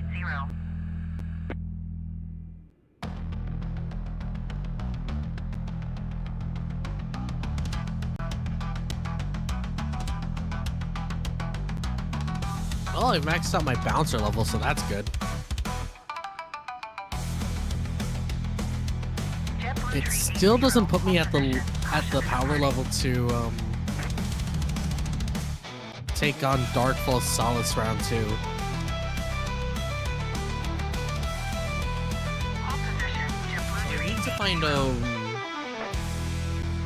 I need to find a way to do that. That is really everything I can use? What the hell? JetBlue Tree 80, hold position. Caution the departing. I know if I... Yeah, I can't use the buff technique. Hold position. JetBlue Tree 80. Could use...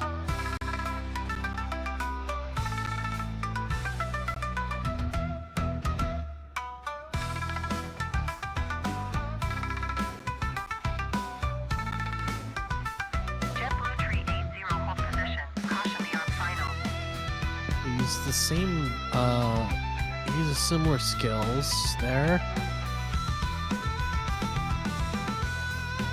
But that's about everything I can use on that part. I could have Hunter subclass, but like...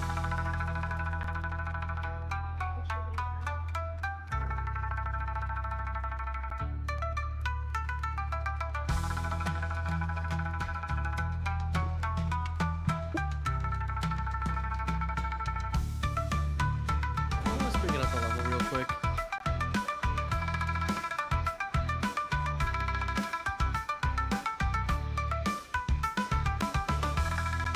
Let's see, I'm at level 67. 1, 2, 3, 4, 5.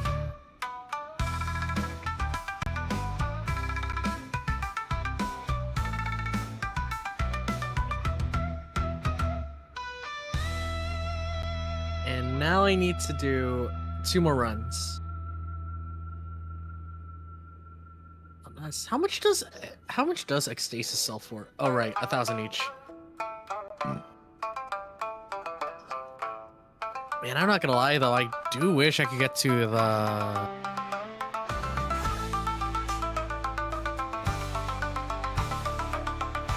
do wish I could get to... Oh wait, one more of those and I can get one of my weeklies done.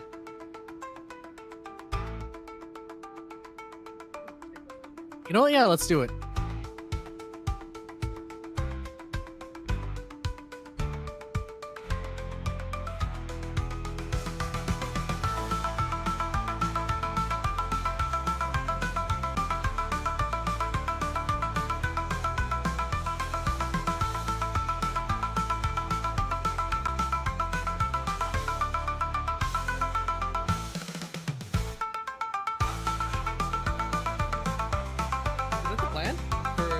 Port.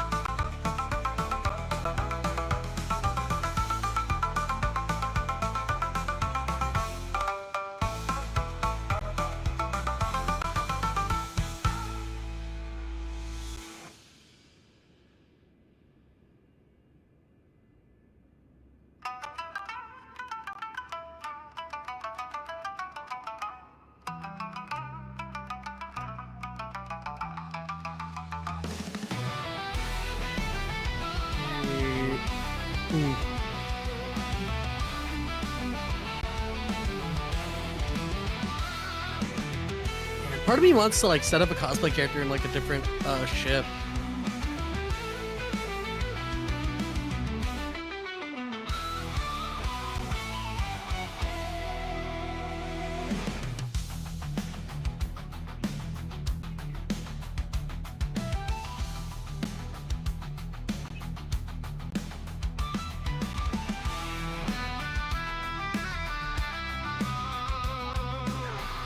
I think the next time I play this, I'm also gonna focus on, yeah, I'm gonna focus on, like, leveling my weapon. Because I am pretty limited on my augments right now.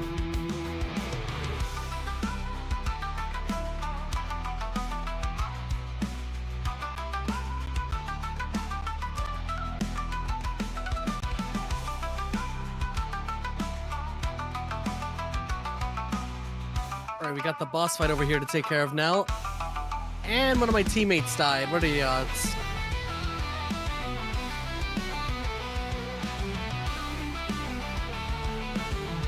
Oh boy! Oh right, the control systems. There goes one.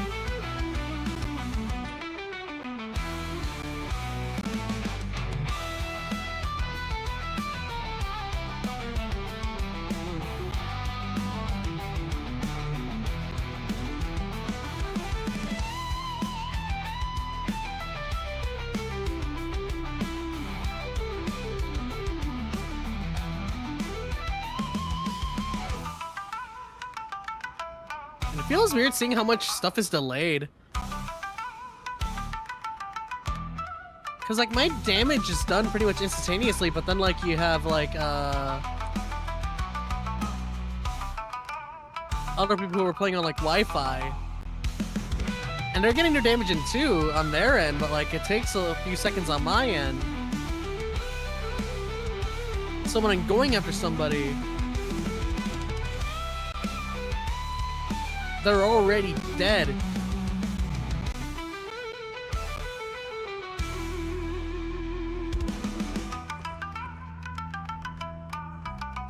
I'm gonna go after the big guys in the back. They're already dead, aren't they?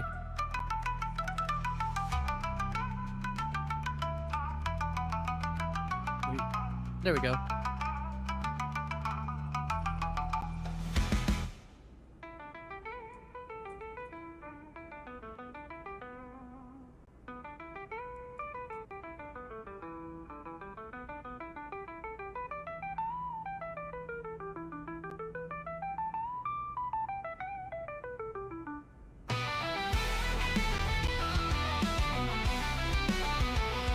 Yeah, no, Soaring Blades isn't as fun as Jet Boots.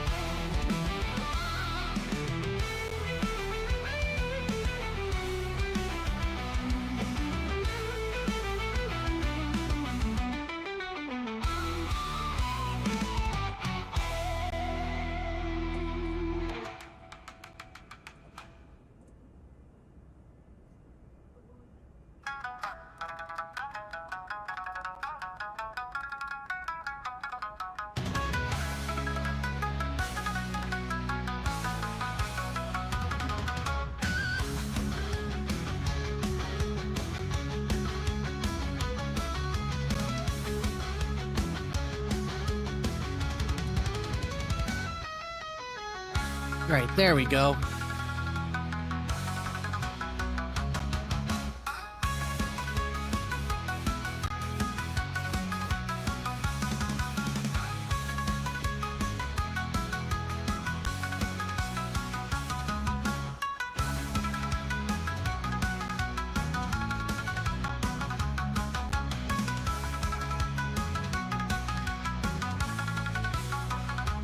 Oh man, we're already close to another ad break.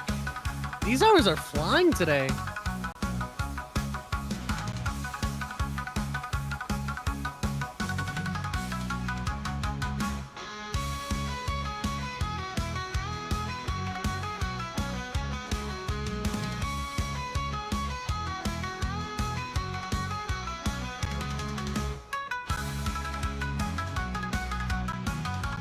All right, we got about a little less than 2 minutes here with the Mars system.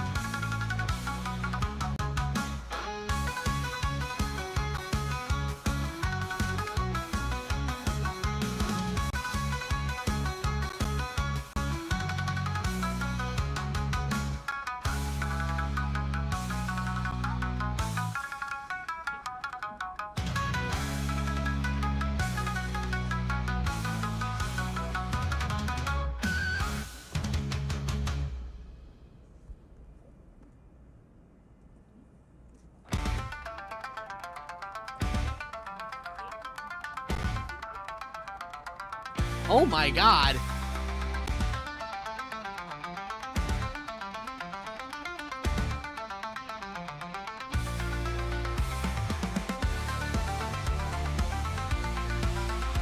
This is why I use the Mars system. It's stupid strong. Oh my god.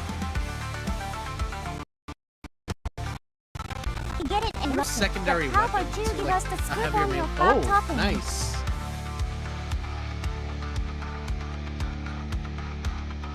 Alright, let's move some of these to material storage and then I'm gonna take the rest.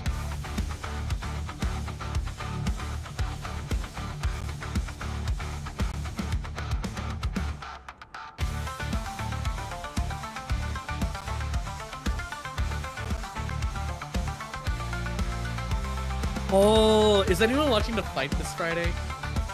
Oh man. Cause like, okay, I'm gonna be like completely honest. I've never seen Mike Tyson fighting before.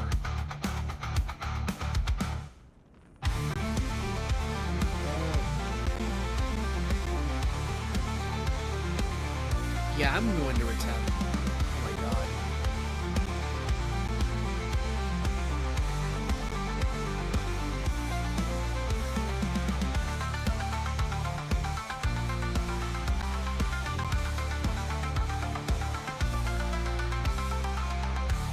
yeah, like I've never actually seen a Mike Tyson fight before, so this is gonna be really interesting because like oh man.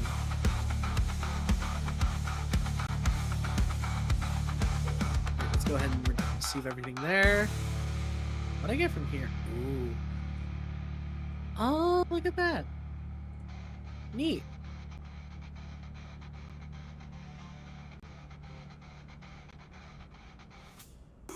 Okay, that's actually... Edible Spookiness, hey, how are you doing? Okay, I'm not gonna lie, this actually looks pretty neat.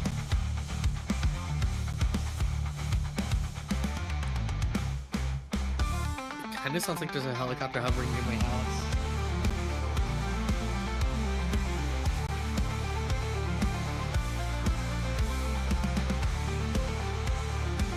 Fine, how's you? I'm doing pretty alright.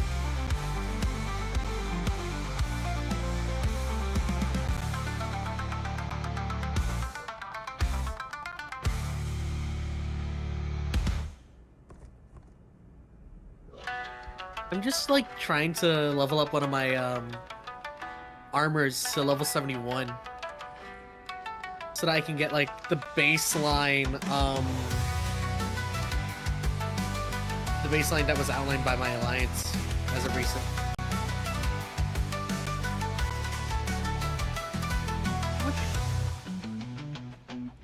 Okay. Expensive. Yeah, I know, right?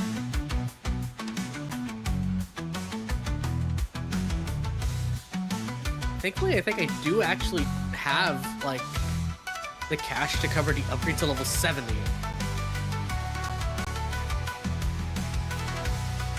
So that's the good part. I'm trying to at least get to level 70 as a 71 as a baseline because that's when I unlock the 7th augment slot. And by the time I unlock that, I can then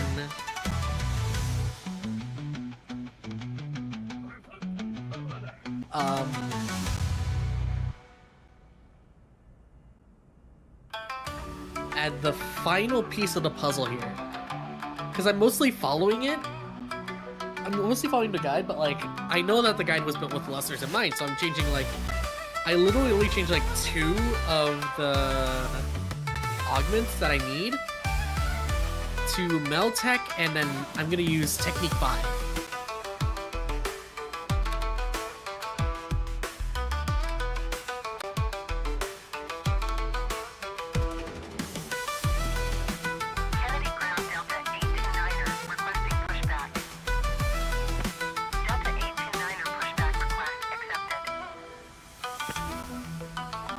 Yeah.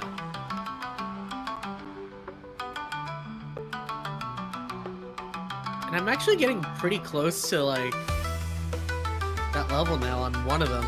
But I know now this is gonna cost me like upwards of, I'd estimate 2 to 3 million. I'll say 3 million, 1 million per for the resources I'm gonna need. Is that more? I forgot about that cat suit for a second.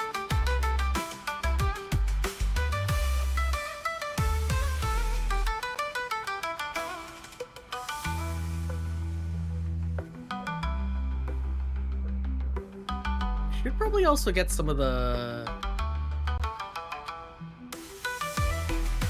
augment stuff done.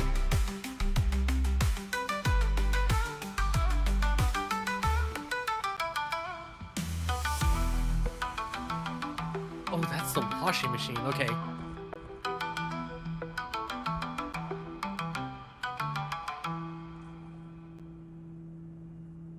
I can definitely handle the dread enemies.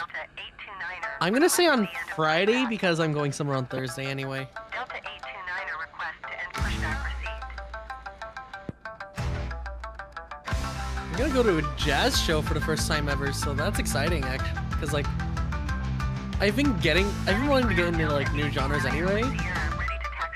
Turns out they have jazz history at my school. Delta 829er taxiing to and hold short of runway 4 left via taxiway. Kilo Foxtrot Kilo Golf Alpha Kilo Foxtrot Bravo Kilo Echo Cross runway tree 1 left. Kilo Echo Kilo 4 Kilo Kilo 1.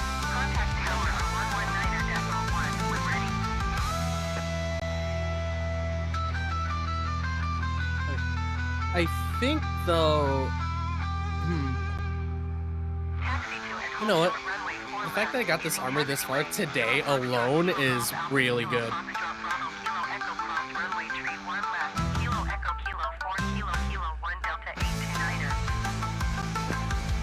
So that's like plenty of progress for a single armor in 3 hours. Like,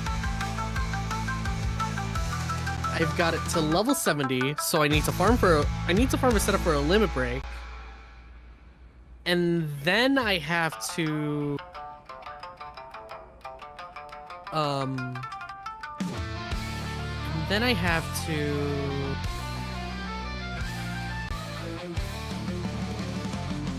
get it to level 71, which is probably going to take way more. So I'm trying to, like... So I know the potential cost for, like, limit breaking and leveling is going to be way more than the actual augmenting part, which costs, like... If we were to, like, go by the costs alone of all of it, I'd say that's, like, 50k each, so that's 150k spent on the augments that you need to get. Or that I need to get. However, I have to deal with the fact that I have to upgrade it, which every limit break costs 220k. So that's 3. That's 640k. Oh my god, this is gonna cost me 2 million.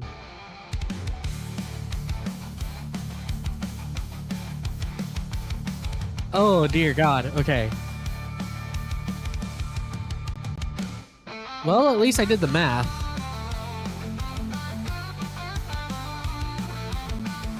And it generally just amounts to a crap ton of money.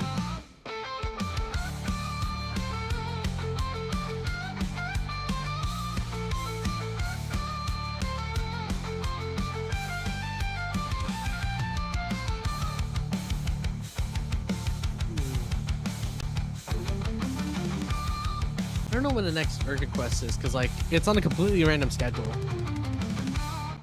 Or if it is on a schedule, I don't know what it is. And most of the missions I have are for XP.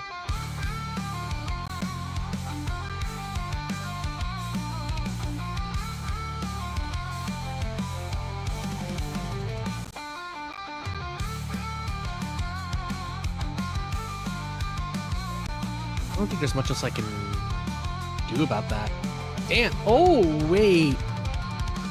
There's something. 500,000 for... Ooh. 500,000 for 13 more clears. That's not bad. I can definitely use the rewards from here then to bolster the level of these things.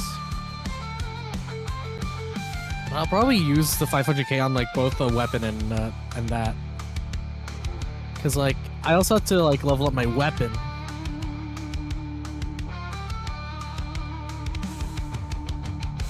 So at 210k, if it stays this cost for, yeah, 3 limit breaks, that's 630k.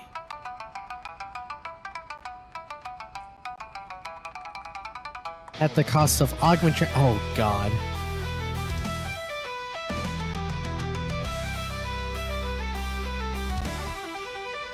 Yeah.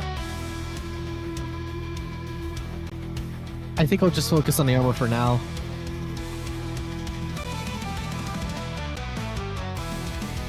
Although honestly, the attack power isn't the part of it that makes a difference, in my opinion.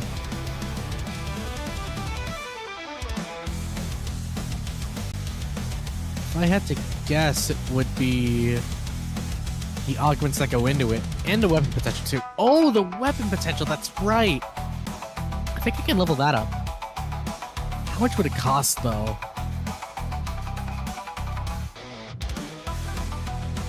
Okay, well, at least... Oh! Oh, no wonder this weapon's like baseline. Holy crap. I didn't even read beyond the 25% potency increase, which is already really good, honestly.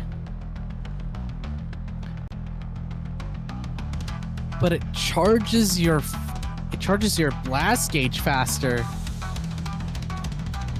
Now that's the good stuff.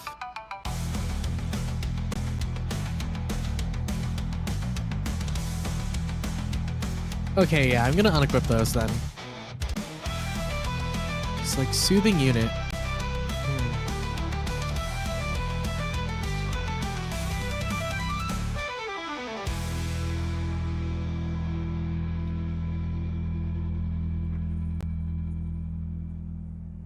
Honestly, if it charges my photon gauge faster, I'm gonna prioritize it.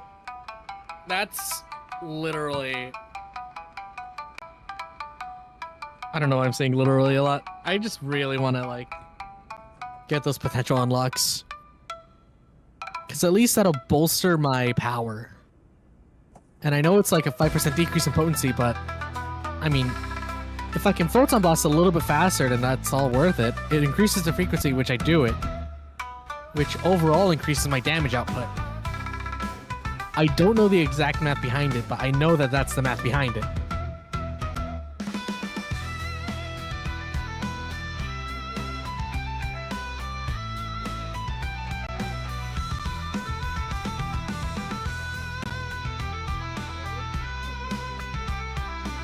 Reminds me, I should probably check this. Ah.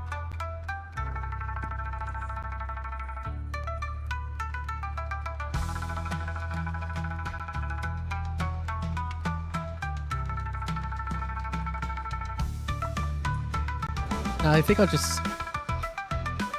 just stick to collecting the things for now. I purposefully left 50 of those NX cubes behind so that like I can use them.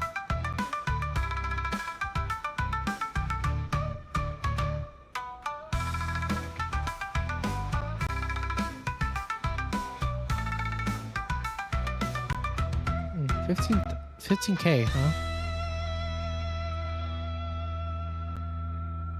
Welcome back to everyone who got ads. You know what? I'm gonna do some questing. Like some easy questing. Let's teleport to this region back here. Right,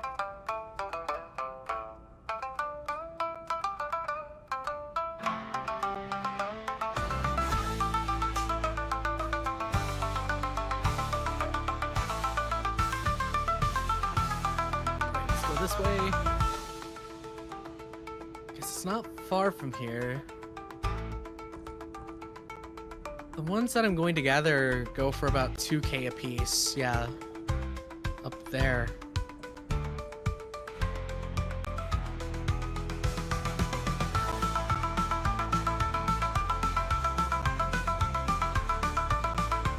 One.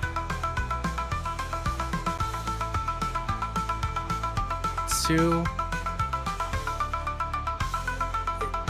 Quest only said I needed to collect 5 of these, but honestly, like... I'm gonna collect all of them.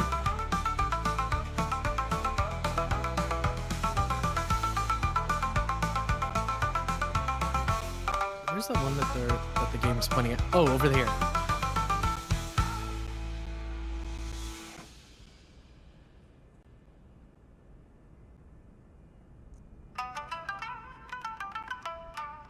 You know, all these for completing the quest, you get like 5K more. That's pretty good.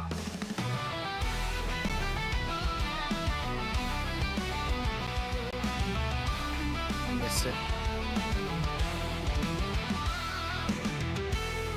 Oh.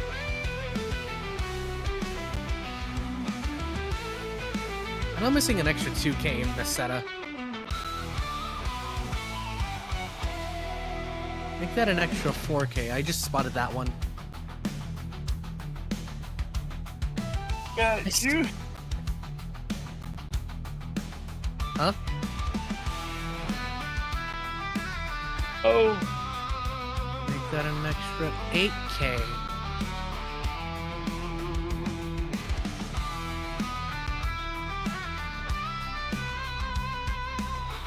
So that's net total 20 something. 23. Kennedy Ground JetBlue Tree 55 requesting pushback. JetBlue Tree 55 pushback request accepted.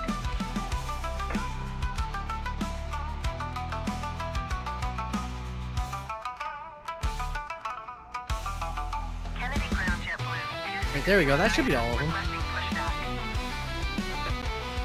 So in returning to attempts. Oh, wait. There's it over here.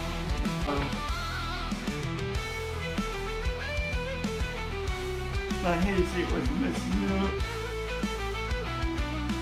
Kennedy Ground Delta 4687 with Sierra ready to taxi IFR. Delta 4687 taxi to and hold short of runway 4 There we go. using taxiway Hotel Alpha Kilo Kilo 1. Contact tower on 119.1 when ready. So what are you looking for, Kuro? Oh, I already got all the solar fragments here.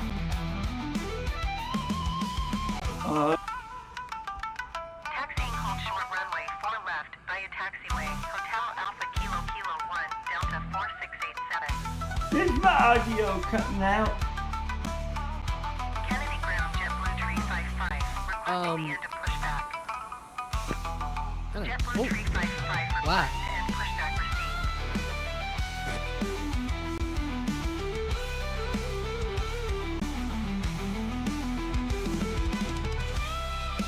Kennedy Ground JetBlue Tree 55 with Sierra ready to taxi There we IFR. go. JetBlue Tree 55 taxi to and hold short of runway 4 left using taxiway Quebec. Yep, and that left me with the 4 solar fragments that will sell for about 8,000. That's good. Contact tower on 119.1 when ready. Right, that's a good head start to Hold position. Caution the on the the taxiway. next thing. Delta 4687 continue taxi. Kennedy Ground JetBlue 2609er with Sierra ready to taxi IFR. JetBlue 2609er taxi to and hold short of runway 4 left via taxiway. Quebec 4 Quebec November Bravo Kilo Echo Cross runway tree 1 left Kilo Echo Kilo 4 Kilo Kilo 1. Contact tower on 119.1 when ready. Roger Delta 4687. Taxi to and hold short runway 4 left via taxiway. Quebec 4 Quebec, November Bravo Kilo Echo Cross runway tree 1 left Kilo Echo Kilo 4 Kilo Kilo 1 JetBlue Tree 55.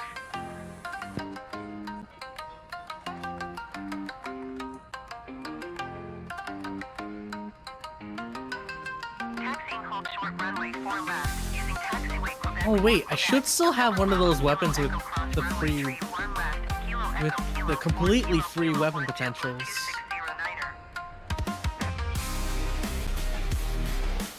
Let me see if I have one of those. It was like a 3-star weapon, so it's not much at all, honestly.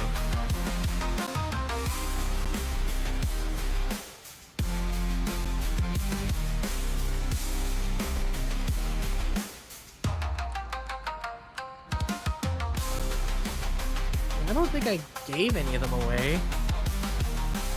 They usually give it to you for, like, starting a new character or something.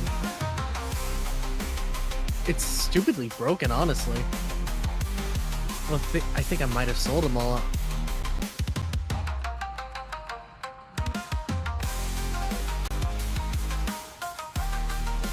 Well, that sucks.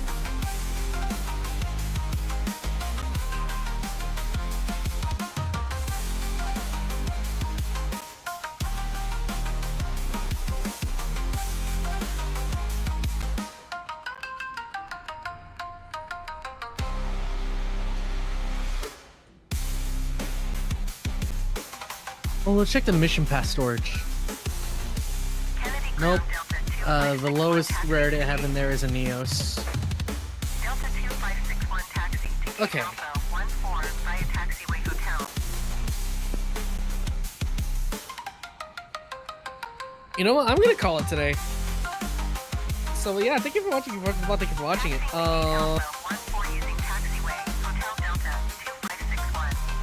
Wait, are you in this stream or just switching games? Stream.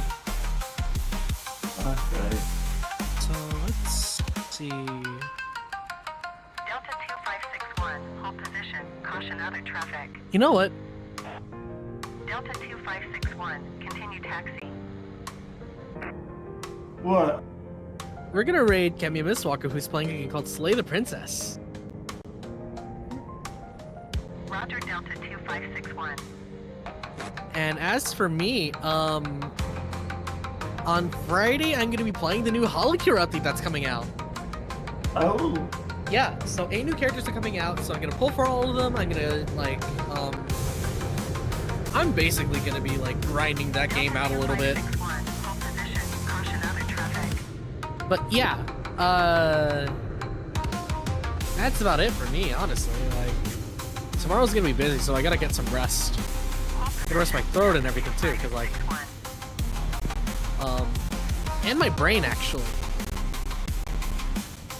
Cause I'm gonna be doing like a lot of assignments tomorrow. Okay. Yeah. So with that said, yeah. Again, thank you all for watching. Thank you for watching, and I will see you all on Friday for Holocure Update 0.7. Bye bye.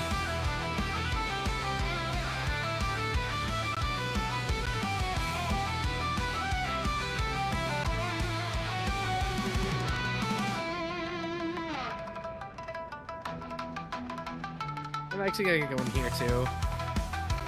I'll see y'all later. Thanks for stopping by. It means a lot. No problem.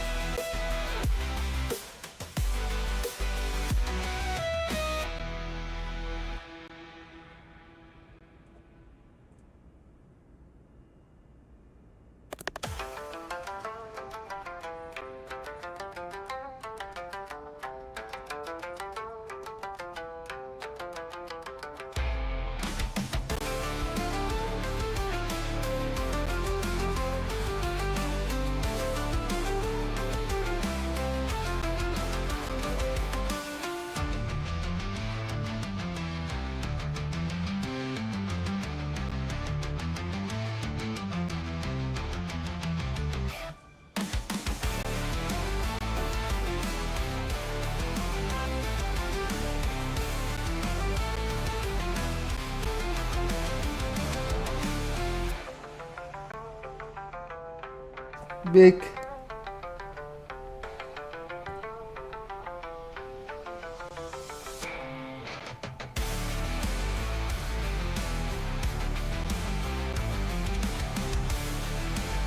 Welcome back. Great.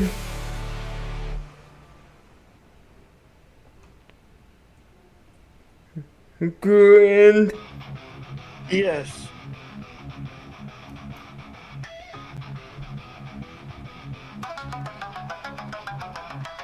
Do you hear me okay? Yeah. Yeah, she did.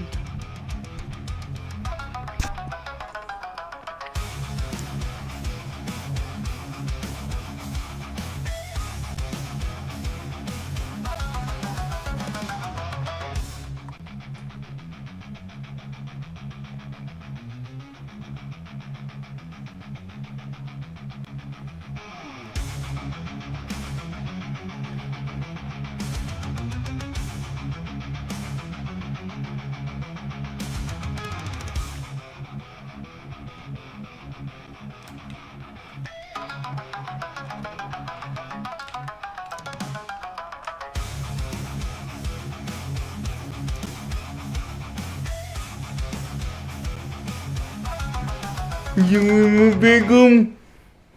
Yep.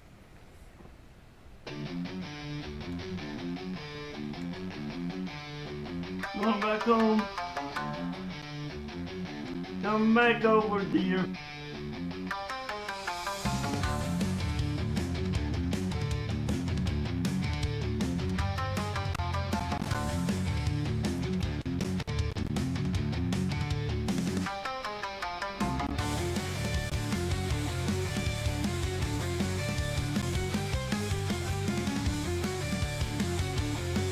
Alright.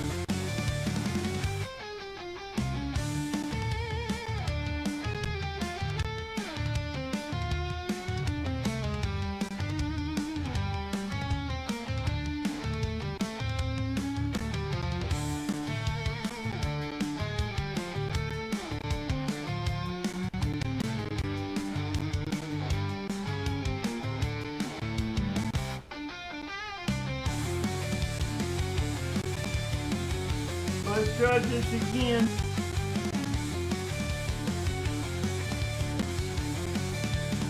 Yep. Let's. Oh.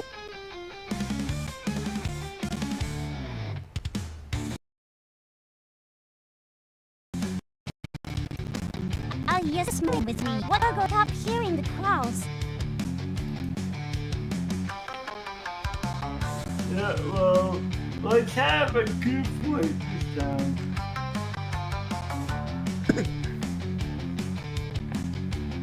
I know.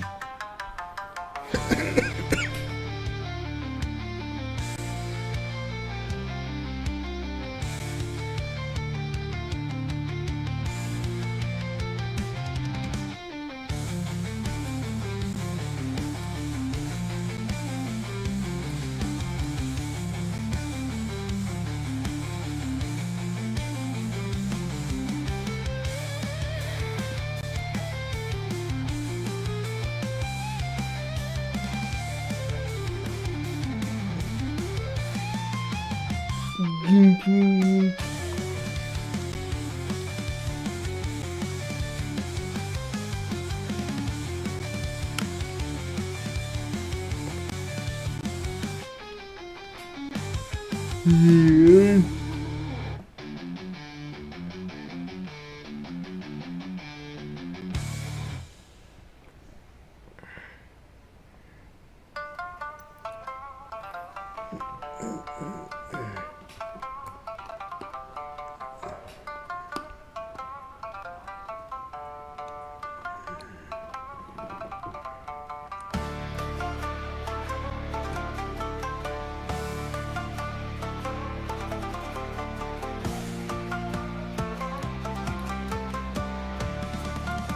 Yeah, I like using this view because it makes it so much easier.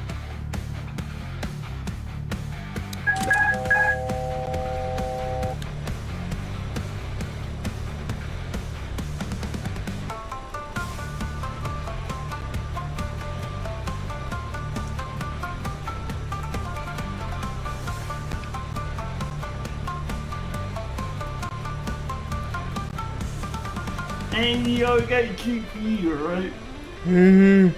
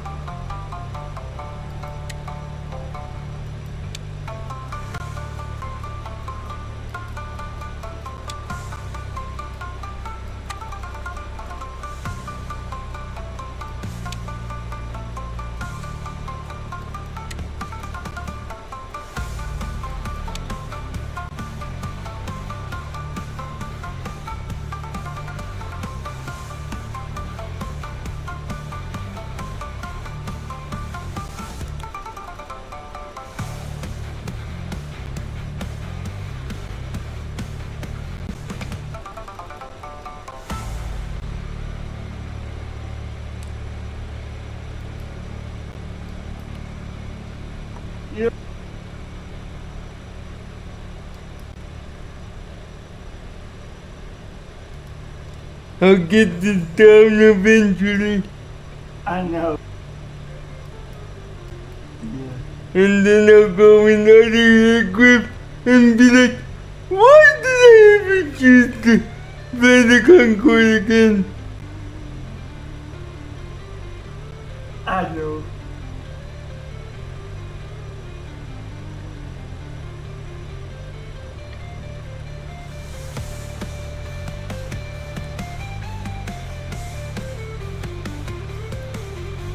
But hey, you gotta love it. The startup procedure on the Concorde is pretty unique and pretty nice.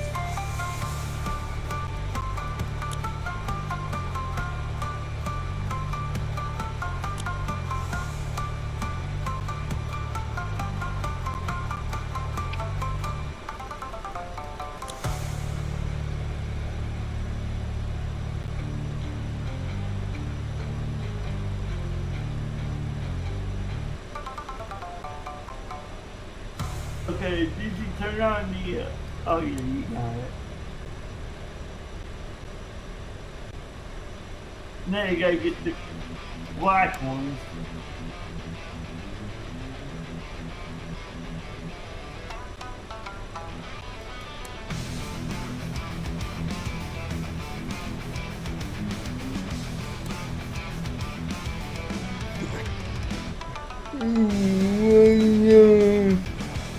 Your cross speed is next.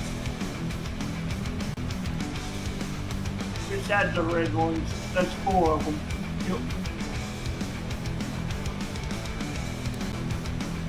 I got this.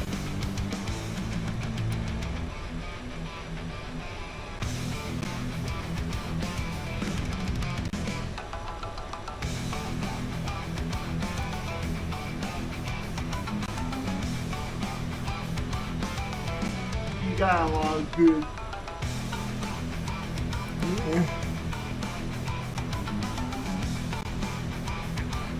No. Boo. Boo. Boo.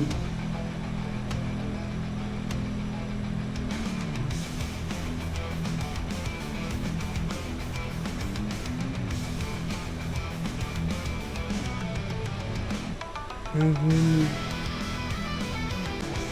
Mm-hmm.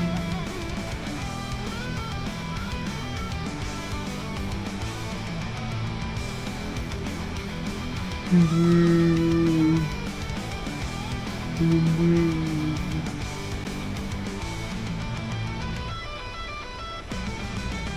Mm-hmm.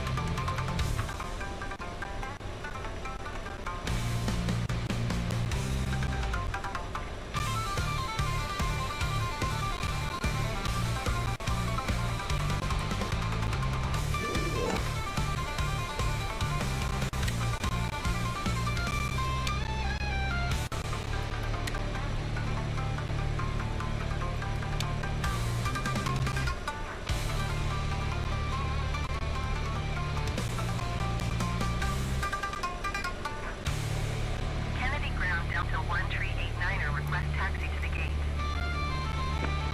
Delta 1389er taxi to gate Alpha 14 via taxiway Foxtrot.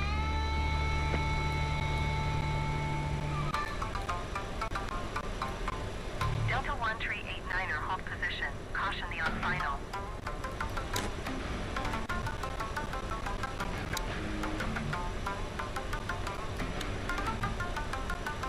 The dome speaks doesn't work, does it? Yes, it does.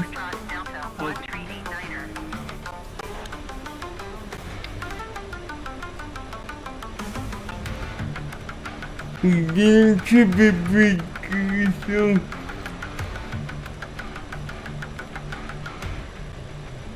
No. Usually triple breakers at the start.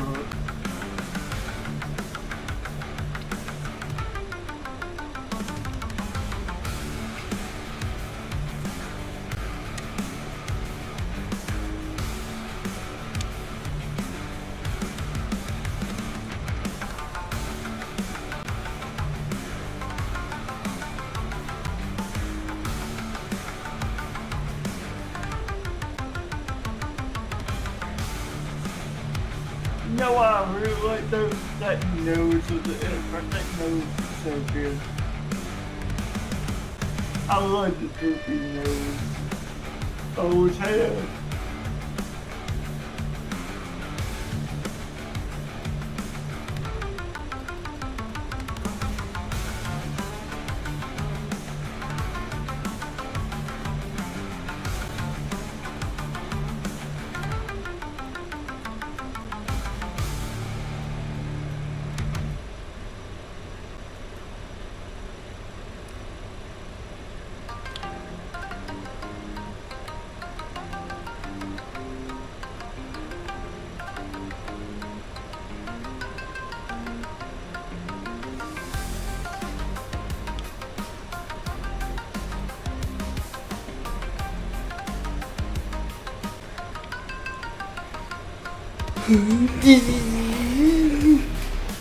The Concorde is pretty nice, but it's a stressful plane to fly.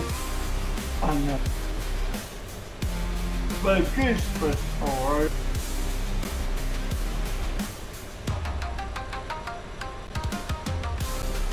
Well, once you get the whole system down, I think that's fine.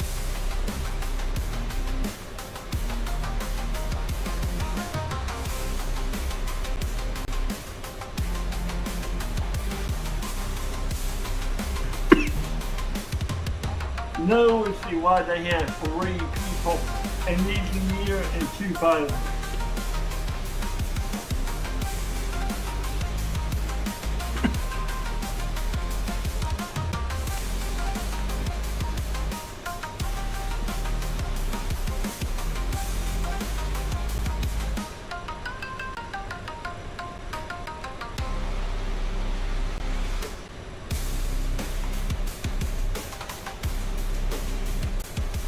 If I had you in here,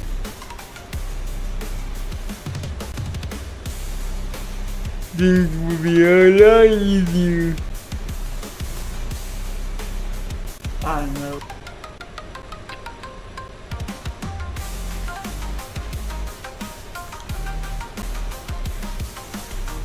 But does she support dual cockpit? Yeah. Okay.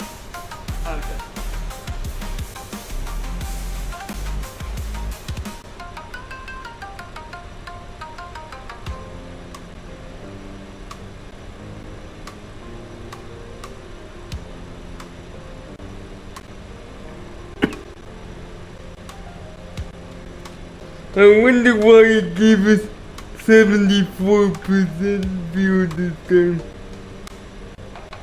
What did it give me last time? 79? Maybe because of the difference in count and wind. See, you know it does have the wind speed too. I noticed that.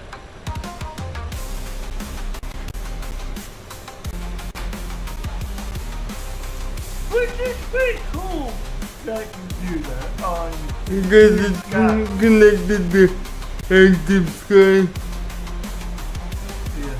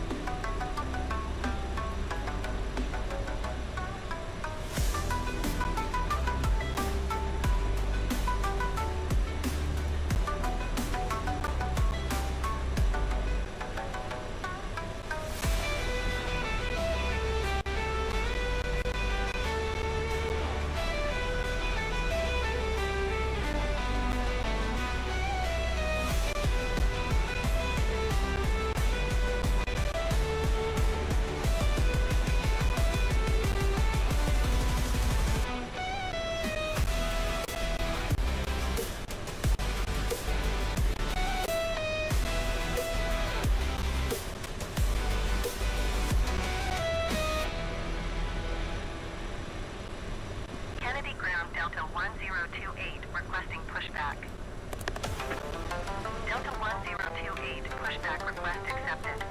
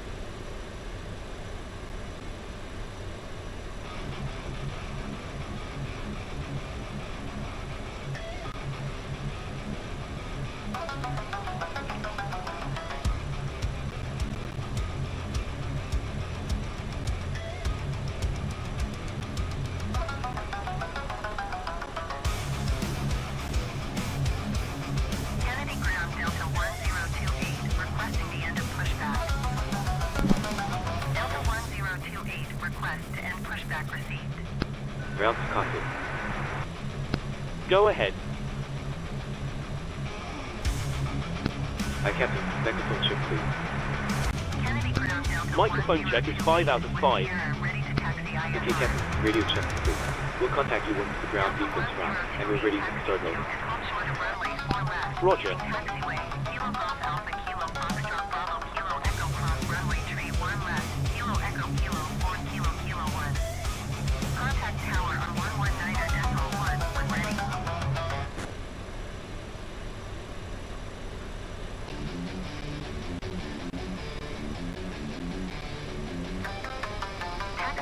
Short runway 4 left, using taxiway, Kilo Golf, Alpha Kilo Foxtrot Bravo Kilo Echo Cross runway tree 1 left, Kilo Echo Kilo 4 Kilo Kilo 1, Delta 1028.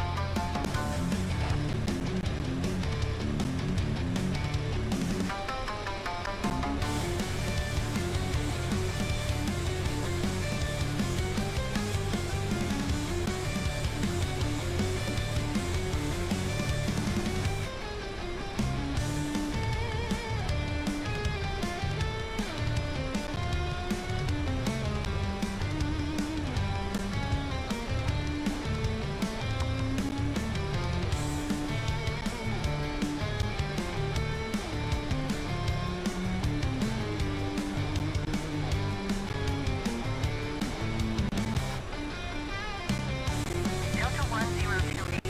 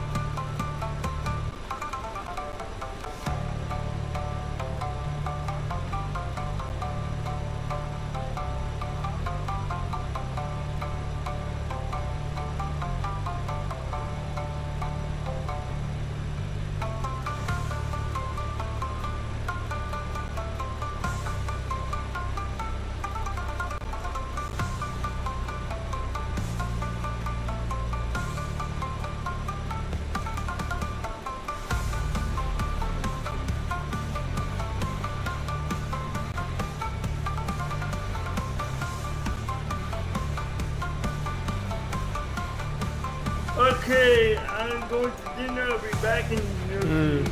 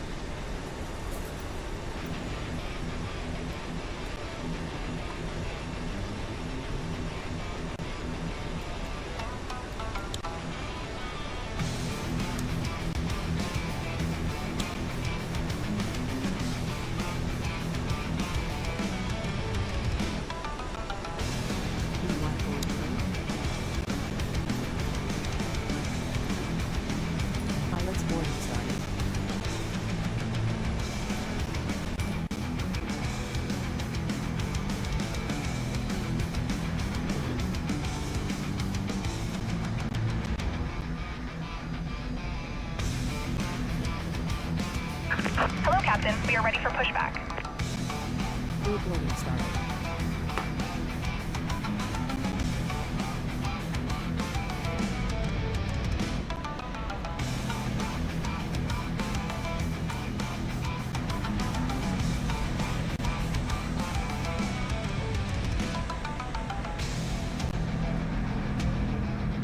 Departure checks completed.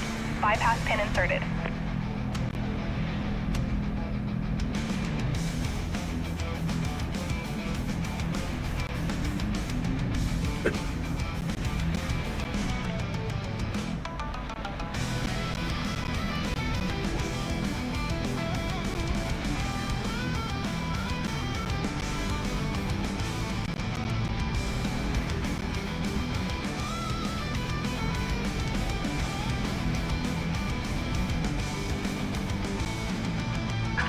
Locking gear.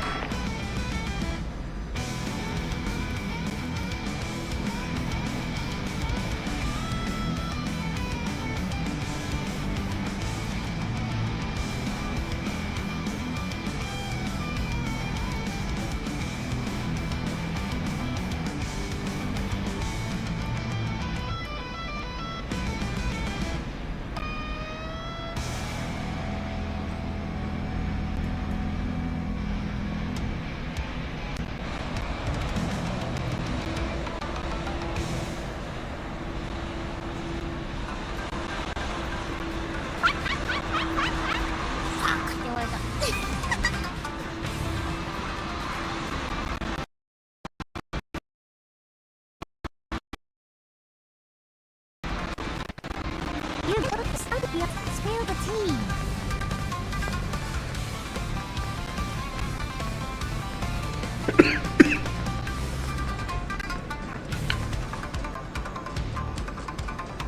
You guys freaking believe me.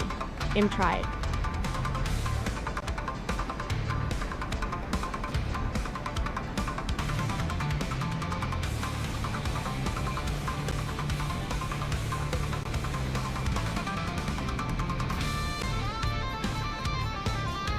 I'm done. Thank you, whoever.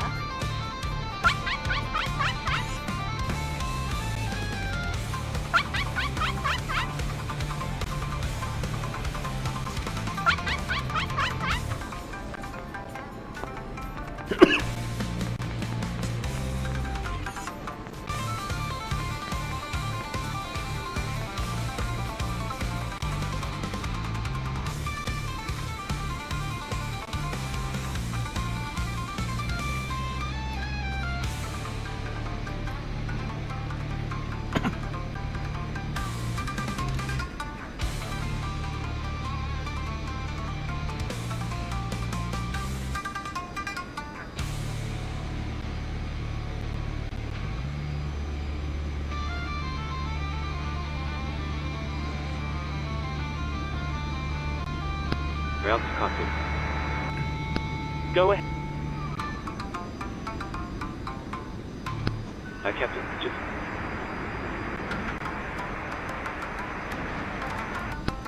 Roger.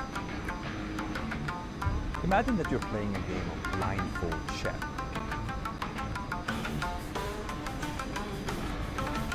The Concorde's replacement has flown for the first time, well, kind of, meaning you may be able to fly supersonic commercially a lot sooner than you thought. If you didn't know, a company called Boom Supersonic has been developing a new supersonic airliner called the Boom Overture, the first since Concorde. And excitingly, just day before yesterday, 20 years after the Concorde's retirement, the test bed for this new aircraft called the XB-1 took flight for the first time. The experimental plane, which is a 1/3 scale of the planned Overture, took off at the Mojave Air and Spaceport in California, and according to Boom, the test flew met its objective. It safely reached a max altitude of 7,120 feet. It topped out at 238 knots, which is a lot slower than its planned max sustained speed of Mach 2.2. But of course, this was its maiden flight, so that's expected. This is all very exciting, of course, and the program must be very promising because multiple airlines have already put in orders for the Boom Overture, totaling 130 units. That plane is expected to make its first flight in 2027 and enter service in 2029.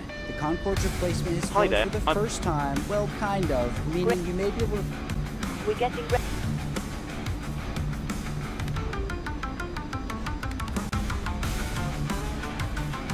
Thanks. No problem. All stations.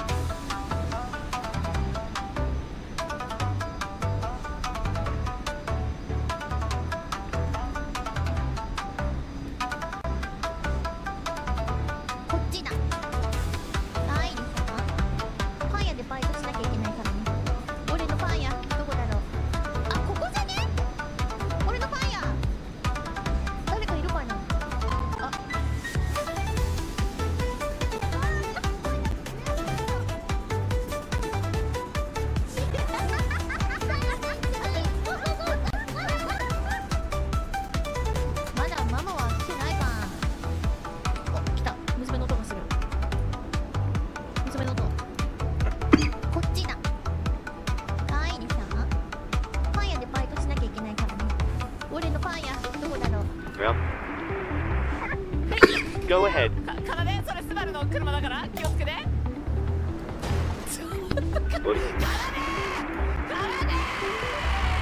Contact you.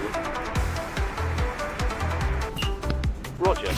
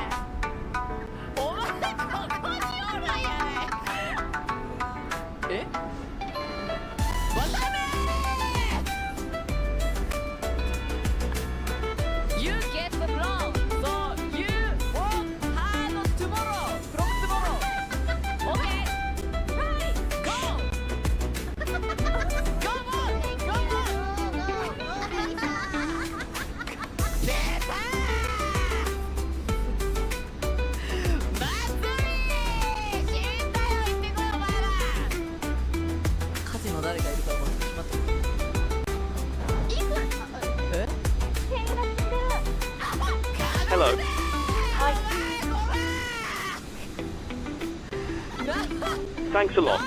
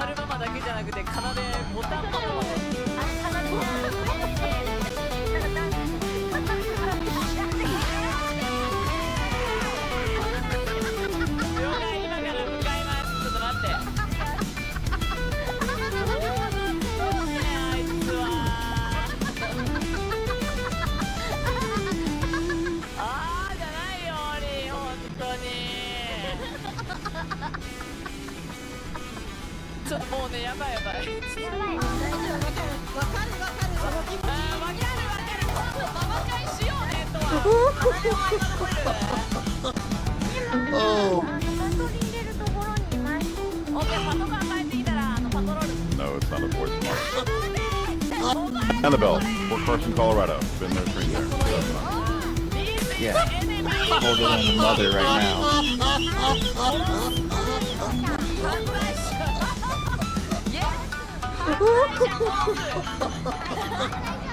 Oh. No, it's not a voice model.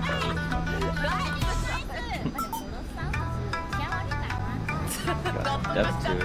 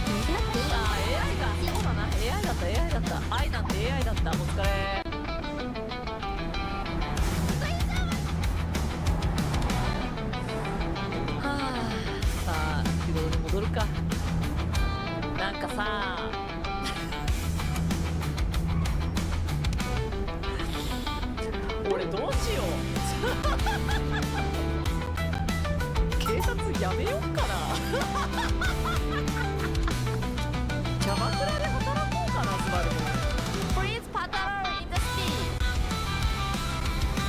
You got it, boss. Thank you. かっこいい。なんで美女そんなボロボロな姿に。ハリー先輩、爆発。何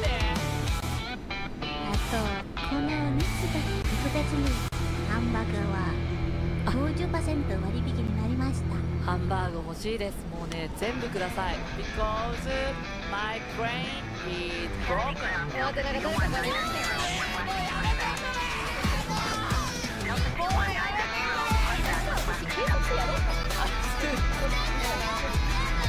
お前じゃあ反省したら？反省？持ってないじゃないですか。なんで？よし、行こう。なんかもうめちゃくちゃ。イエーイ。イエーイ。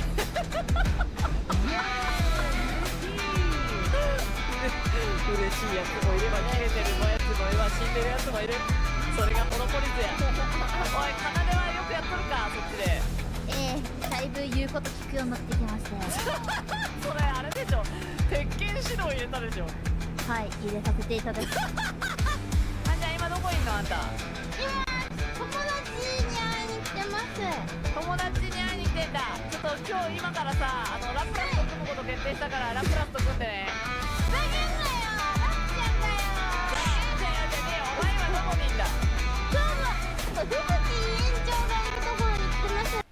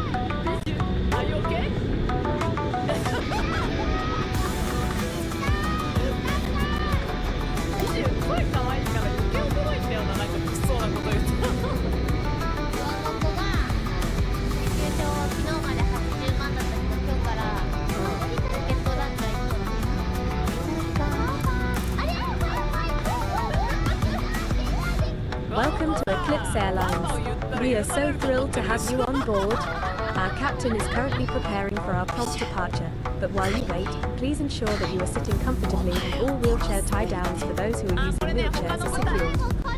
Don't hesitate to inform our flight attendants if your wheelchair tie-downs aren't secured or you're not sitting comfortably. エクリプス航空へようこそ。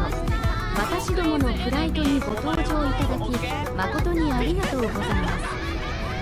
機長は迅速な離陸の準備をしておりますが、お待ちいただく間、車椅子をご利用のお客様は快適にお座りいただき、車椅子のタイダウンストラップが全て固定されていることをご確認ください。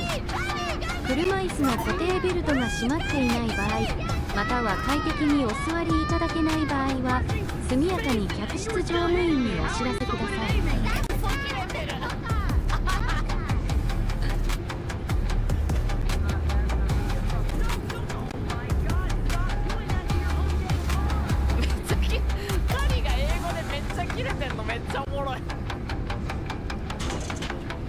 ビジュがスタッフさん殴って怒られてたから、スタッフさん聞いて殺しといた。やりたい放題でさ、お前ほんまに警察かよ。さっきまでなんかスタッフ美女が殴り合ったのを祭りが引き殺したりとかして大変だったわよ。こっちもどういうギャングなのよ。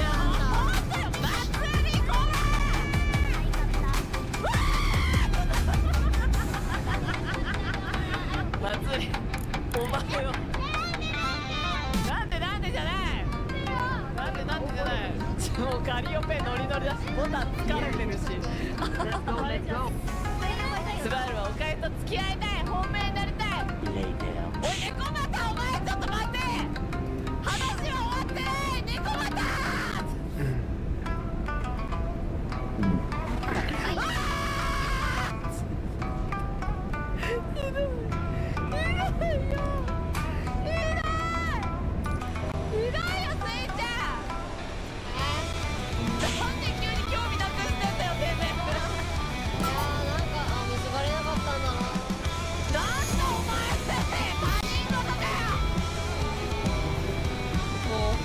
メリッサ、はい、スバル振られちゃった。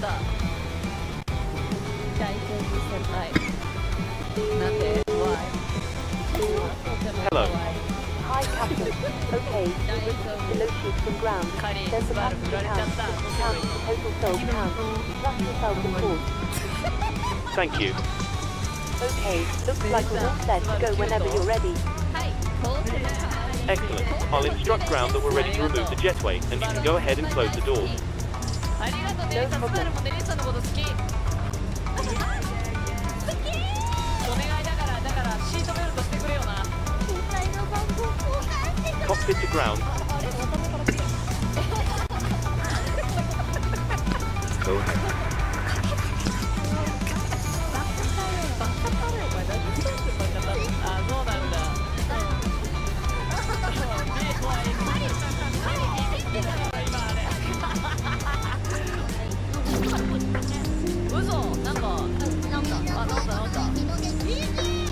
Stand by for ground power disconnection. We're starting the ATU now.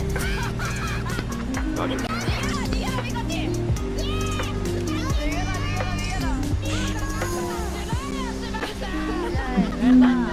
なんかいきなり美女が無言で刺した。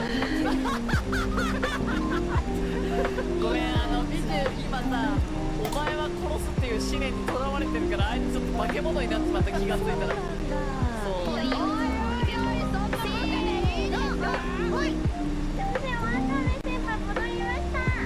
かなで本当にめちゃめちゃ真面目になったな。また。こ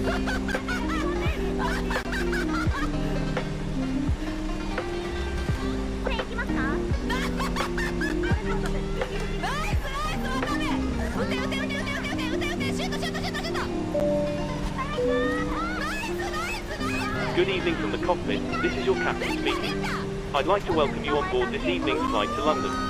We're currently preparing for departure up here in the cockpit, and once we're airborne, we'll be climbing to our cruise level of 50,000 feet. There may be a short delay before departure. Apologies for that, but we will get going as quickly as we can. Despite the sterling efforts to get you in the air, we're running a little behind schedule. We'll do our best to get going as soon as possible. Once we push back from the stand, the cabin crew will start securing the cabin. As we head to the departure runway, please make sure you're seated and secured as they make their way around the aircraft. The weather is looking good, so it should be a nice, comfortable climb up to our cruise level. Once we're airborne, there shouldn't be any issue during our climb. It's a pretty straightforward departure out of the airport, so nothing to worry about there. It looks as though the en route winds are in our favour, so there shouldn't be any issue getting to our destination on time. However, we will keep you informed throughout the flight if it changes. The ground crew have finished loading the aircraft, so if you could get yourself seated and secured, we'll be able to get going straight away. Thank you very much for flying with us, and I hope you enjoy the flight. Go ahead. Disconnect ground power, please.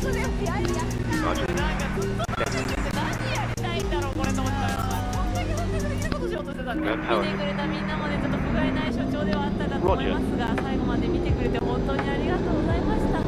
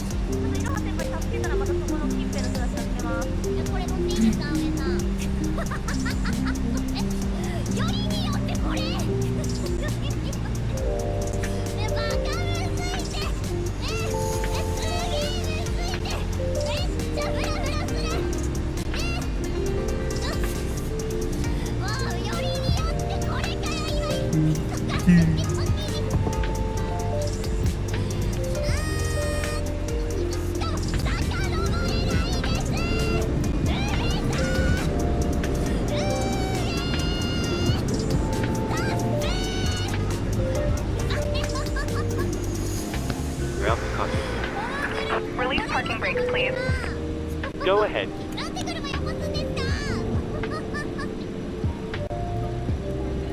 Yeah? Release parking brakes, please.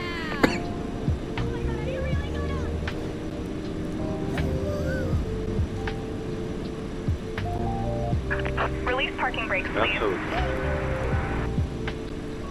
この子何があった？ Release parking brakes, please. 厳しすぎんかちょっと。なんかさっき緊急医療が Release parking brakes, please. てか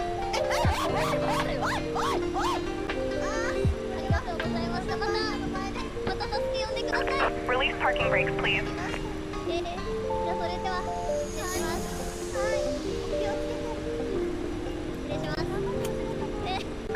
Release parking brakes, please.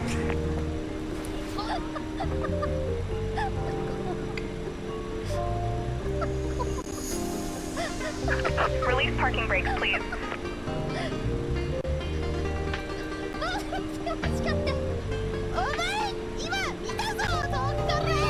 Release parking brakes, please.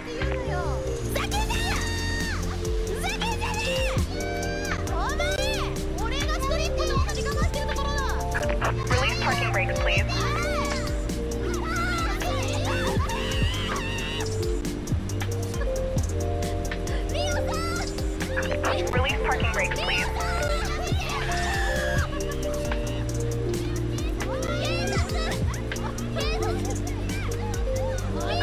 Release parking brakes, please.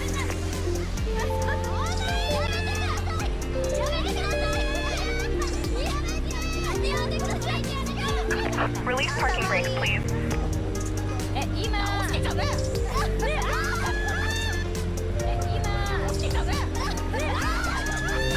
Release parking brakes, please.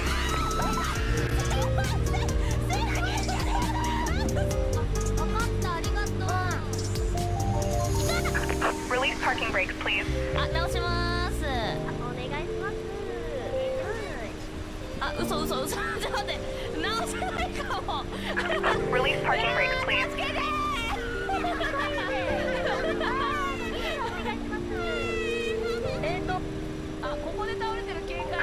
Release parking brakes, please.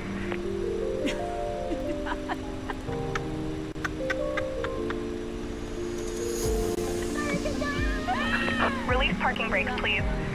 かなた、何かなた、パパとママの子じゃないんだ。Release parking brakes, please.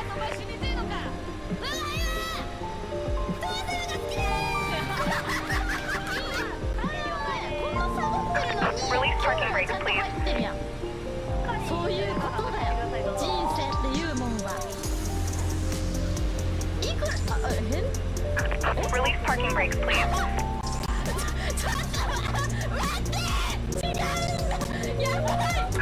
Commencing push. All engines clear. Start at will.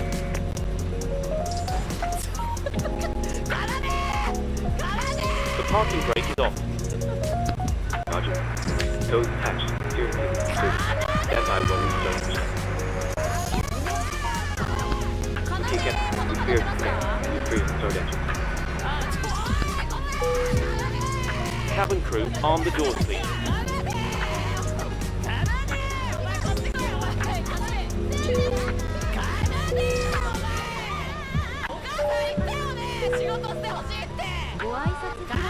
Starting number 4. Roger. Starting engine 3. Roger. Starting number 2. Roger. Starting number 1. Roger. 困難な状況に陥ったりすることのないよう、ぜひご覧ください。お座席の上には大きなお荷物を入れるスペースが、前のお座席には小さなお荷物を入れるスペースがございます。お荷物の仮装をするため、お荷物は正しい収納スペースに置いてください。シートベルトは左右に分かれています。片側には左手の長さストラップに取り付けるレバータイプのバックルがあり、もう片側には右手のバックルにロックするストラップがあります。シートベルト着用表示灯が点灯したら、バックルを取り付けてシートベルトを締めてください。シートベルト着用表示灯が点灯しているときは、必ず表示されたまま使用を続けますが、見てくるシートベルトの点灯がある場合は、バックルを押すだけです。当社のフライトは Wi-Fi に対応しており、高度1万フィートに到達した時点で当社のサービスにオンラインでアクセスすることができます。ただし、機長が離陸する前にお使いの端末をフライトモードに設定するか、フライトモードが搭載されていない端末の場合は電源をお切りください。または、フライトモードに対応した別の携帯電話をご用意ください。フライトにご参加いただけない特別なお手伝いが必要なお客様には、常時接続可能な緊急用 Wi-Fi ホットスポットをご用意しております。離着陸のスピードが速いため、コネクトの破損を防ぐため、離着陸のアナウンスが流れたら電子機器から全てのケーブルを抜いております。また、ノートパソコンや大型機器は、使用しないときは座席の下にあるノートパソコン専用コンパートメントに入れてください。煙は客室乗務員の解除を困難にし、お願いします。被害をもたらす可能性があります。電子タバコ、普通のタバコ、キューバ葉巻は、ソードアートオンラインの最新シーズンを捨てたゴミ箱に捨ててください。すいません、お待たせしました。化粧室でアニメを見ることは、Oh, that promo, Brian, can I get a discount for being awesome? 機内の気圧低下を防ぐため、何があったんですか？今日ちょっと EL が暴れすぎてメリが話を聞きますよ。何があったんですか、みおちゃん。鼻と口に入れます。私のレイディオメリサ、プリーズシャラップ。ちょっと待って、じゃあパトロール戻っていいぞ。もちろん、強気のゴミ箱を調節することもないので、他の人の助けを前に自分のマスクを調整することを優先することを忘れないでください。これは SF 映画ではありません。米国の実情ではなく、イエスさんは社会の非常口、彼の前方の従業員2つ、従業員2つ、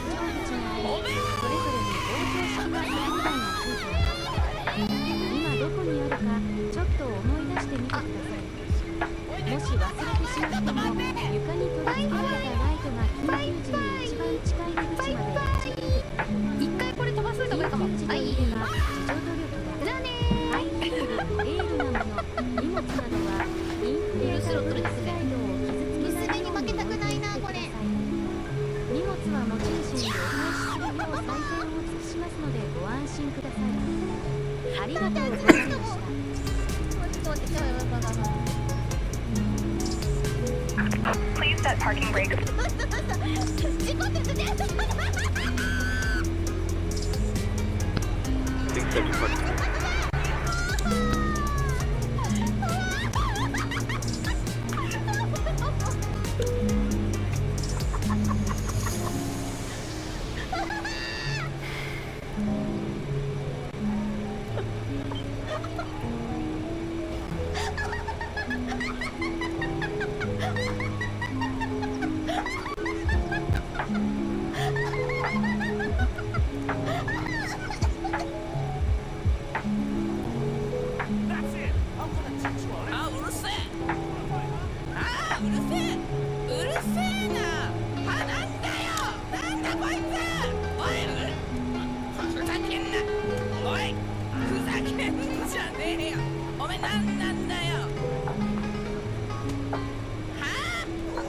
Parking brake is set. Stand by. Please keep your parking brake on while the monitor is stored up. はい、失礼しました、お客さん。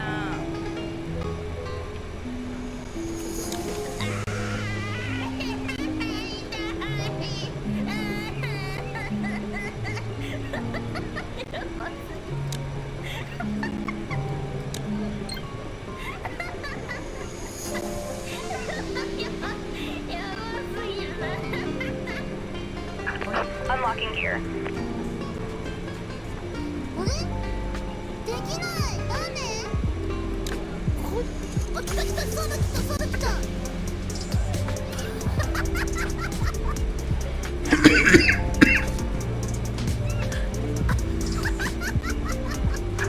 Tow truck disconnected. Bypass pin removed. Left is clear, right is clear. You'll have a safe flight. Look out for the on the right, and we'll see you next time. Thanks very much. Pin on the right and we'll see you again soon. 止まりなさい。止まりなさい。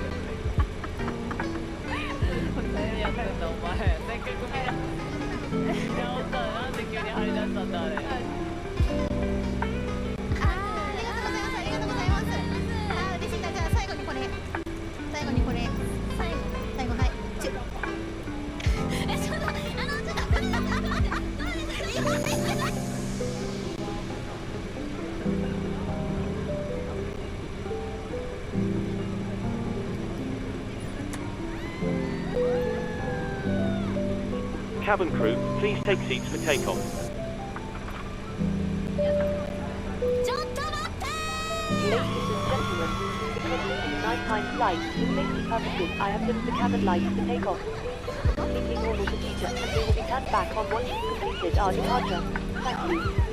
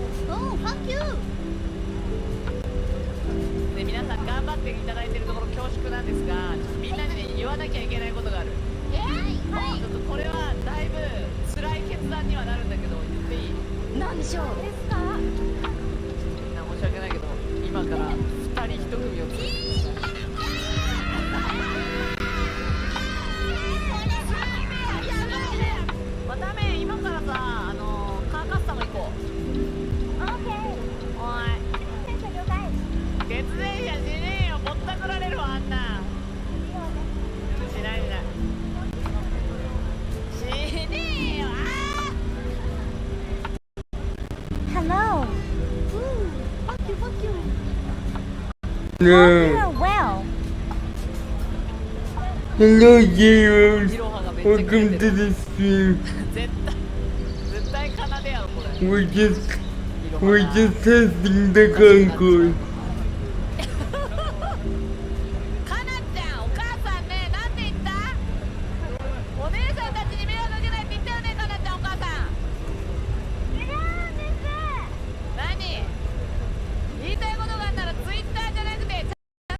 Nice. How has stream been going?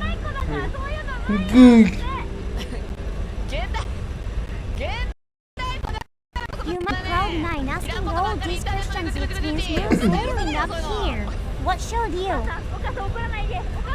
Don't Don't mind the cabin crew. 本当にやめる。じゃあ気をつける。でも、パキューママ、はい。パキュー。あ、今ねぶつかったからね。あー。もう一緒としたら。大丈夫よ。なんて言おうとしか忘れちゃったよ。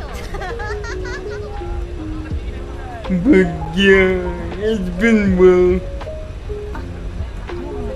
みません、ルイさん、ちょっとお話いいですか？中で入って。Haha, I was wondering how the stream was going local.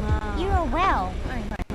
It went pretty great. Just cruising through the sky. Shiho is the AI. Shiho is This is the such a AI. fun game.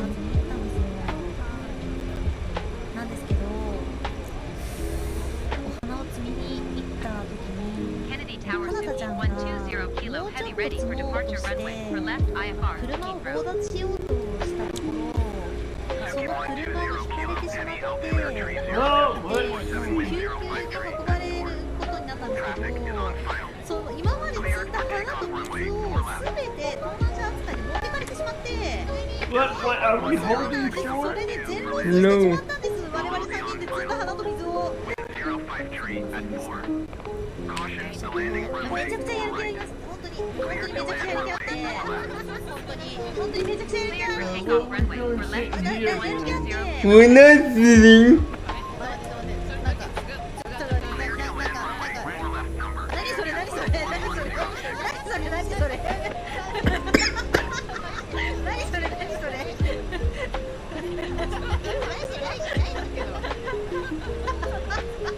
So, damn it, something good was going. No, we were just sitting on the ground, boarding.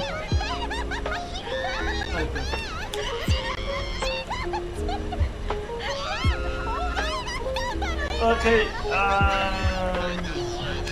ready for camera lighting to begin for takeoff? I don't know how to do that. I mean the down light first.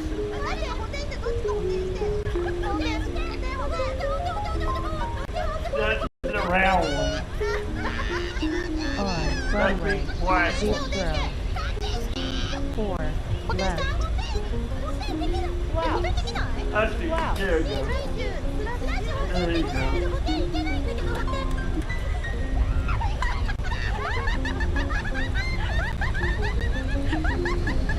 You got it.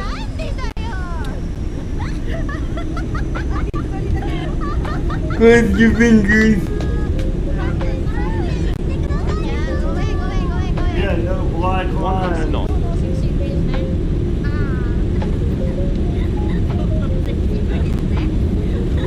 That was weird how this thing looked. You know, what is it about Paris in this? We're good. We to go. Positive rate. Gear up. So it was just in, no stuff, right? Yeah, there was a black wire. It's like flying high with a treasure map in hand. Let us find some everything. Put together. Attached with the order in the wrong spot. That has happened. It's okay to wear clothes. It's okay to wear clothes. It's okay to wear clothes. If the police find you, you're screwed. If the police find you, you're screwed.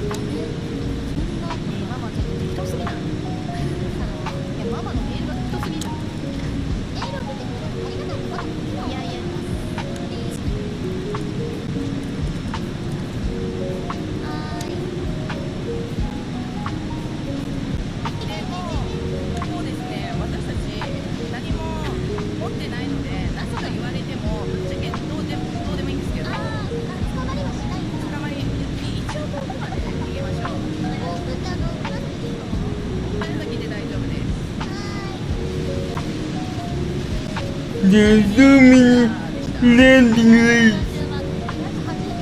I know.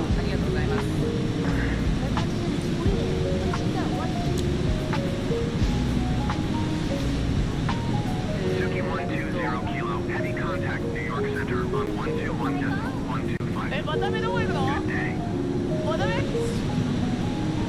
Going to 121.125 Suzuki 120 Kilo heavy. あんた今どこいんのあんた？ New York Center Suzuki 120 Kilo heavy is 友達 passing に会いに行ってんだ。ちょっと今日今からさ、ラップラップのこと決定したからラップラップ組んでね。ざけんなやつねえよ。俺今どこにいんだ？どうも、ブフキ委員長がいるところに来てます。お母さんね、友達を選びなさいって言ってるでしょ、かなちゃん。でもいい子ですよ。ちゃんともなんかして。Cabin crew, you're free to resume duty. 病院なんだ。ちょっとじゃあ、ちゃんと帰ってきなさいね、あんた署に。あ、もちろんもちろん。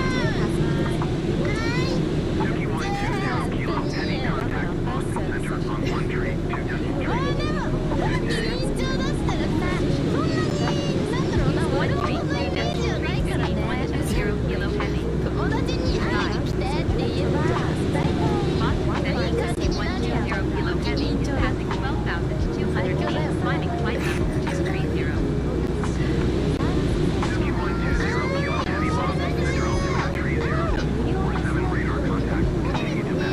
Is this the right one?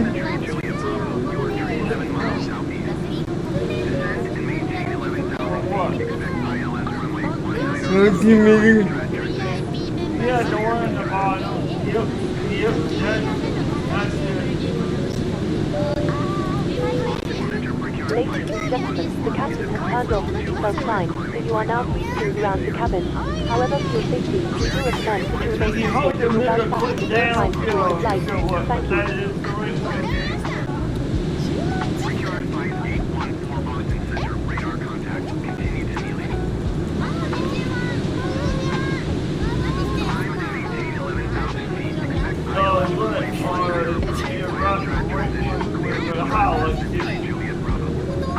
The Statue of Yes.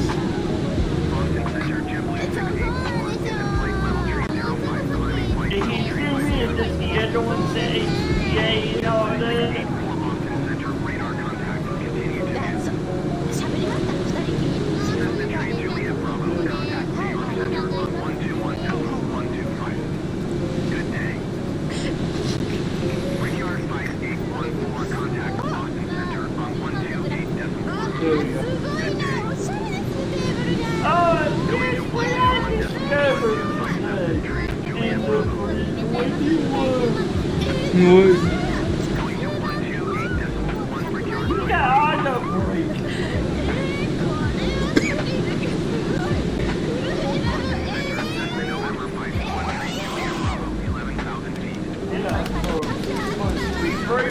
We got auto braking.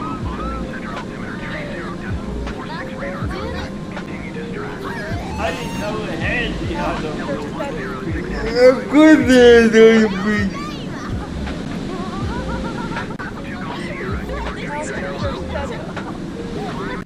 Have you ever used it? Yeah. I always do it by hand. I usually set the isolation right. じゃあこちらも200万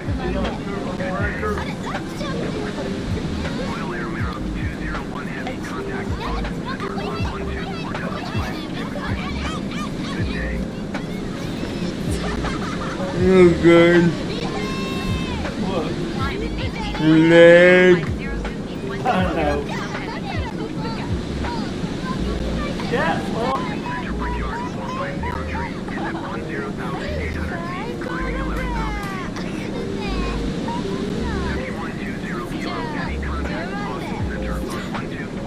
And I did figure out something here.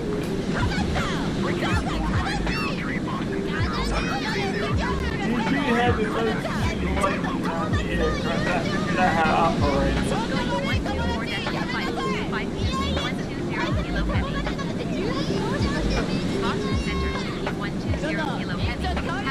flight level 260, climbing to flight level 350. Suki 120 Kilo Heavy Boston Center radar contact. Continue to Alpha Charlie Kilo. 123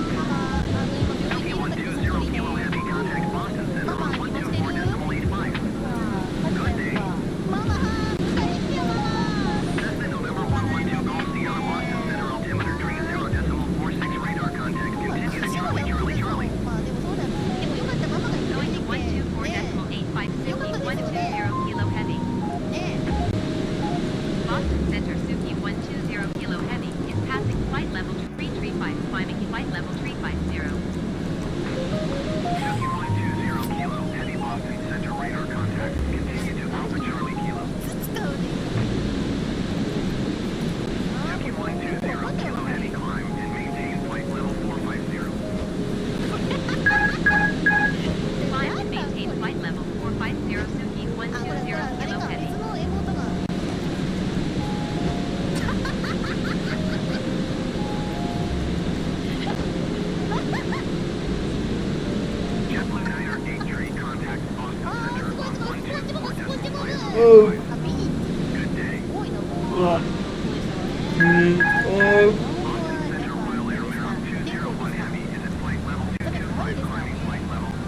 England. Good.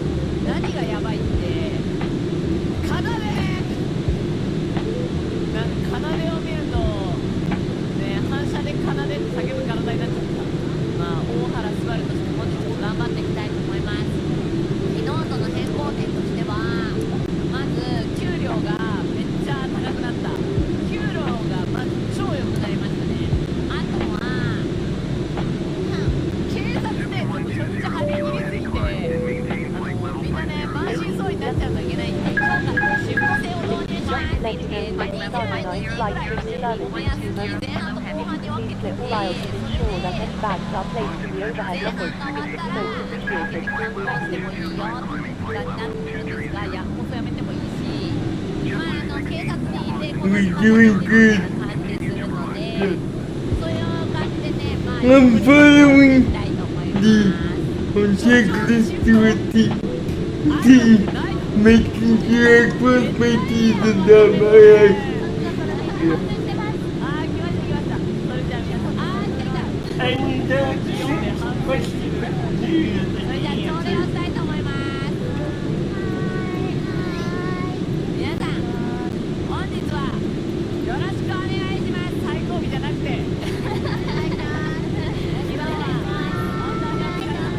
なんとですね、皆さんが昨日めちゃくちゃ頑張ってくれたので、今日から9秒、9秒、3名です。ね。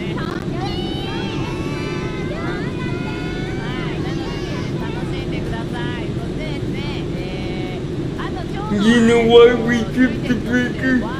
Cause four red covered switches, one turned on. Those are the engine generators. 職質するときはですね、必ずね、ちょっと職質しますよと一声かけてから職質する。最後ですね。But those used to be on automatic. Now, with DRP, you have to do the manual.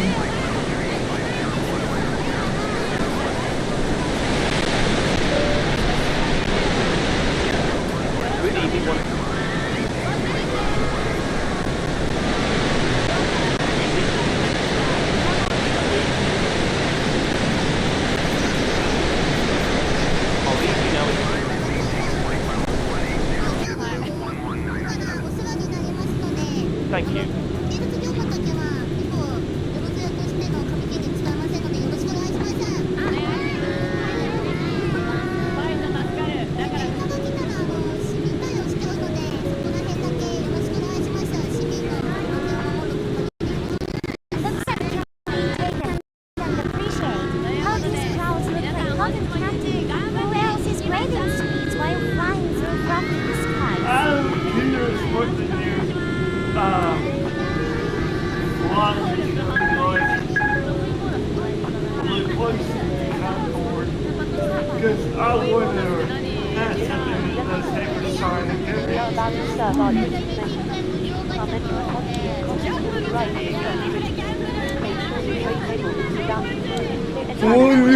Look up something called boom.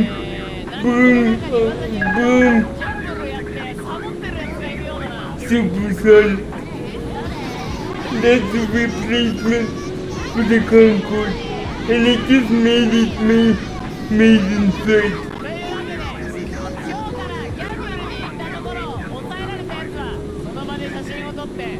壁に写真をデカデカと印刷してそこに血税を使い込んだカスとして貼り付けられてるから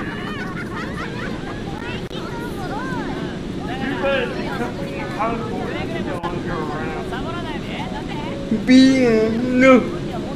勤務中にやってたら問題だってんだよ Well, but that's not a company. The company is still around. They are BAE systems now. What were they called? BAC. BAE is who makes the RJ.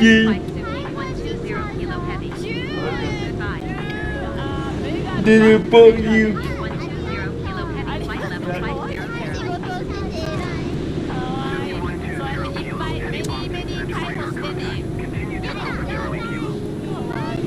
Well, how are you doing so far?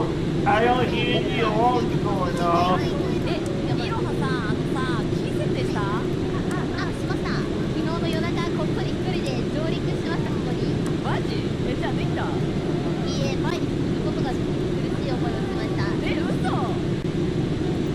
We reached cruising altitude. Everybody, it's Oil Air Merrick, 201 Heavy Boston Center radar contact. Continue to clean. まあどうにかなるだろう。ちょっと動線のある病院から病院まで連れてってくれ、今日は。 That's the worst you gotta fly with that. まず進行してみて、そこで。 Suki 120 Kilo Heavy, you are 400 feet below your assigned altitude. 大丈夫か Climb and maintain flight level 500. どういうことだって今何が起きているのは Climb and maintain flight level 500. Suki 120 Kilo Heavy. それお前ちょっとキー設定が違うんじゃないか W を押す操作はつまりわからないぞちょっと待ってお前何を設定したんだやばい体がストレスを感じている怖い Climbing flight level tree 50. Delta 140 Heavy Boston Center radar お contact. 前それは多分キーが間違っているいいかい俺を下ろしてくれシュートを止めろ後ろの建物に注意しろいろは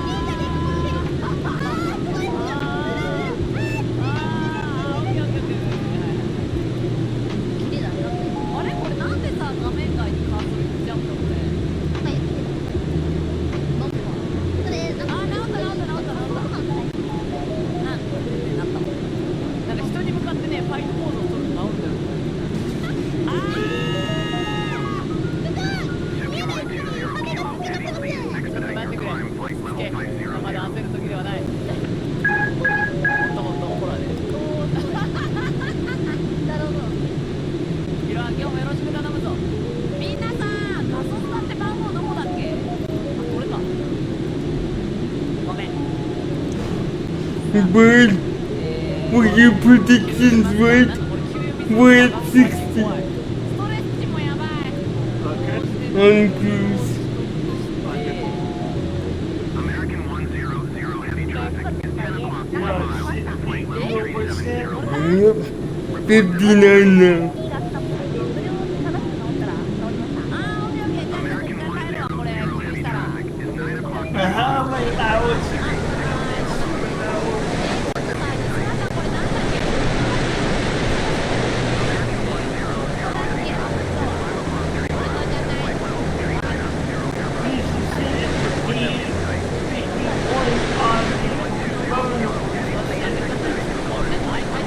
I think the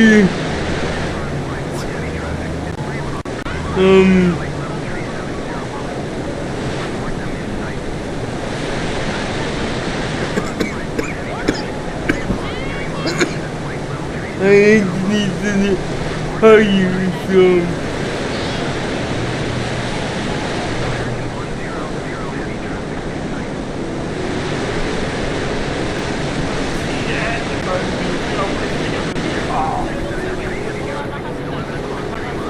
yeah, I turned them up, but I been turning them.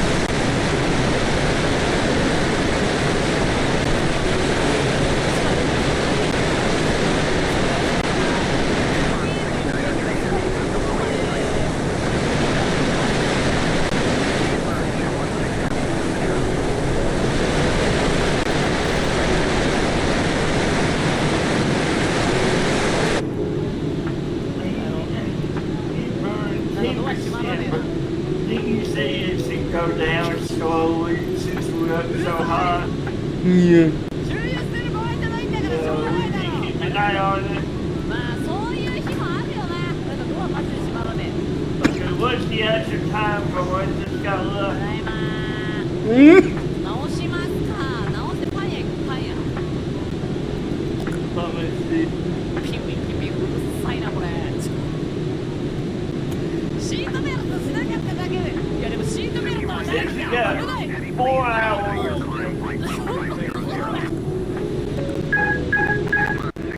あ、病院行かなきゃね、病院も。うわ、やなんだよな、そこの病院もったくなるから。ミニ違和感は見逃せないしな。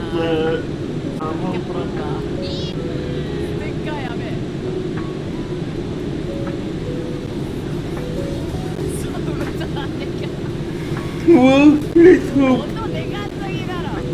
頭おかしい。 Yeah, she got less than 5 hours. なんか音でかくない今日。 So we'll see how you do. 違う違う、ふわもこの。あ、ちょっと、誰もいない。ちょっと、病院誰もいないの？ないです。パトロール中です。パトロール中って何？いや、パトロール中はパトロールじゃないですか？良いとこ直せるんで、なんか首痛いんだけど。首ですか？じゃあちょっと診断しますね。はーい。ここで直しますね。ちょっと医者いなすぎだろ、昨日あんなに見たのに。 Okay, what happened あい there? つらどこ行ったんだよ、医者。 Leg. 事件起きてないだろ、これ。音のでかさでさ、ごまかしてるだろ、これ。人のいなさを。 That was Saturday, right? 何パトロールって。いや、救急車はパトロール必要なんです。救急車パトロール必要ねえだろ。はい、とりあえず回復は今のところ100%なんですけども、水分補給とあと食べ物。あー、はいはいはい。はい、ありがとうございます。では救急車を。はい、はい。ちょっとやっぱ音でかくないですかこれふわもこ。はい、ありがとうございます。お大事に。はい。ちょっとおいブーさん。警察官どうもどうも。ちょっと医者いなすぎるでしょ。ちょっとうち今ですね、パトロールに出払ってて。パトロールってあと音がでかすぎるだろ。これ騒音問題だろこれ。なんとか流れてます。いやクソ流れてるよここまでバンバン。あ、バンバン流れてるんですか？それがいいんですよ、こっちは。いやいやじゃあ津軽のだけバンバン流して。そう、マジでちょっと待ってよ。爆音だもんマジで。 When it slowed down significantly. 頭大丈夫じゃねえよお前って大丈夫だよ医者のくせに。 That's why. いやいやマジで流れてるって。 We're sitting at 58 right now in stable burning. 安なのに。わかりました。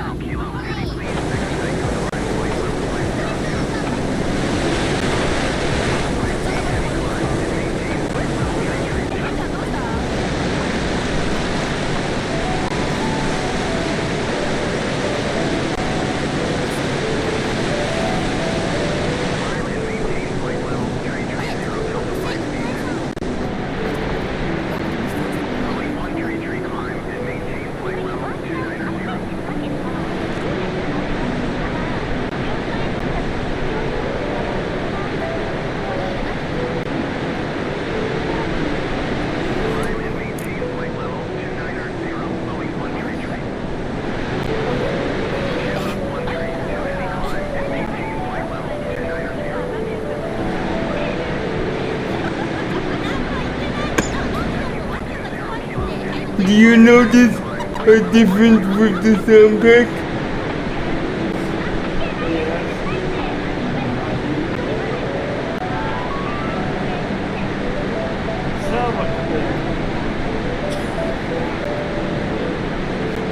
FT's input is so good.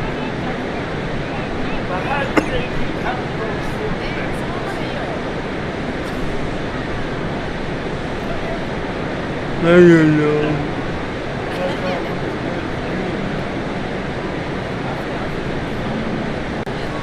Hello. But yes, I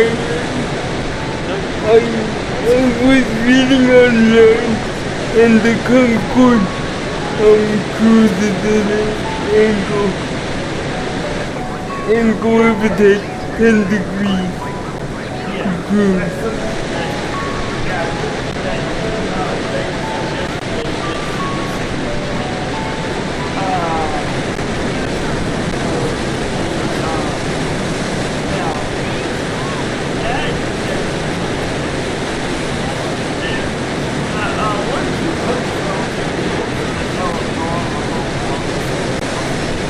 What?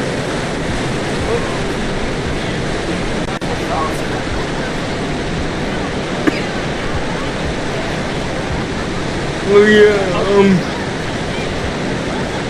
BM and Ames. BM Ames is stealing stuff from other scenery makers. Oh God.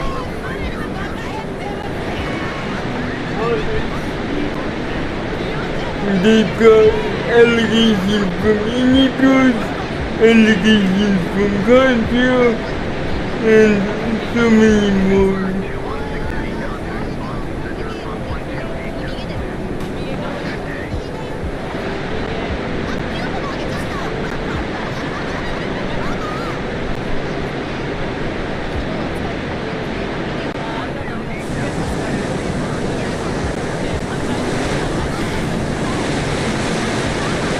So, we didn't have to be scared of anything. And actually cruises at and tends to be angry. Yeah.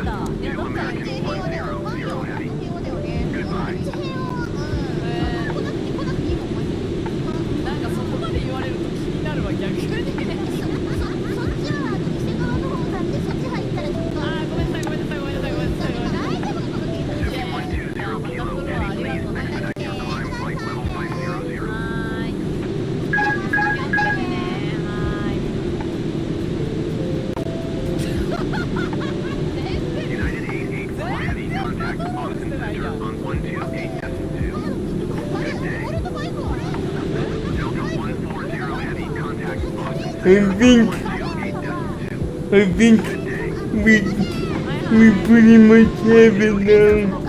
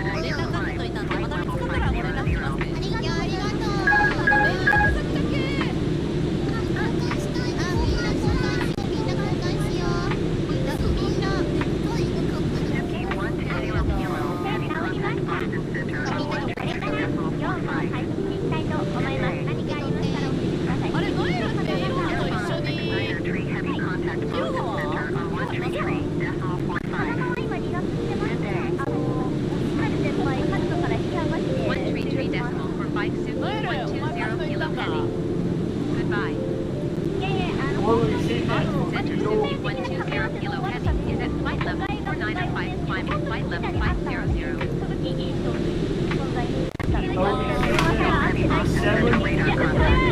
Ayun. ノエル、じゃあ一回一緒に来ようか。ノエル、一回一緒に来ようか、ノエル。カード使ってます。Ayun. 皆さん連絡先をね、交換してVolume. 書に入るか、皆さんね。ニカリがこれ車ぶつけてる音じゃないのこれ。なんかピンクの車が今暴走してるこれ。おい、カーディお前何やいいよ、どうしたの、ごめん。Oh my god。ピコチいる？はい、もちろん。あ、今大丈夫？少々お待ちください。はーい。その前になんかさ、ノエルがさ、はい、あ、ノエちゃん、所長室来て。怒られるやつじゃない。今向かいます。そこ座ってください。あ、ドア閉めてね、ドア。あ、はい、座るボタンって何ボタン？あ、心の目で。閉まってます。心の目ですね。座りたいと思います。はい。何かのオーディションですか、これ。あれ、なんで呼ばれたかわかる？なんだろう、お給料が上がったから、その口座どこに振り込むかとか、そういうもろもろですかね、事務的な。本当にそうだと思う。今だったら、まあ一回見逃してもいいかなと思ってるんだけど。ちなみに、もうスバルは本当にみんなが頑張ってくれて、もう頑張ってくれたから、じゃあ、給料3倍にしようかなーってなったんだけどなー。今手配だけそうですよね。あ、今ちょっと三者面談してます、所長室です。ちょっと2、3分お待ちください。あ、すいません。This being. Yeah, so like I said, while we're sitting there, 全然後でも大丈夫。はい。なんだけどなあ、ナチュラルに話が戻っていく。Looking. 違うんです。正直に話します。はい。54. ログインボーナスはログインボーナス。いや、これどうなんですか？秘書長ここで話してもいいですか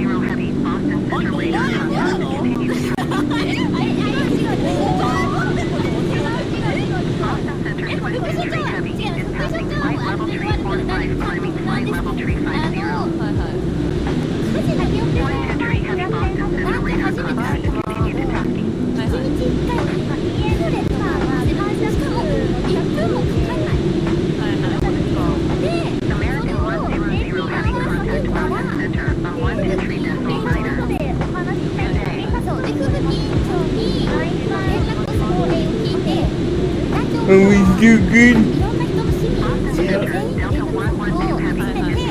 Is this the viewpoint you expect?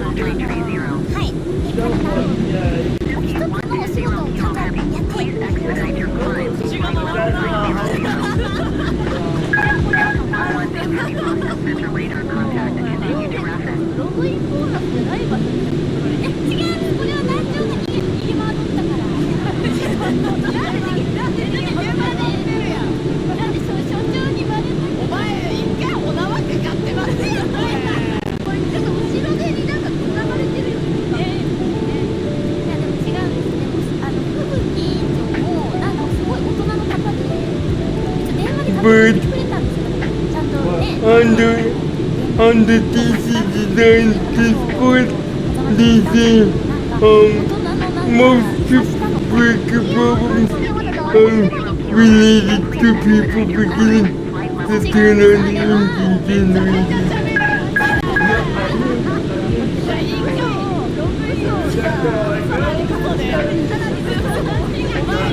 And you forgot where those are? I know what they are now. じゃあノエルは本当に1個だけノエルが相談していることがある。ノエルお前これからカジノ行ってもいいけど、カジノに来た警察の仲間にちゃんと写真撮って使う。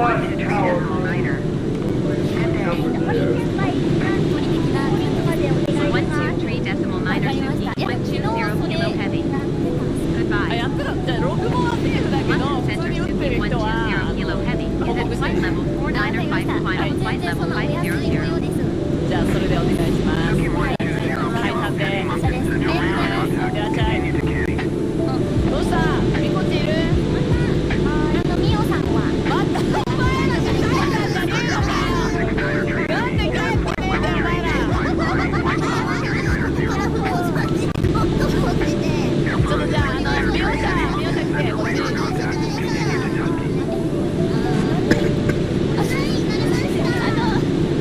どうした？マジワイブ。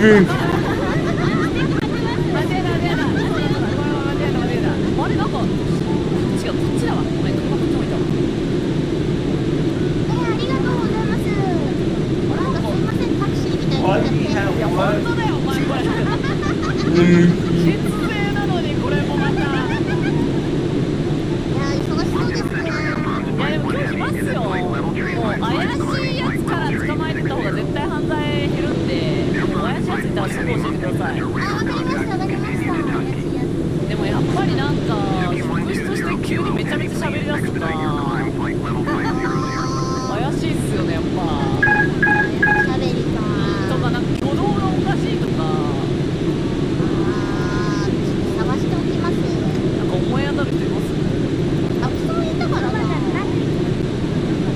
はい了解です。ノエルはこっちで指導ぶちかまっといたんで大丈夫です。今ちょうど無線の感じでどうやったらおかしかったんです。はい了解です。ありがとうございます。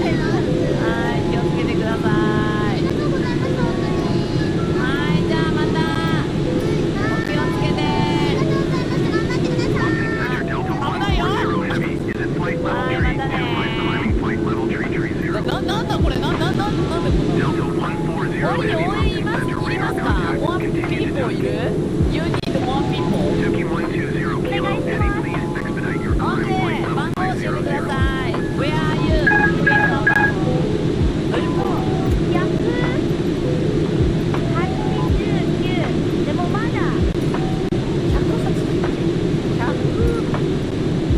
あ、そういうことね。1089ってこと？あ、1089。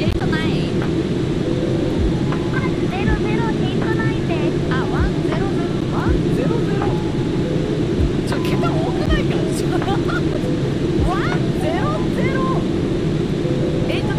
1089じゃなくて。本当ね？オッケー。ちょっとそっち。あ、じゃあ、これ発砲事件なんで、ポリーちょっと様子見てもらっていい？はい。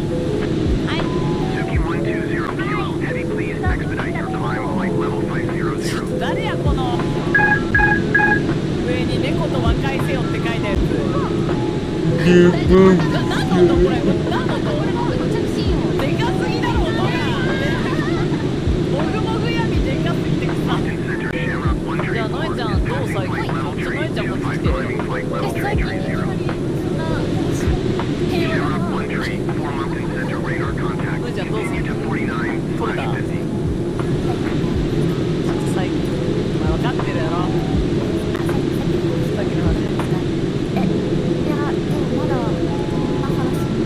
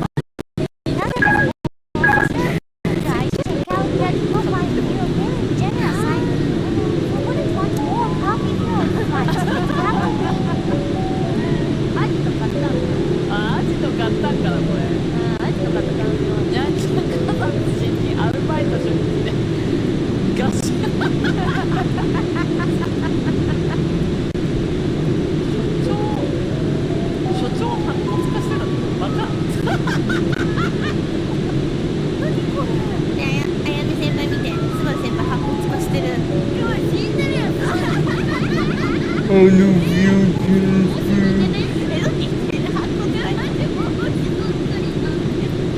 ねえ、ツイッター、ツイックスのさ、このさ、所長発行使ってたらやばいだろ、これ。誰ペコーラの。帽子だけやん、これ。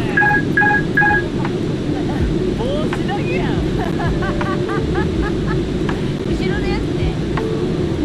やばいね。ぽいな。こそ、打ちのめすから待ってる。ちょっとやばいか。なんか GTA やると言葉いつもの2倍ぐらい強くなる。今日。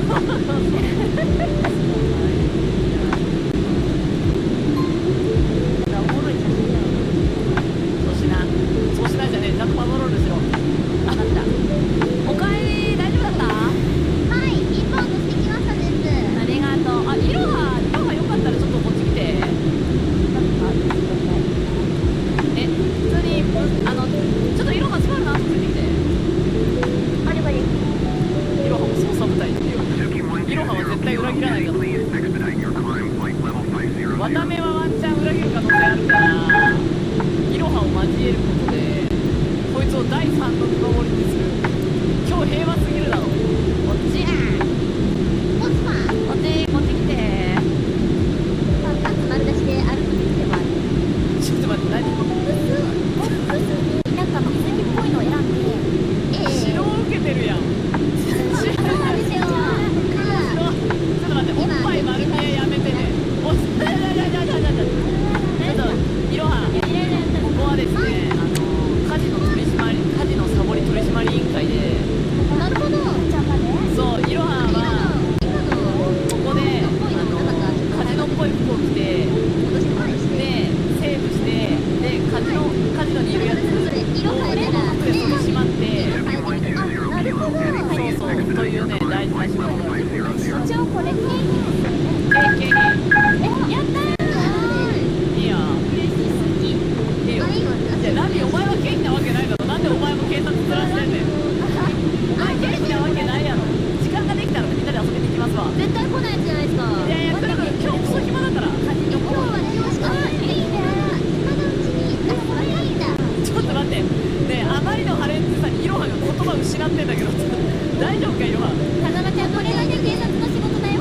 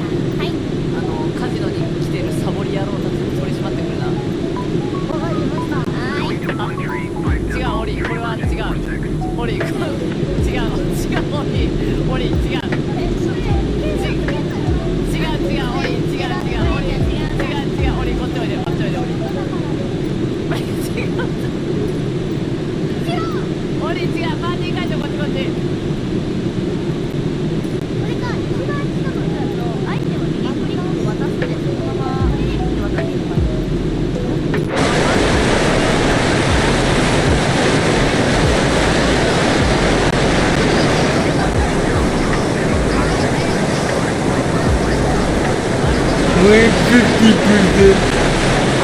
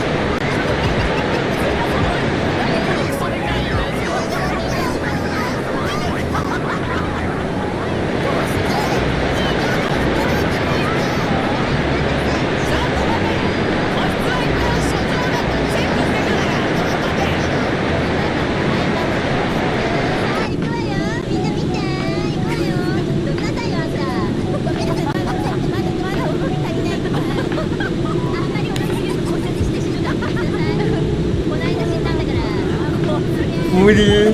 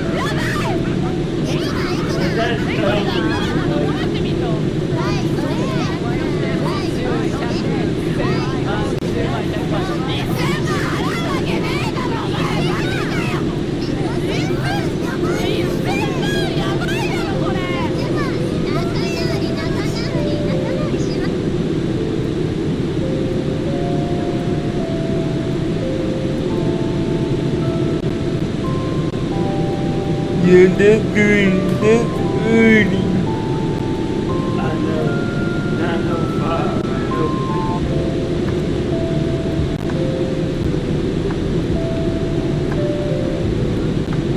Suki 120 Kilo, Eddie, please expedite your climb, flight level 500.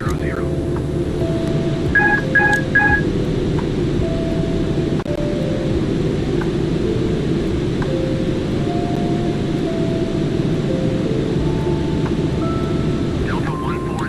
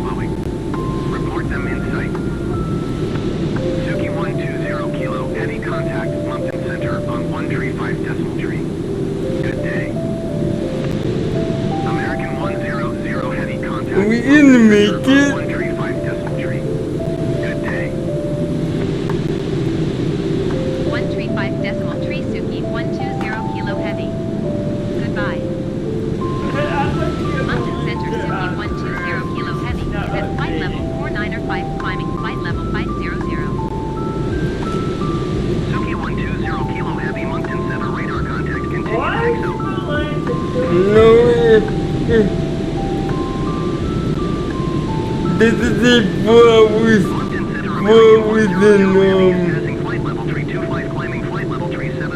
22 minutes.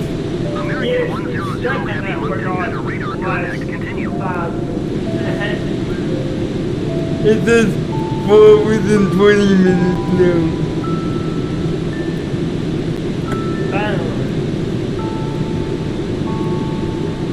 With the Concordia moves so fast, it doesn't update it that often.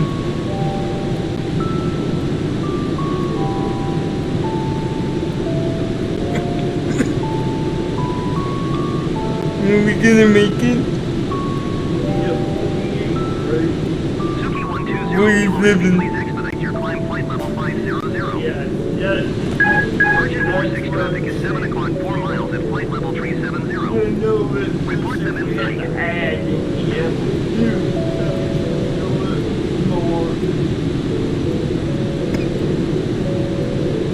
Moncton Center, Delta 140 Heavy is passing flight level 325, climbing flight level 330.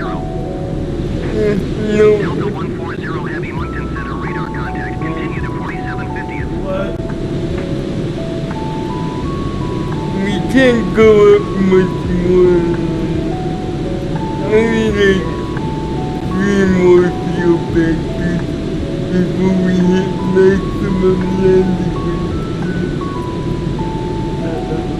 Moncton Center, Air France 51 Heavy is at flight level 355, climbing flight level 360. Suki 120 Kilo Heavy, please expedite your climb flight level 500. Air France 51 Heavy, Moncton Center, radar contact, continue to Scots. Moncton Center, Dreamjet 101 is passing flight level 365, climbing flight level 370. Dreamjet 101, Moncton Center, radar contact, continue to Sudbury.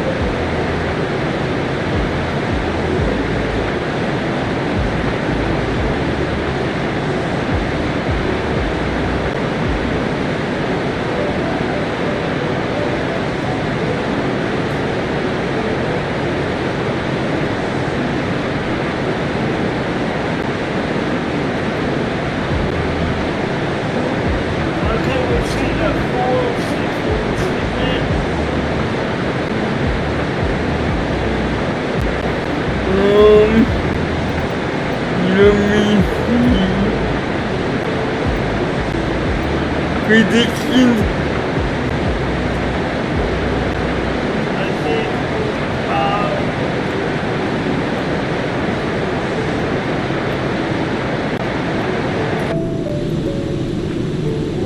What do you do?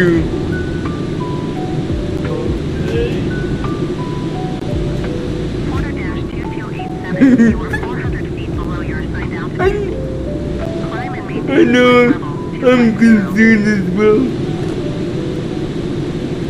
Yeah, you may have to go look for another couple of nuts. Climb and maintain flight level 250 Because you know we can use the last 12%. We can, but you know the free bugs out. Let's just say the plane starts sitting that bug. That's why we need to keep 12% built in.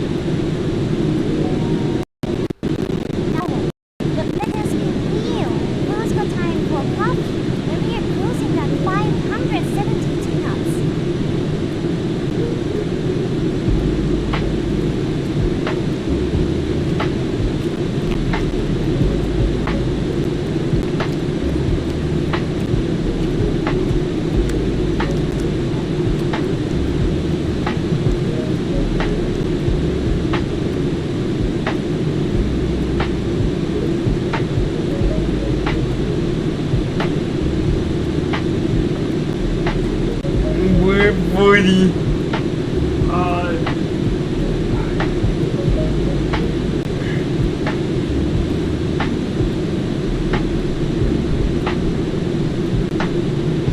Here's the thing. Even if I increase the fuel factor, that doesn't guarantee it will give us more fuel.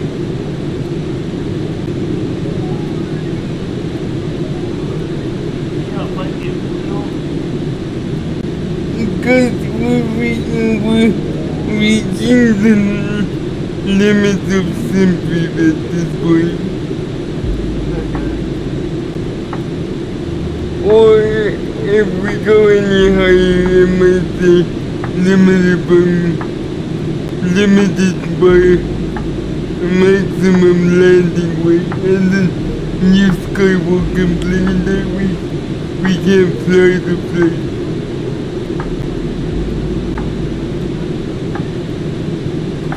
Yeah, but you said you had to start adjusting somewhat. Yeah, that's why we need to finish your plane without declaring emergency. last night to see the reporting. Let me check. He declared emergency last night, remember? Yeah.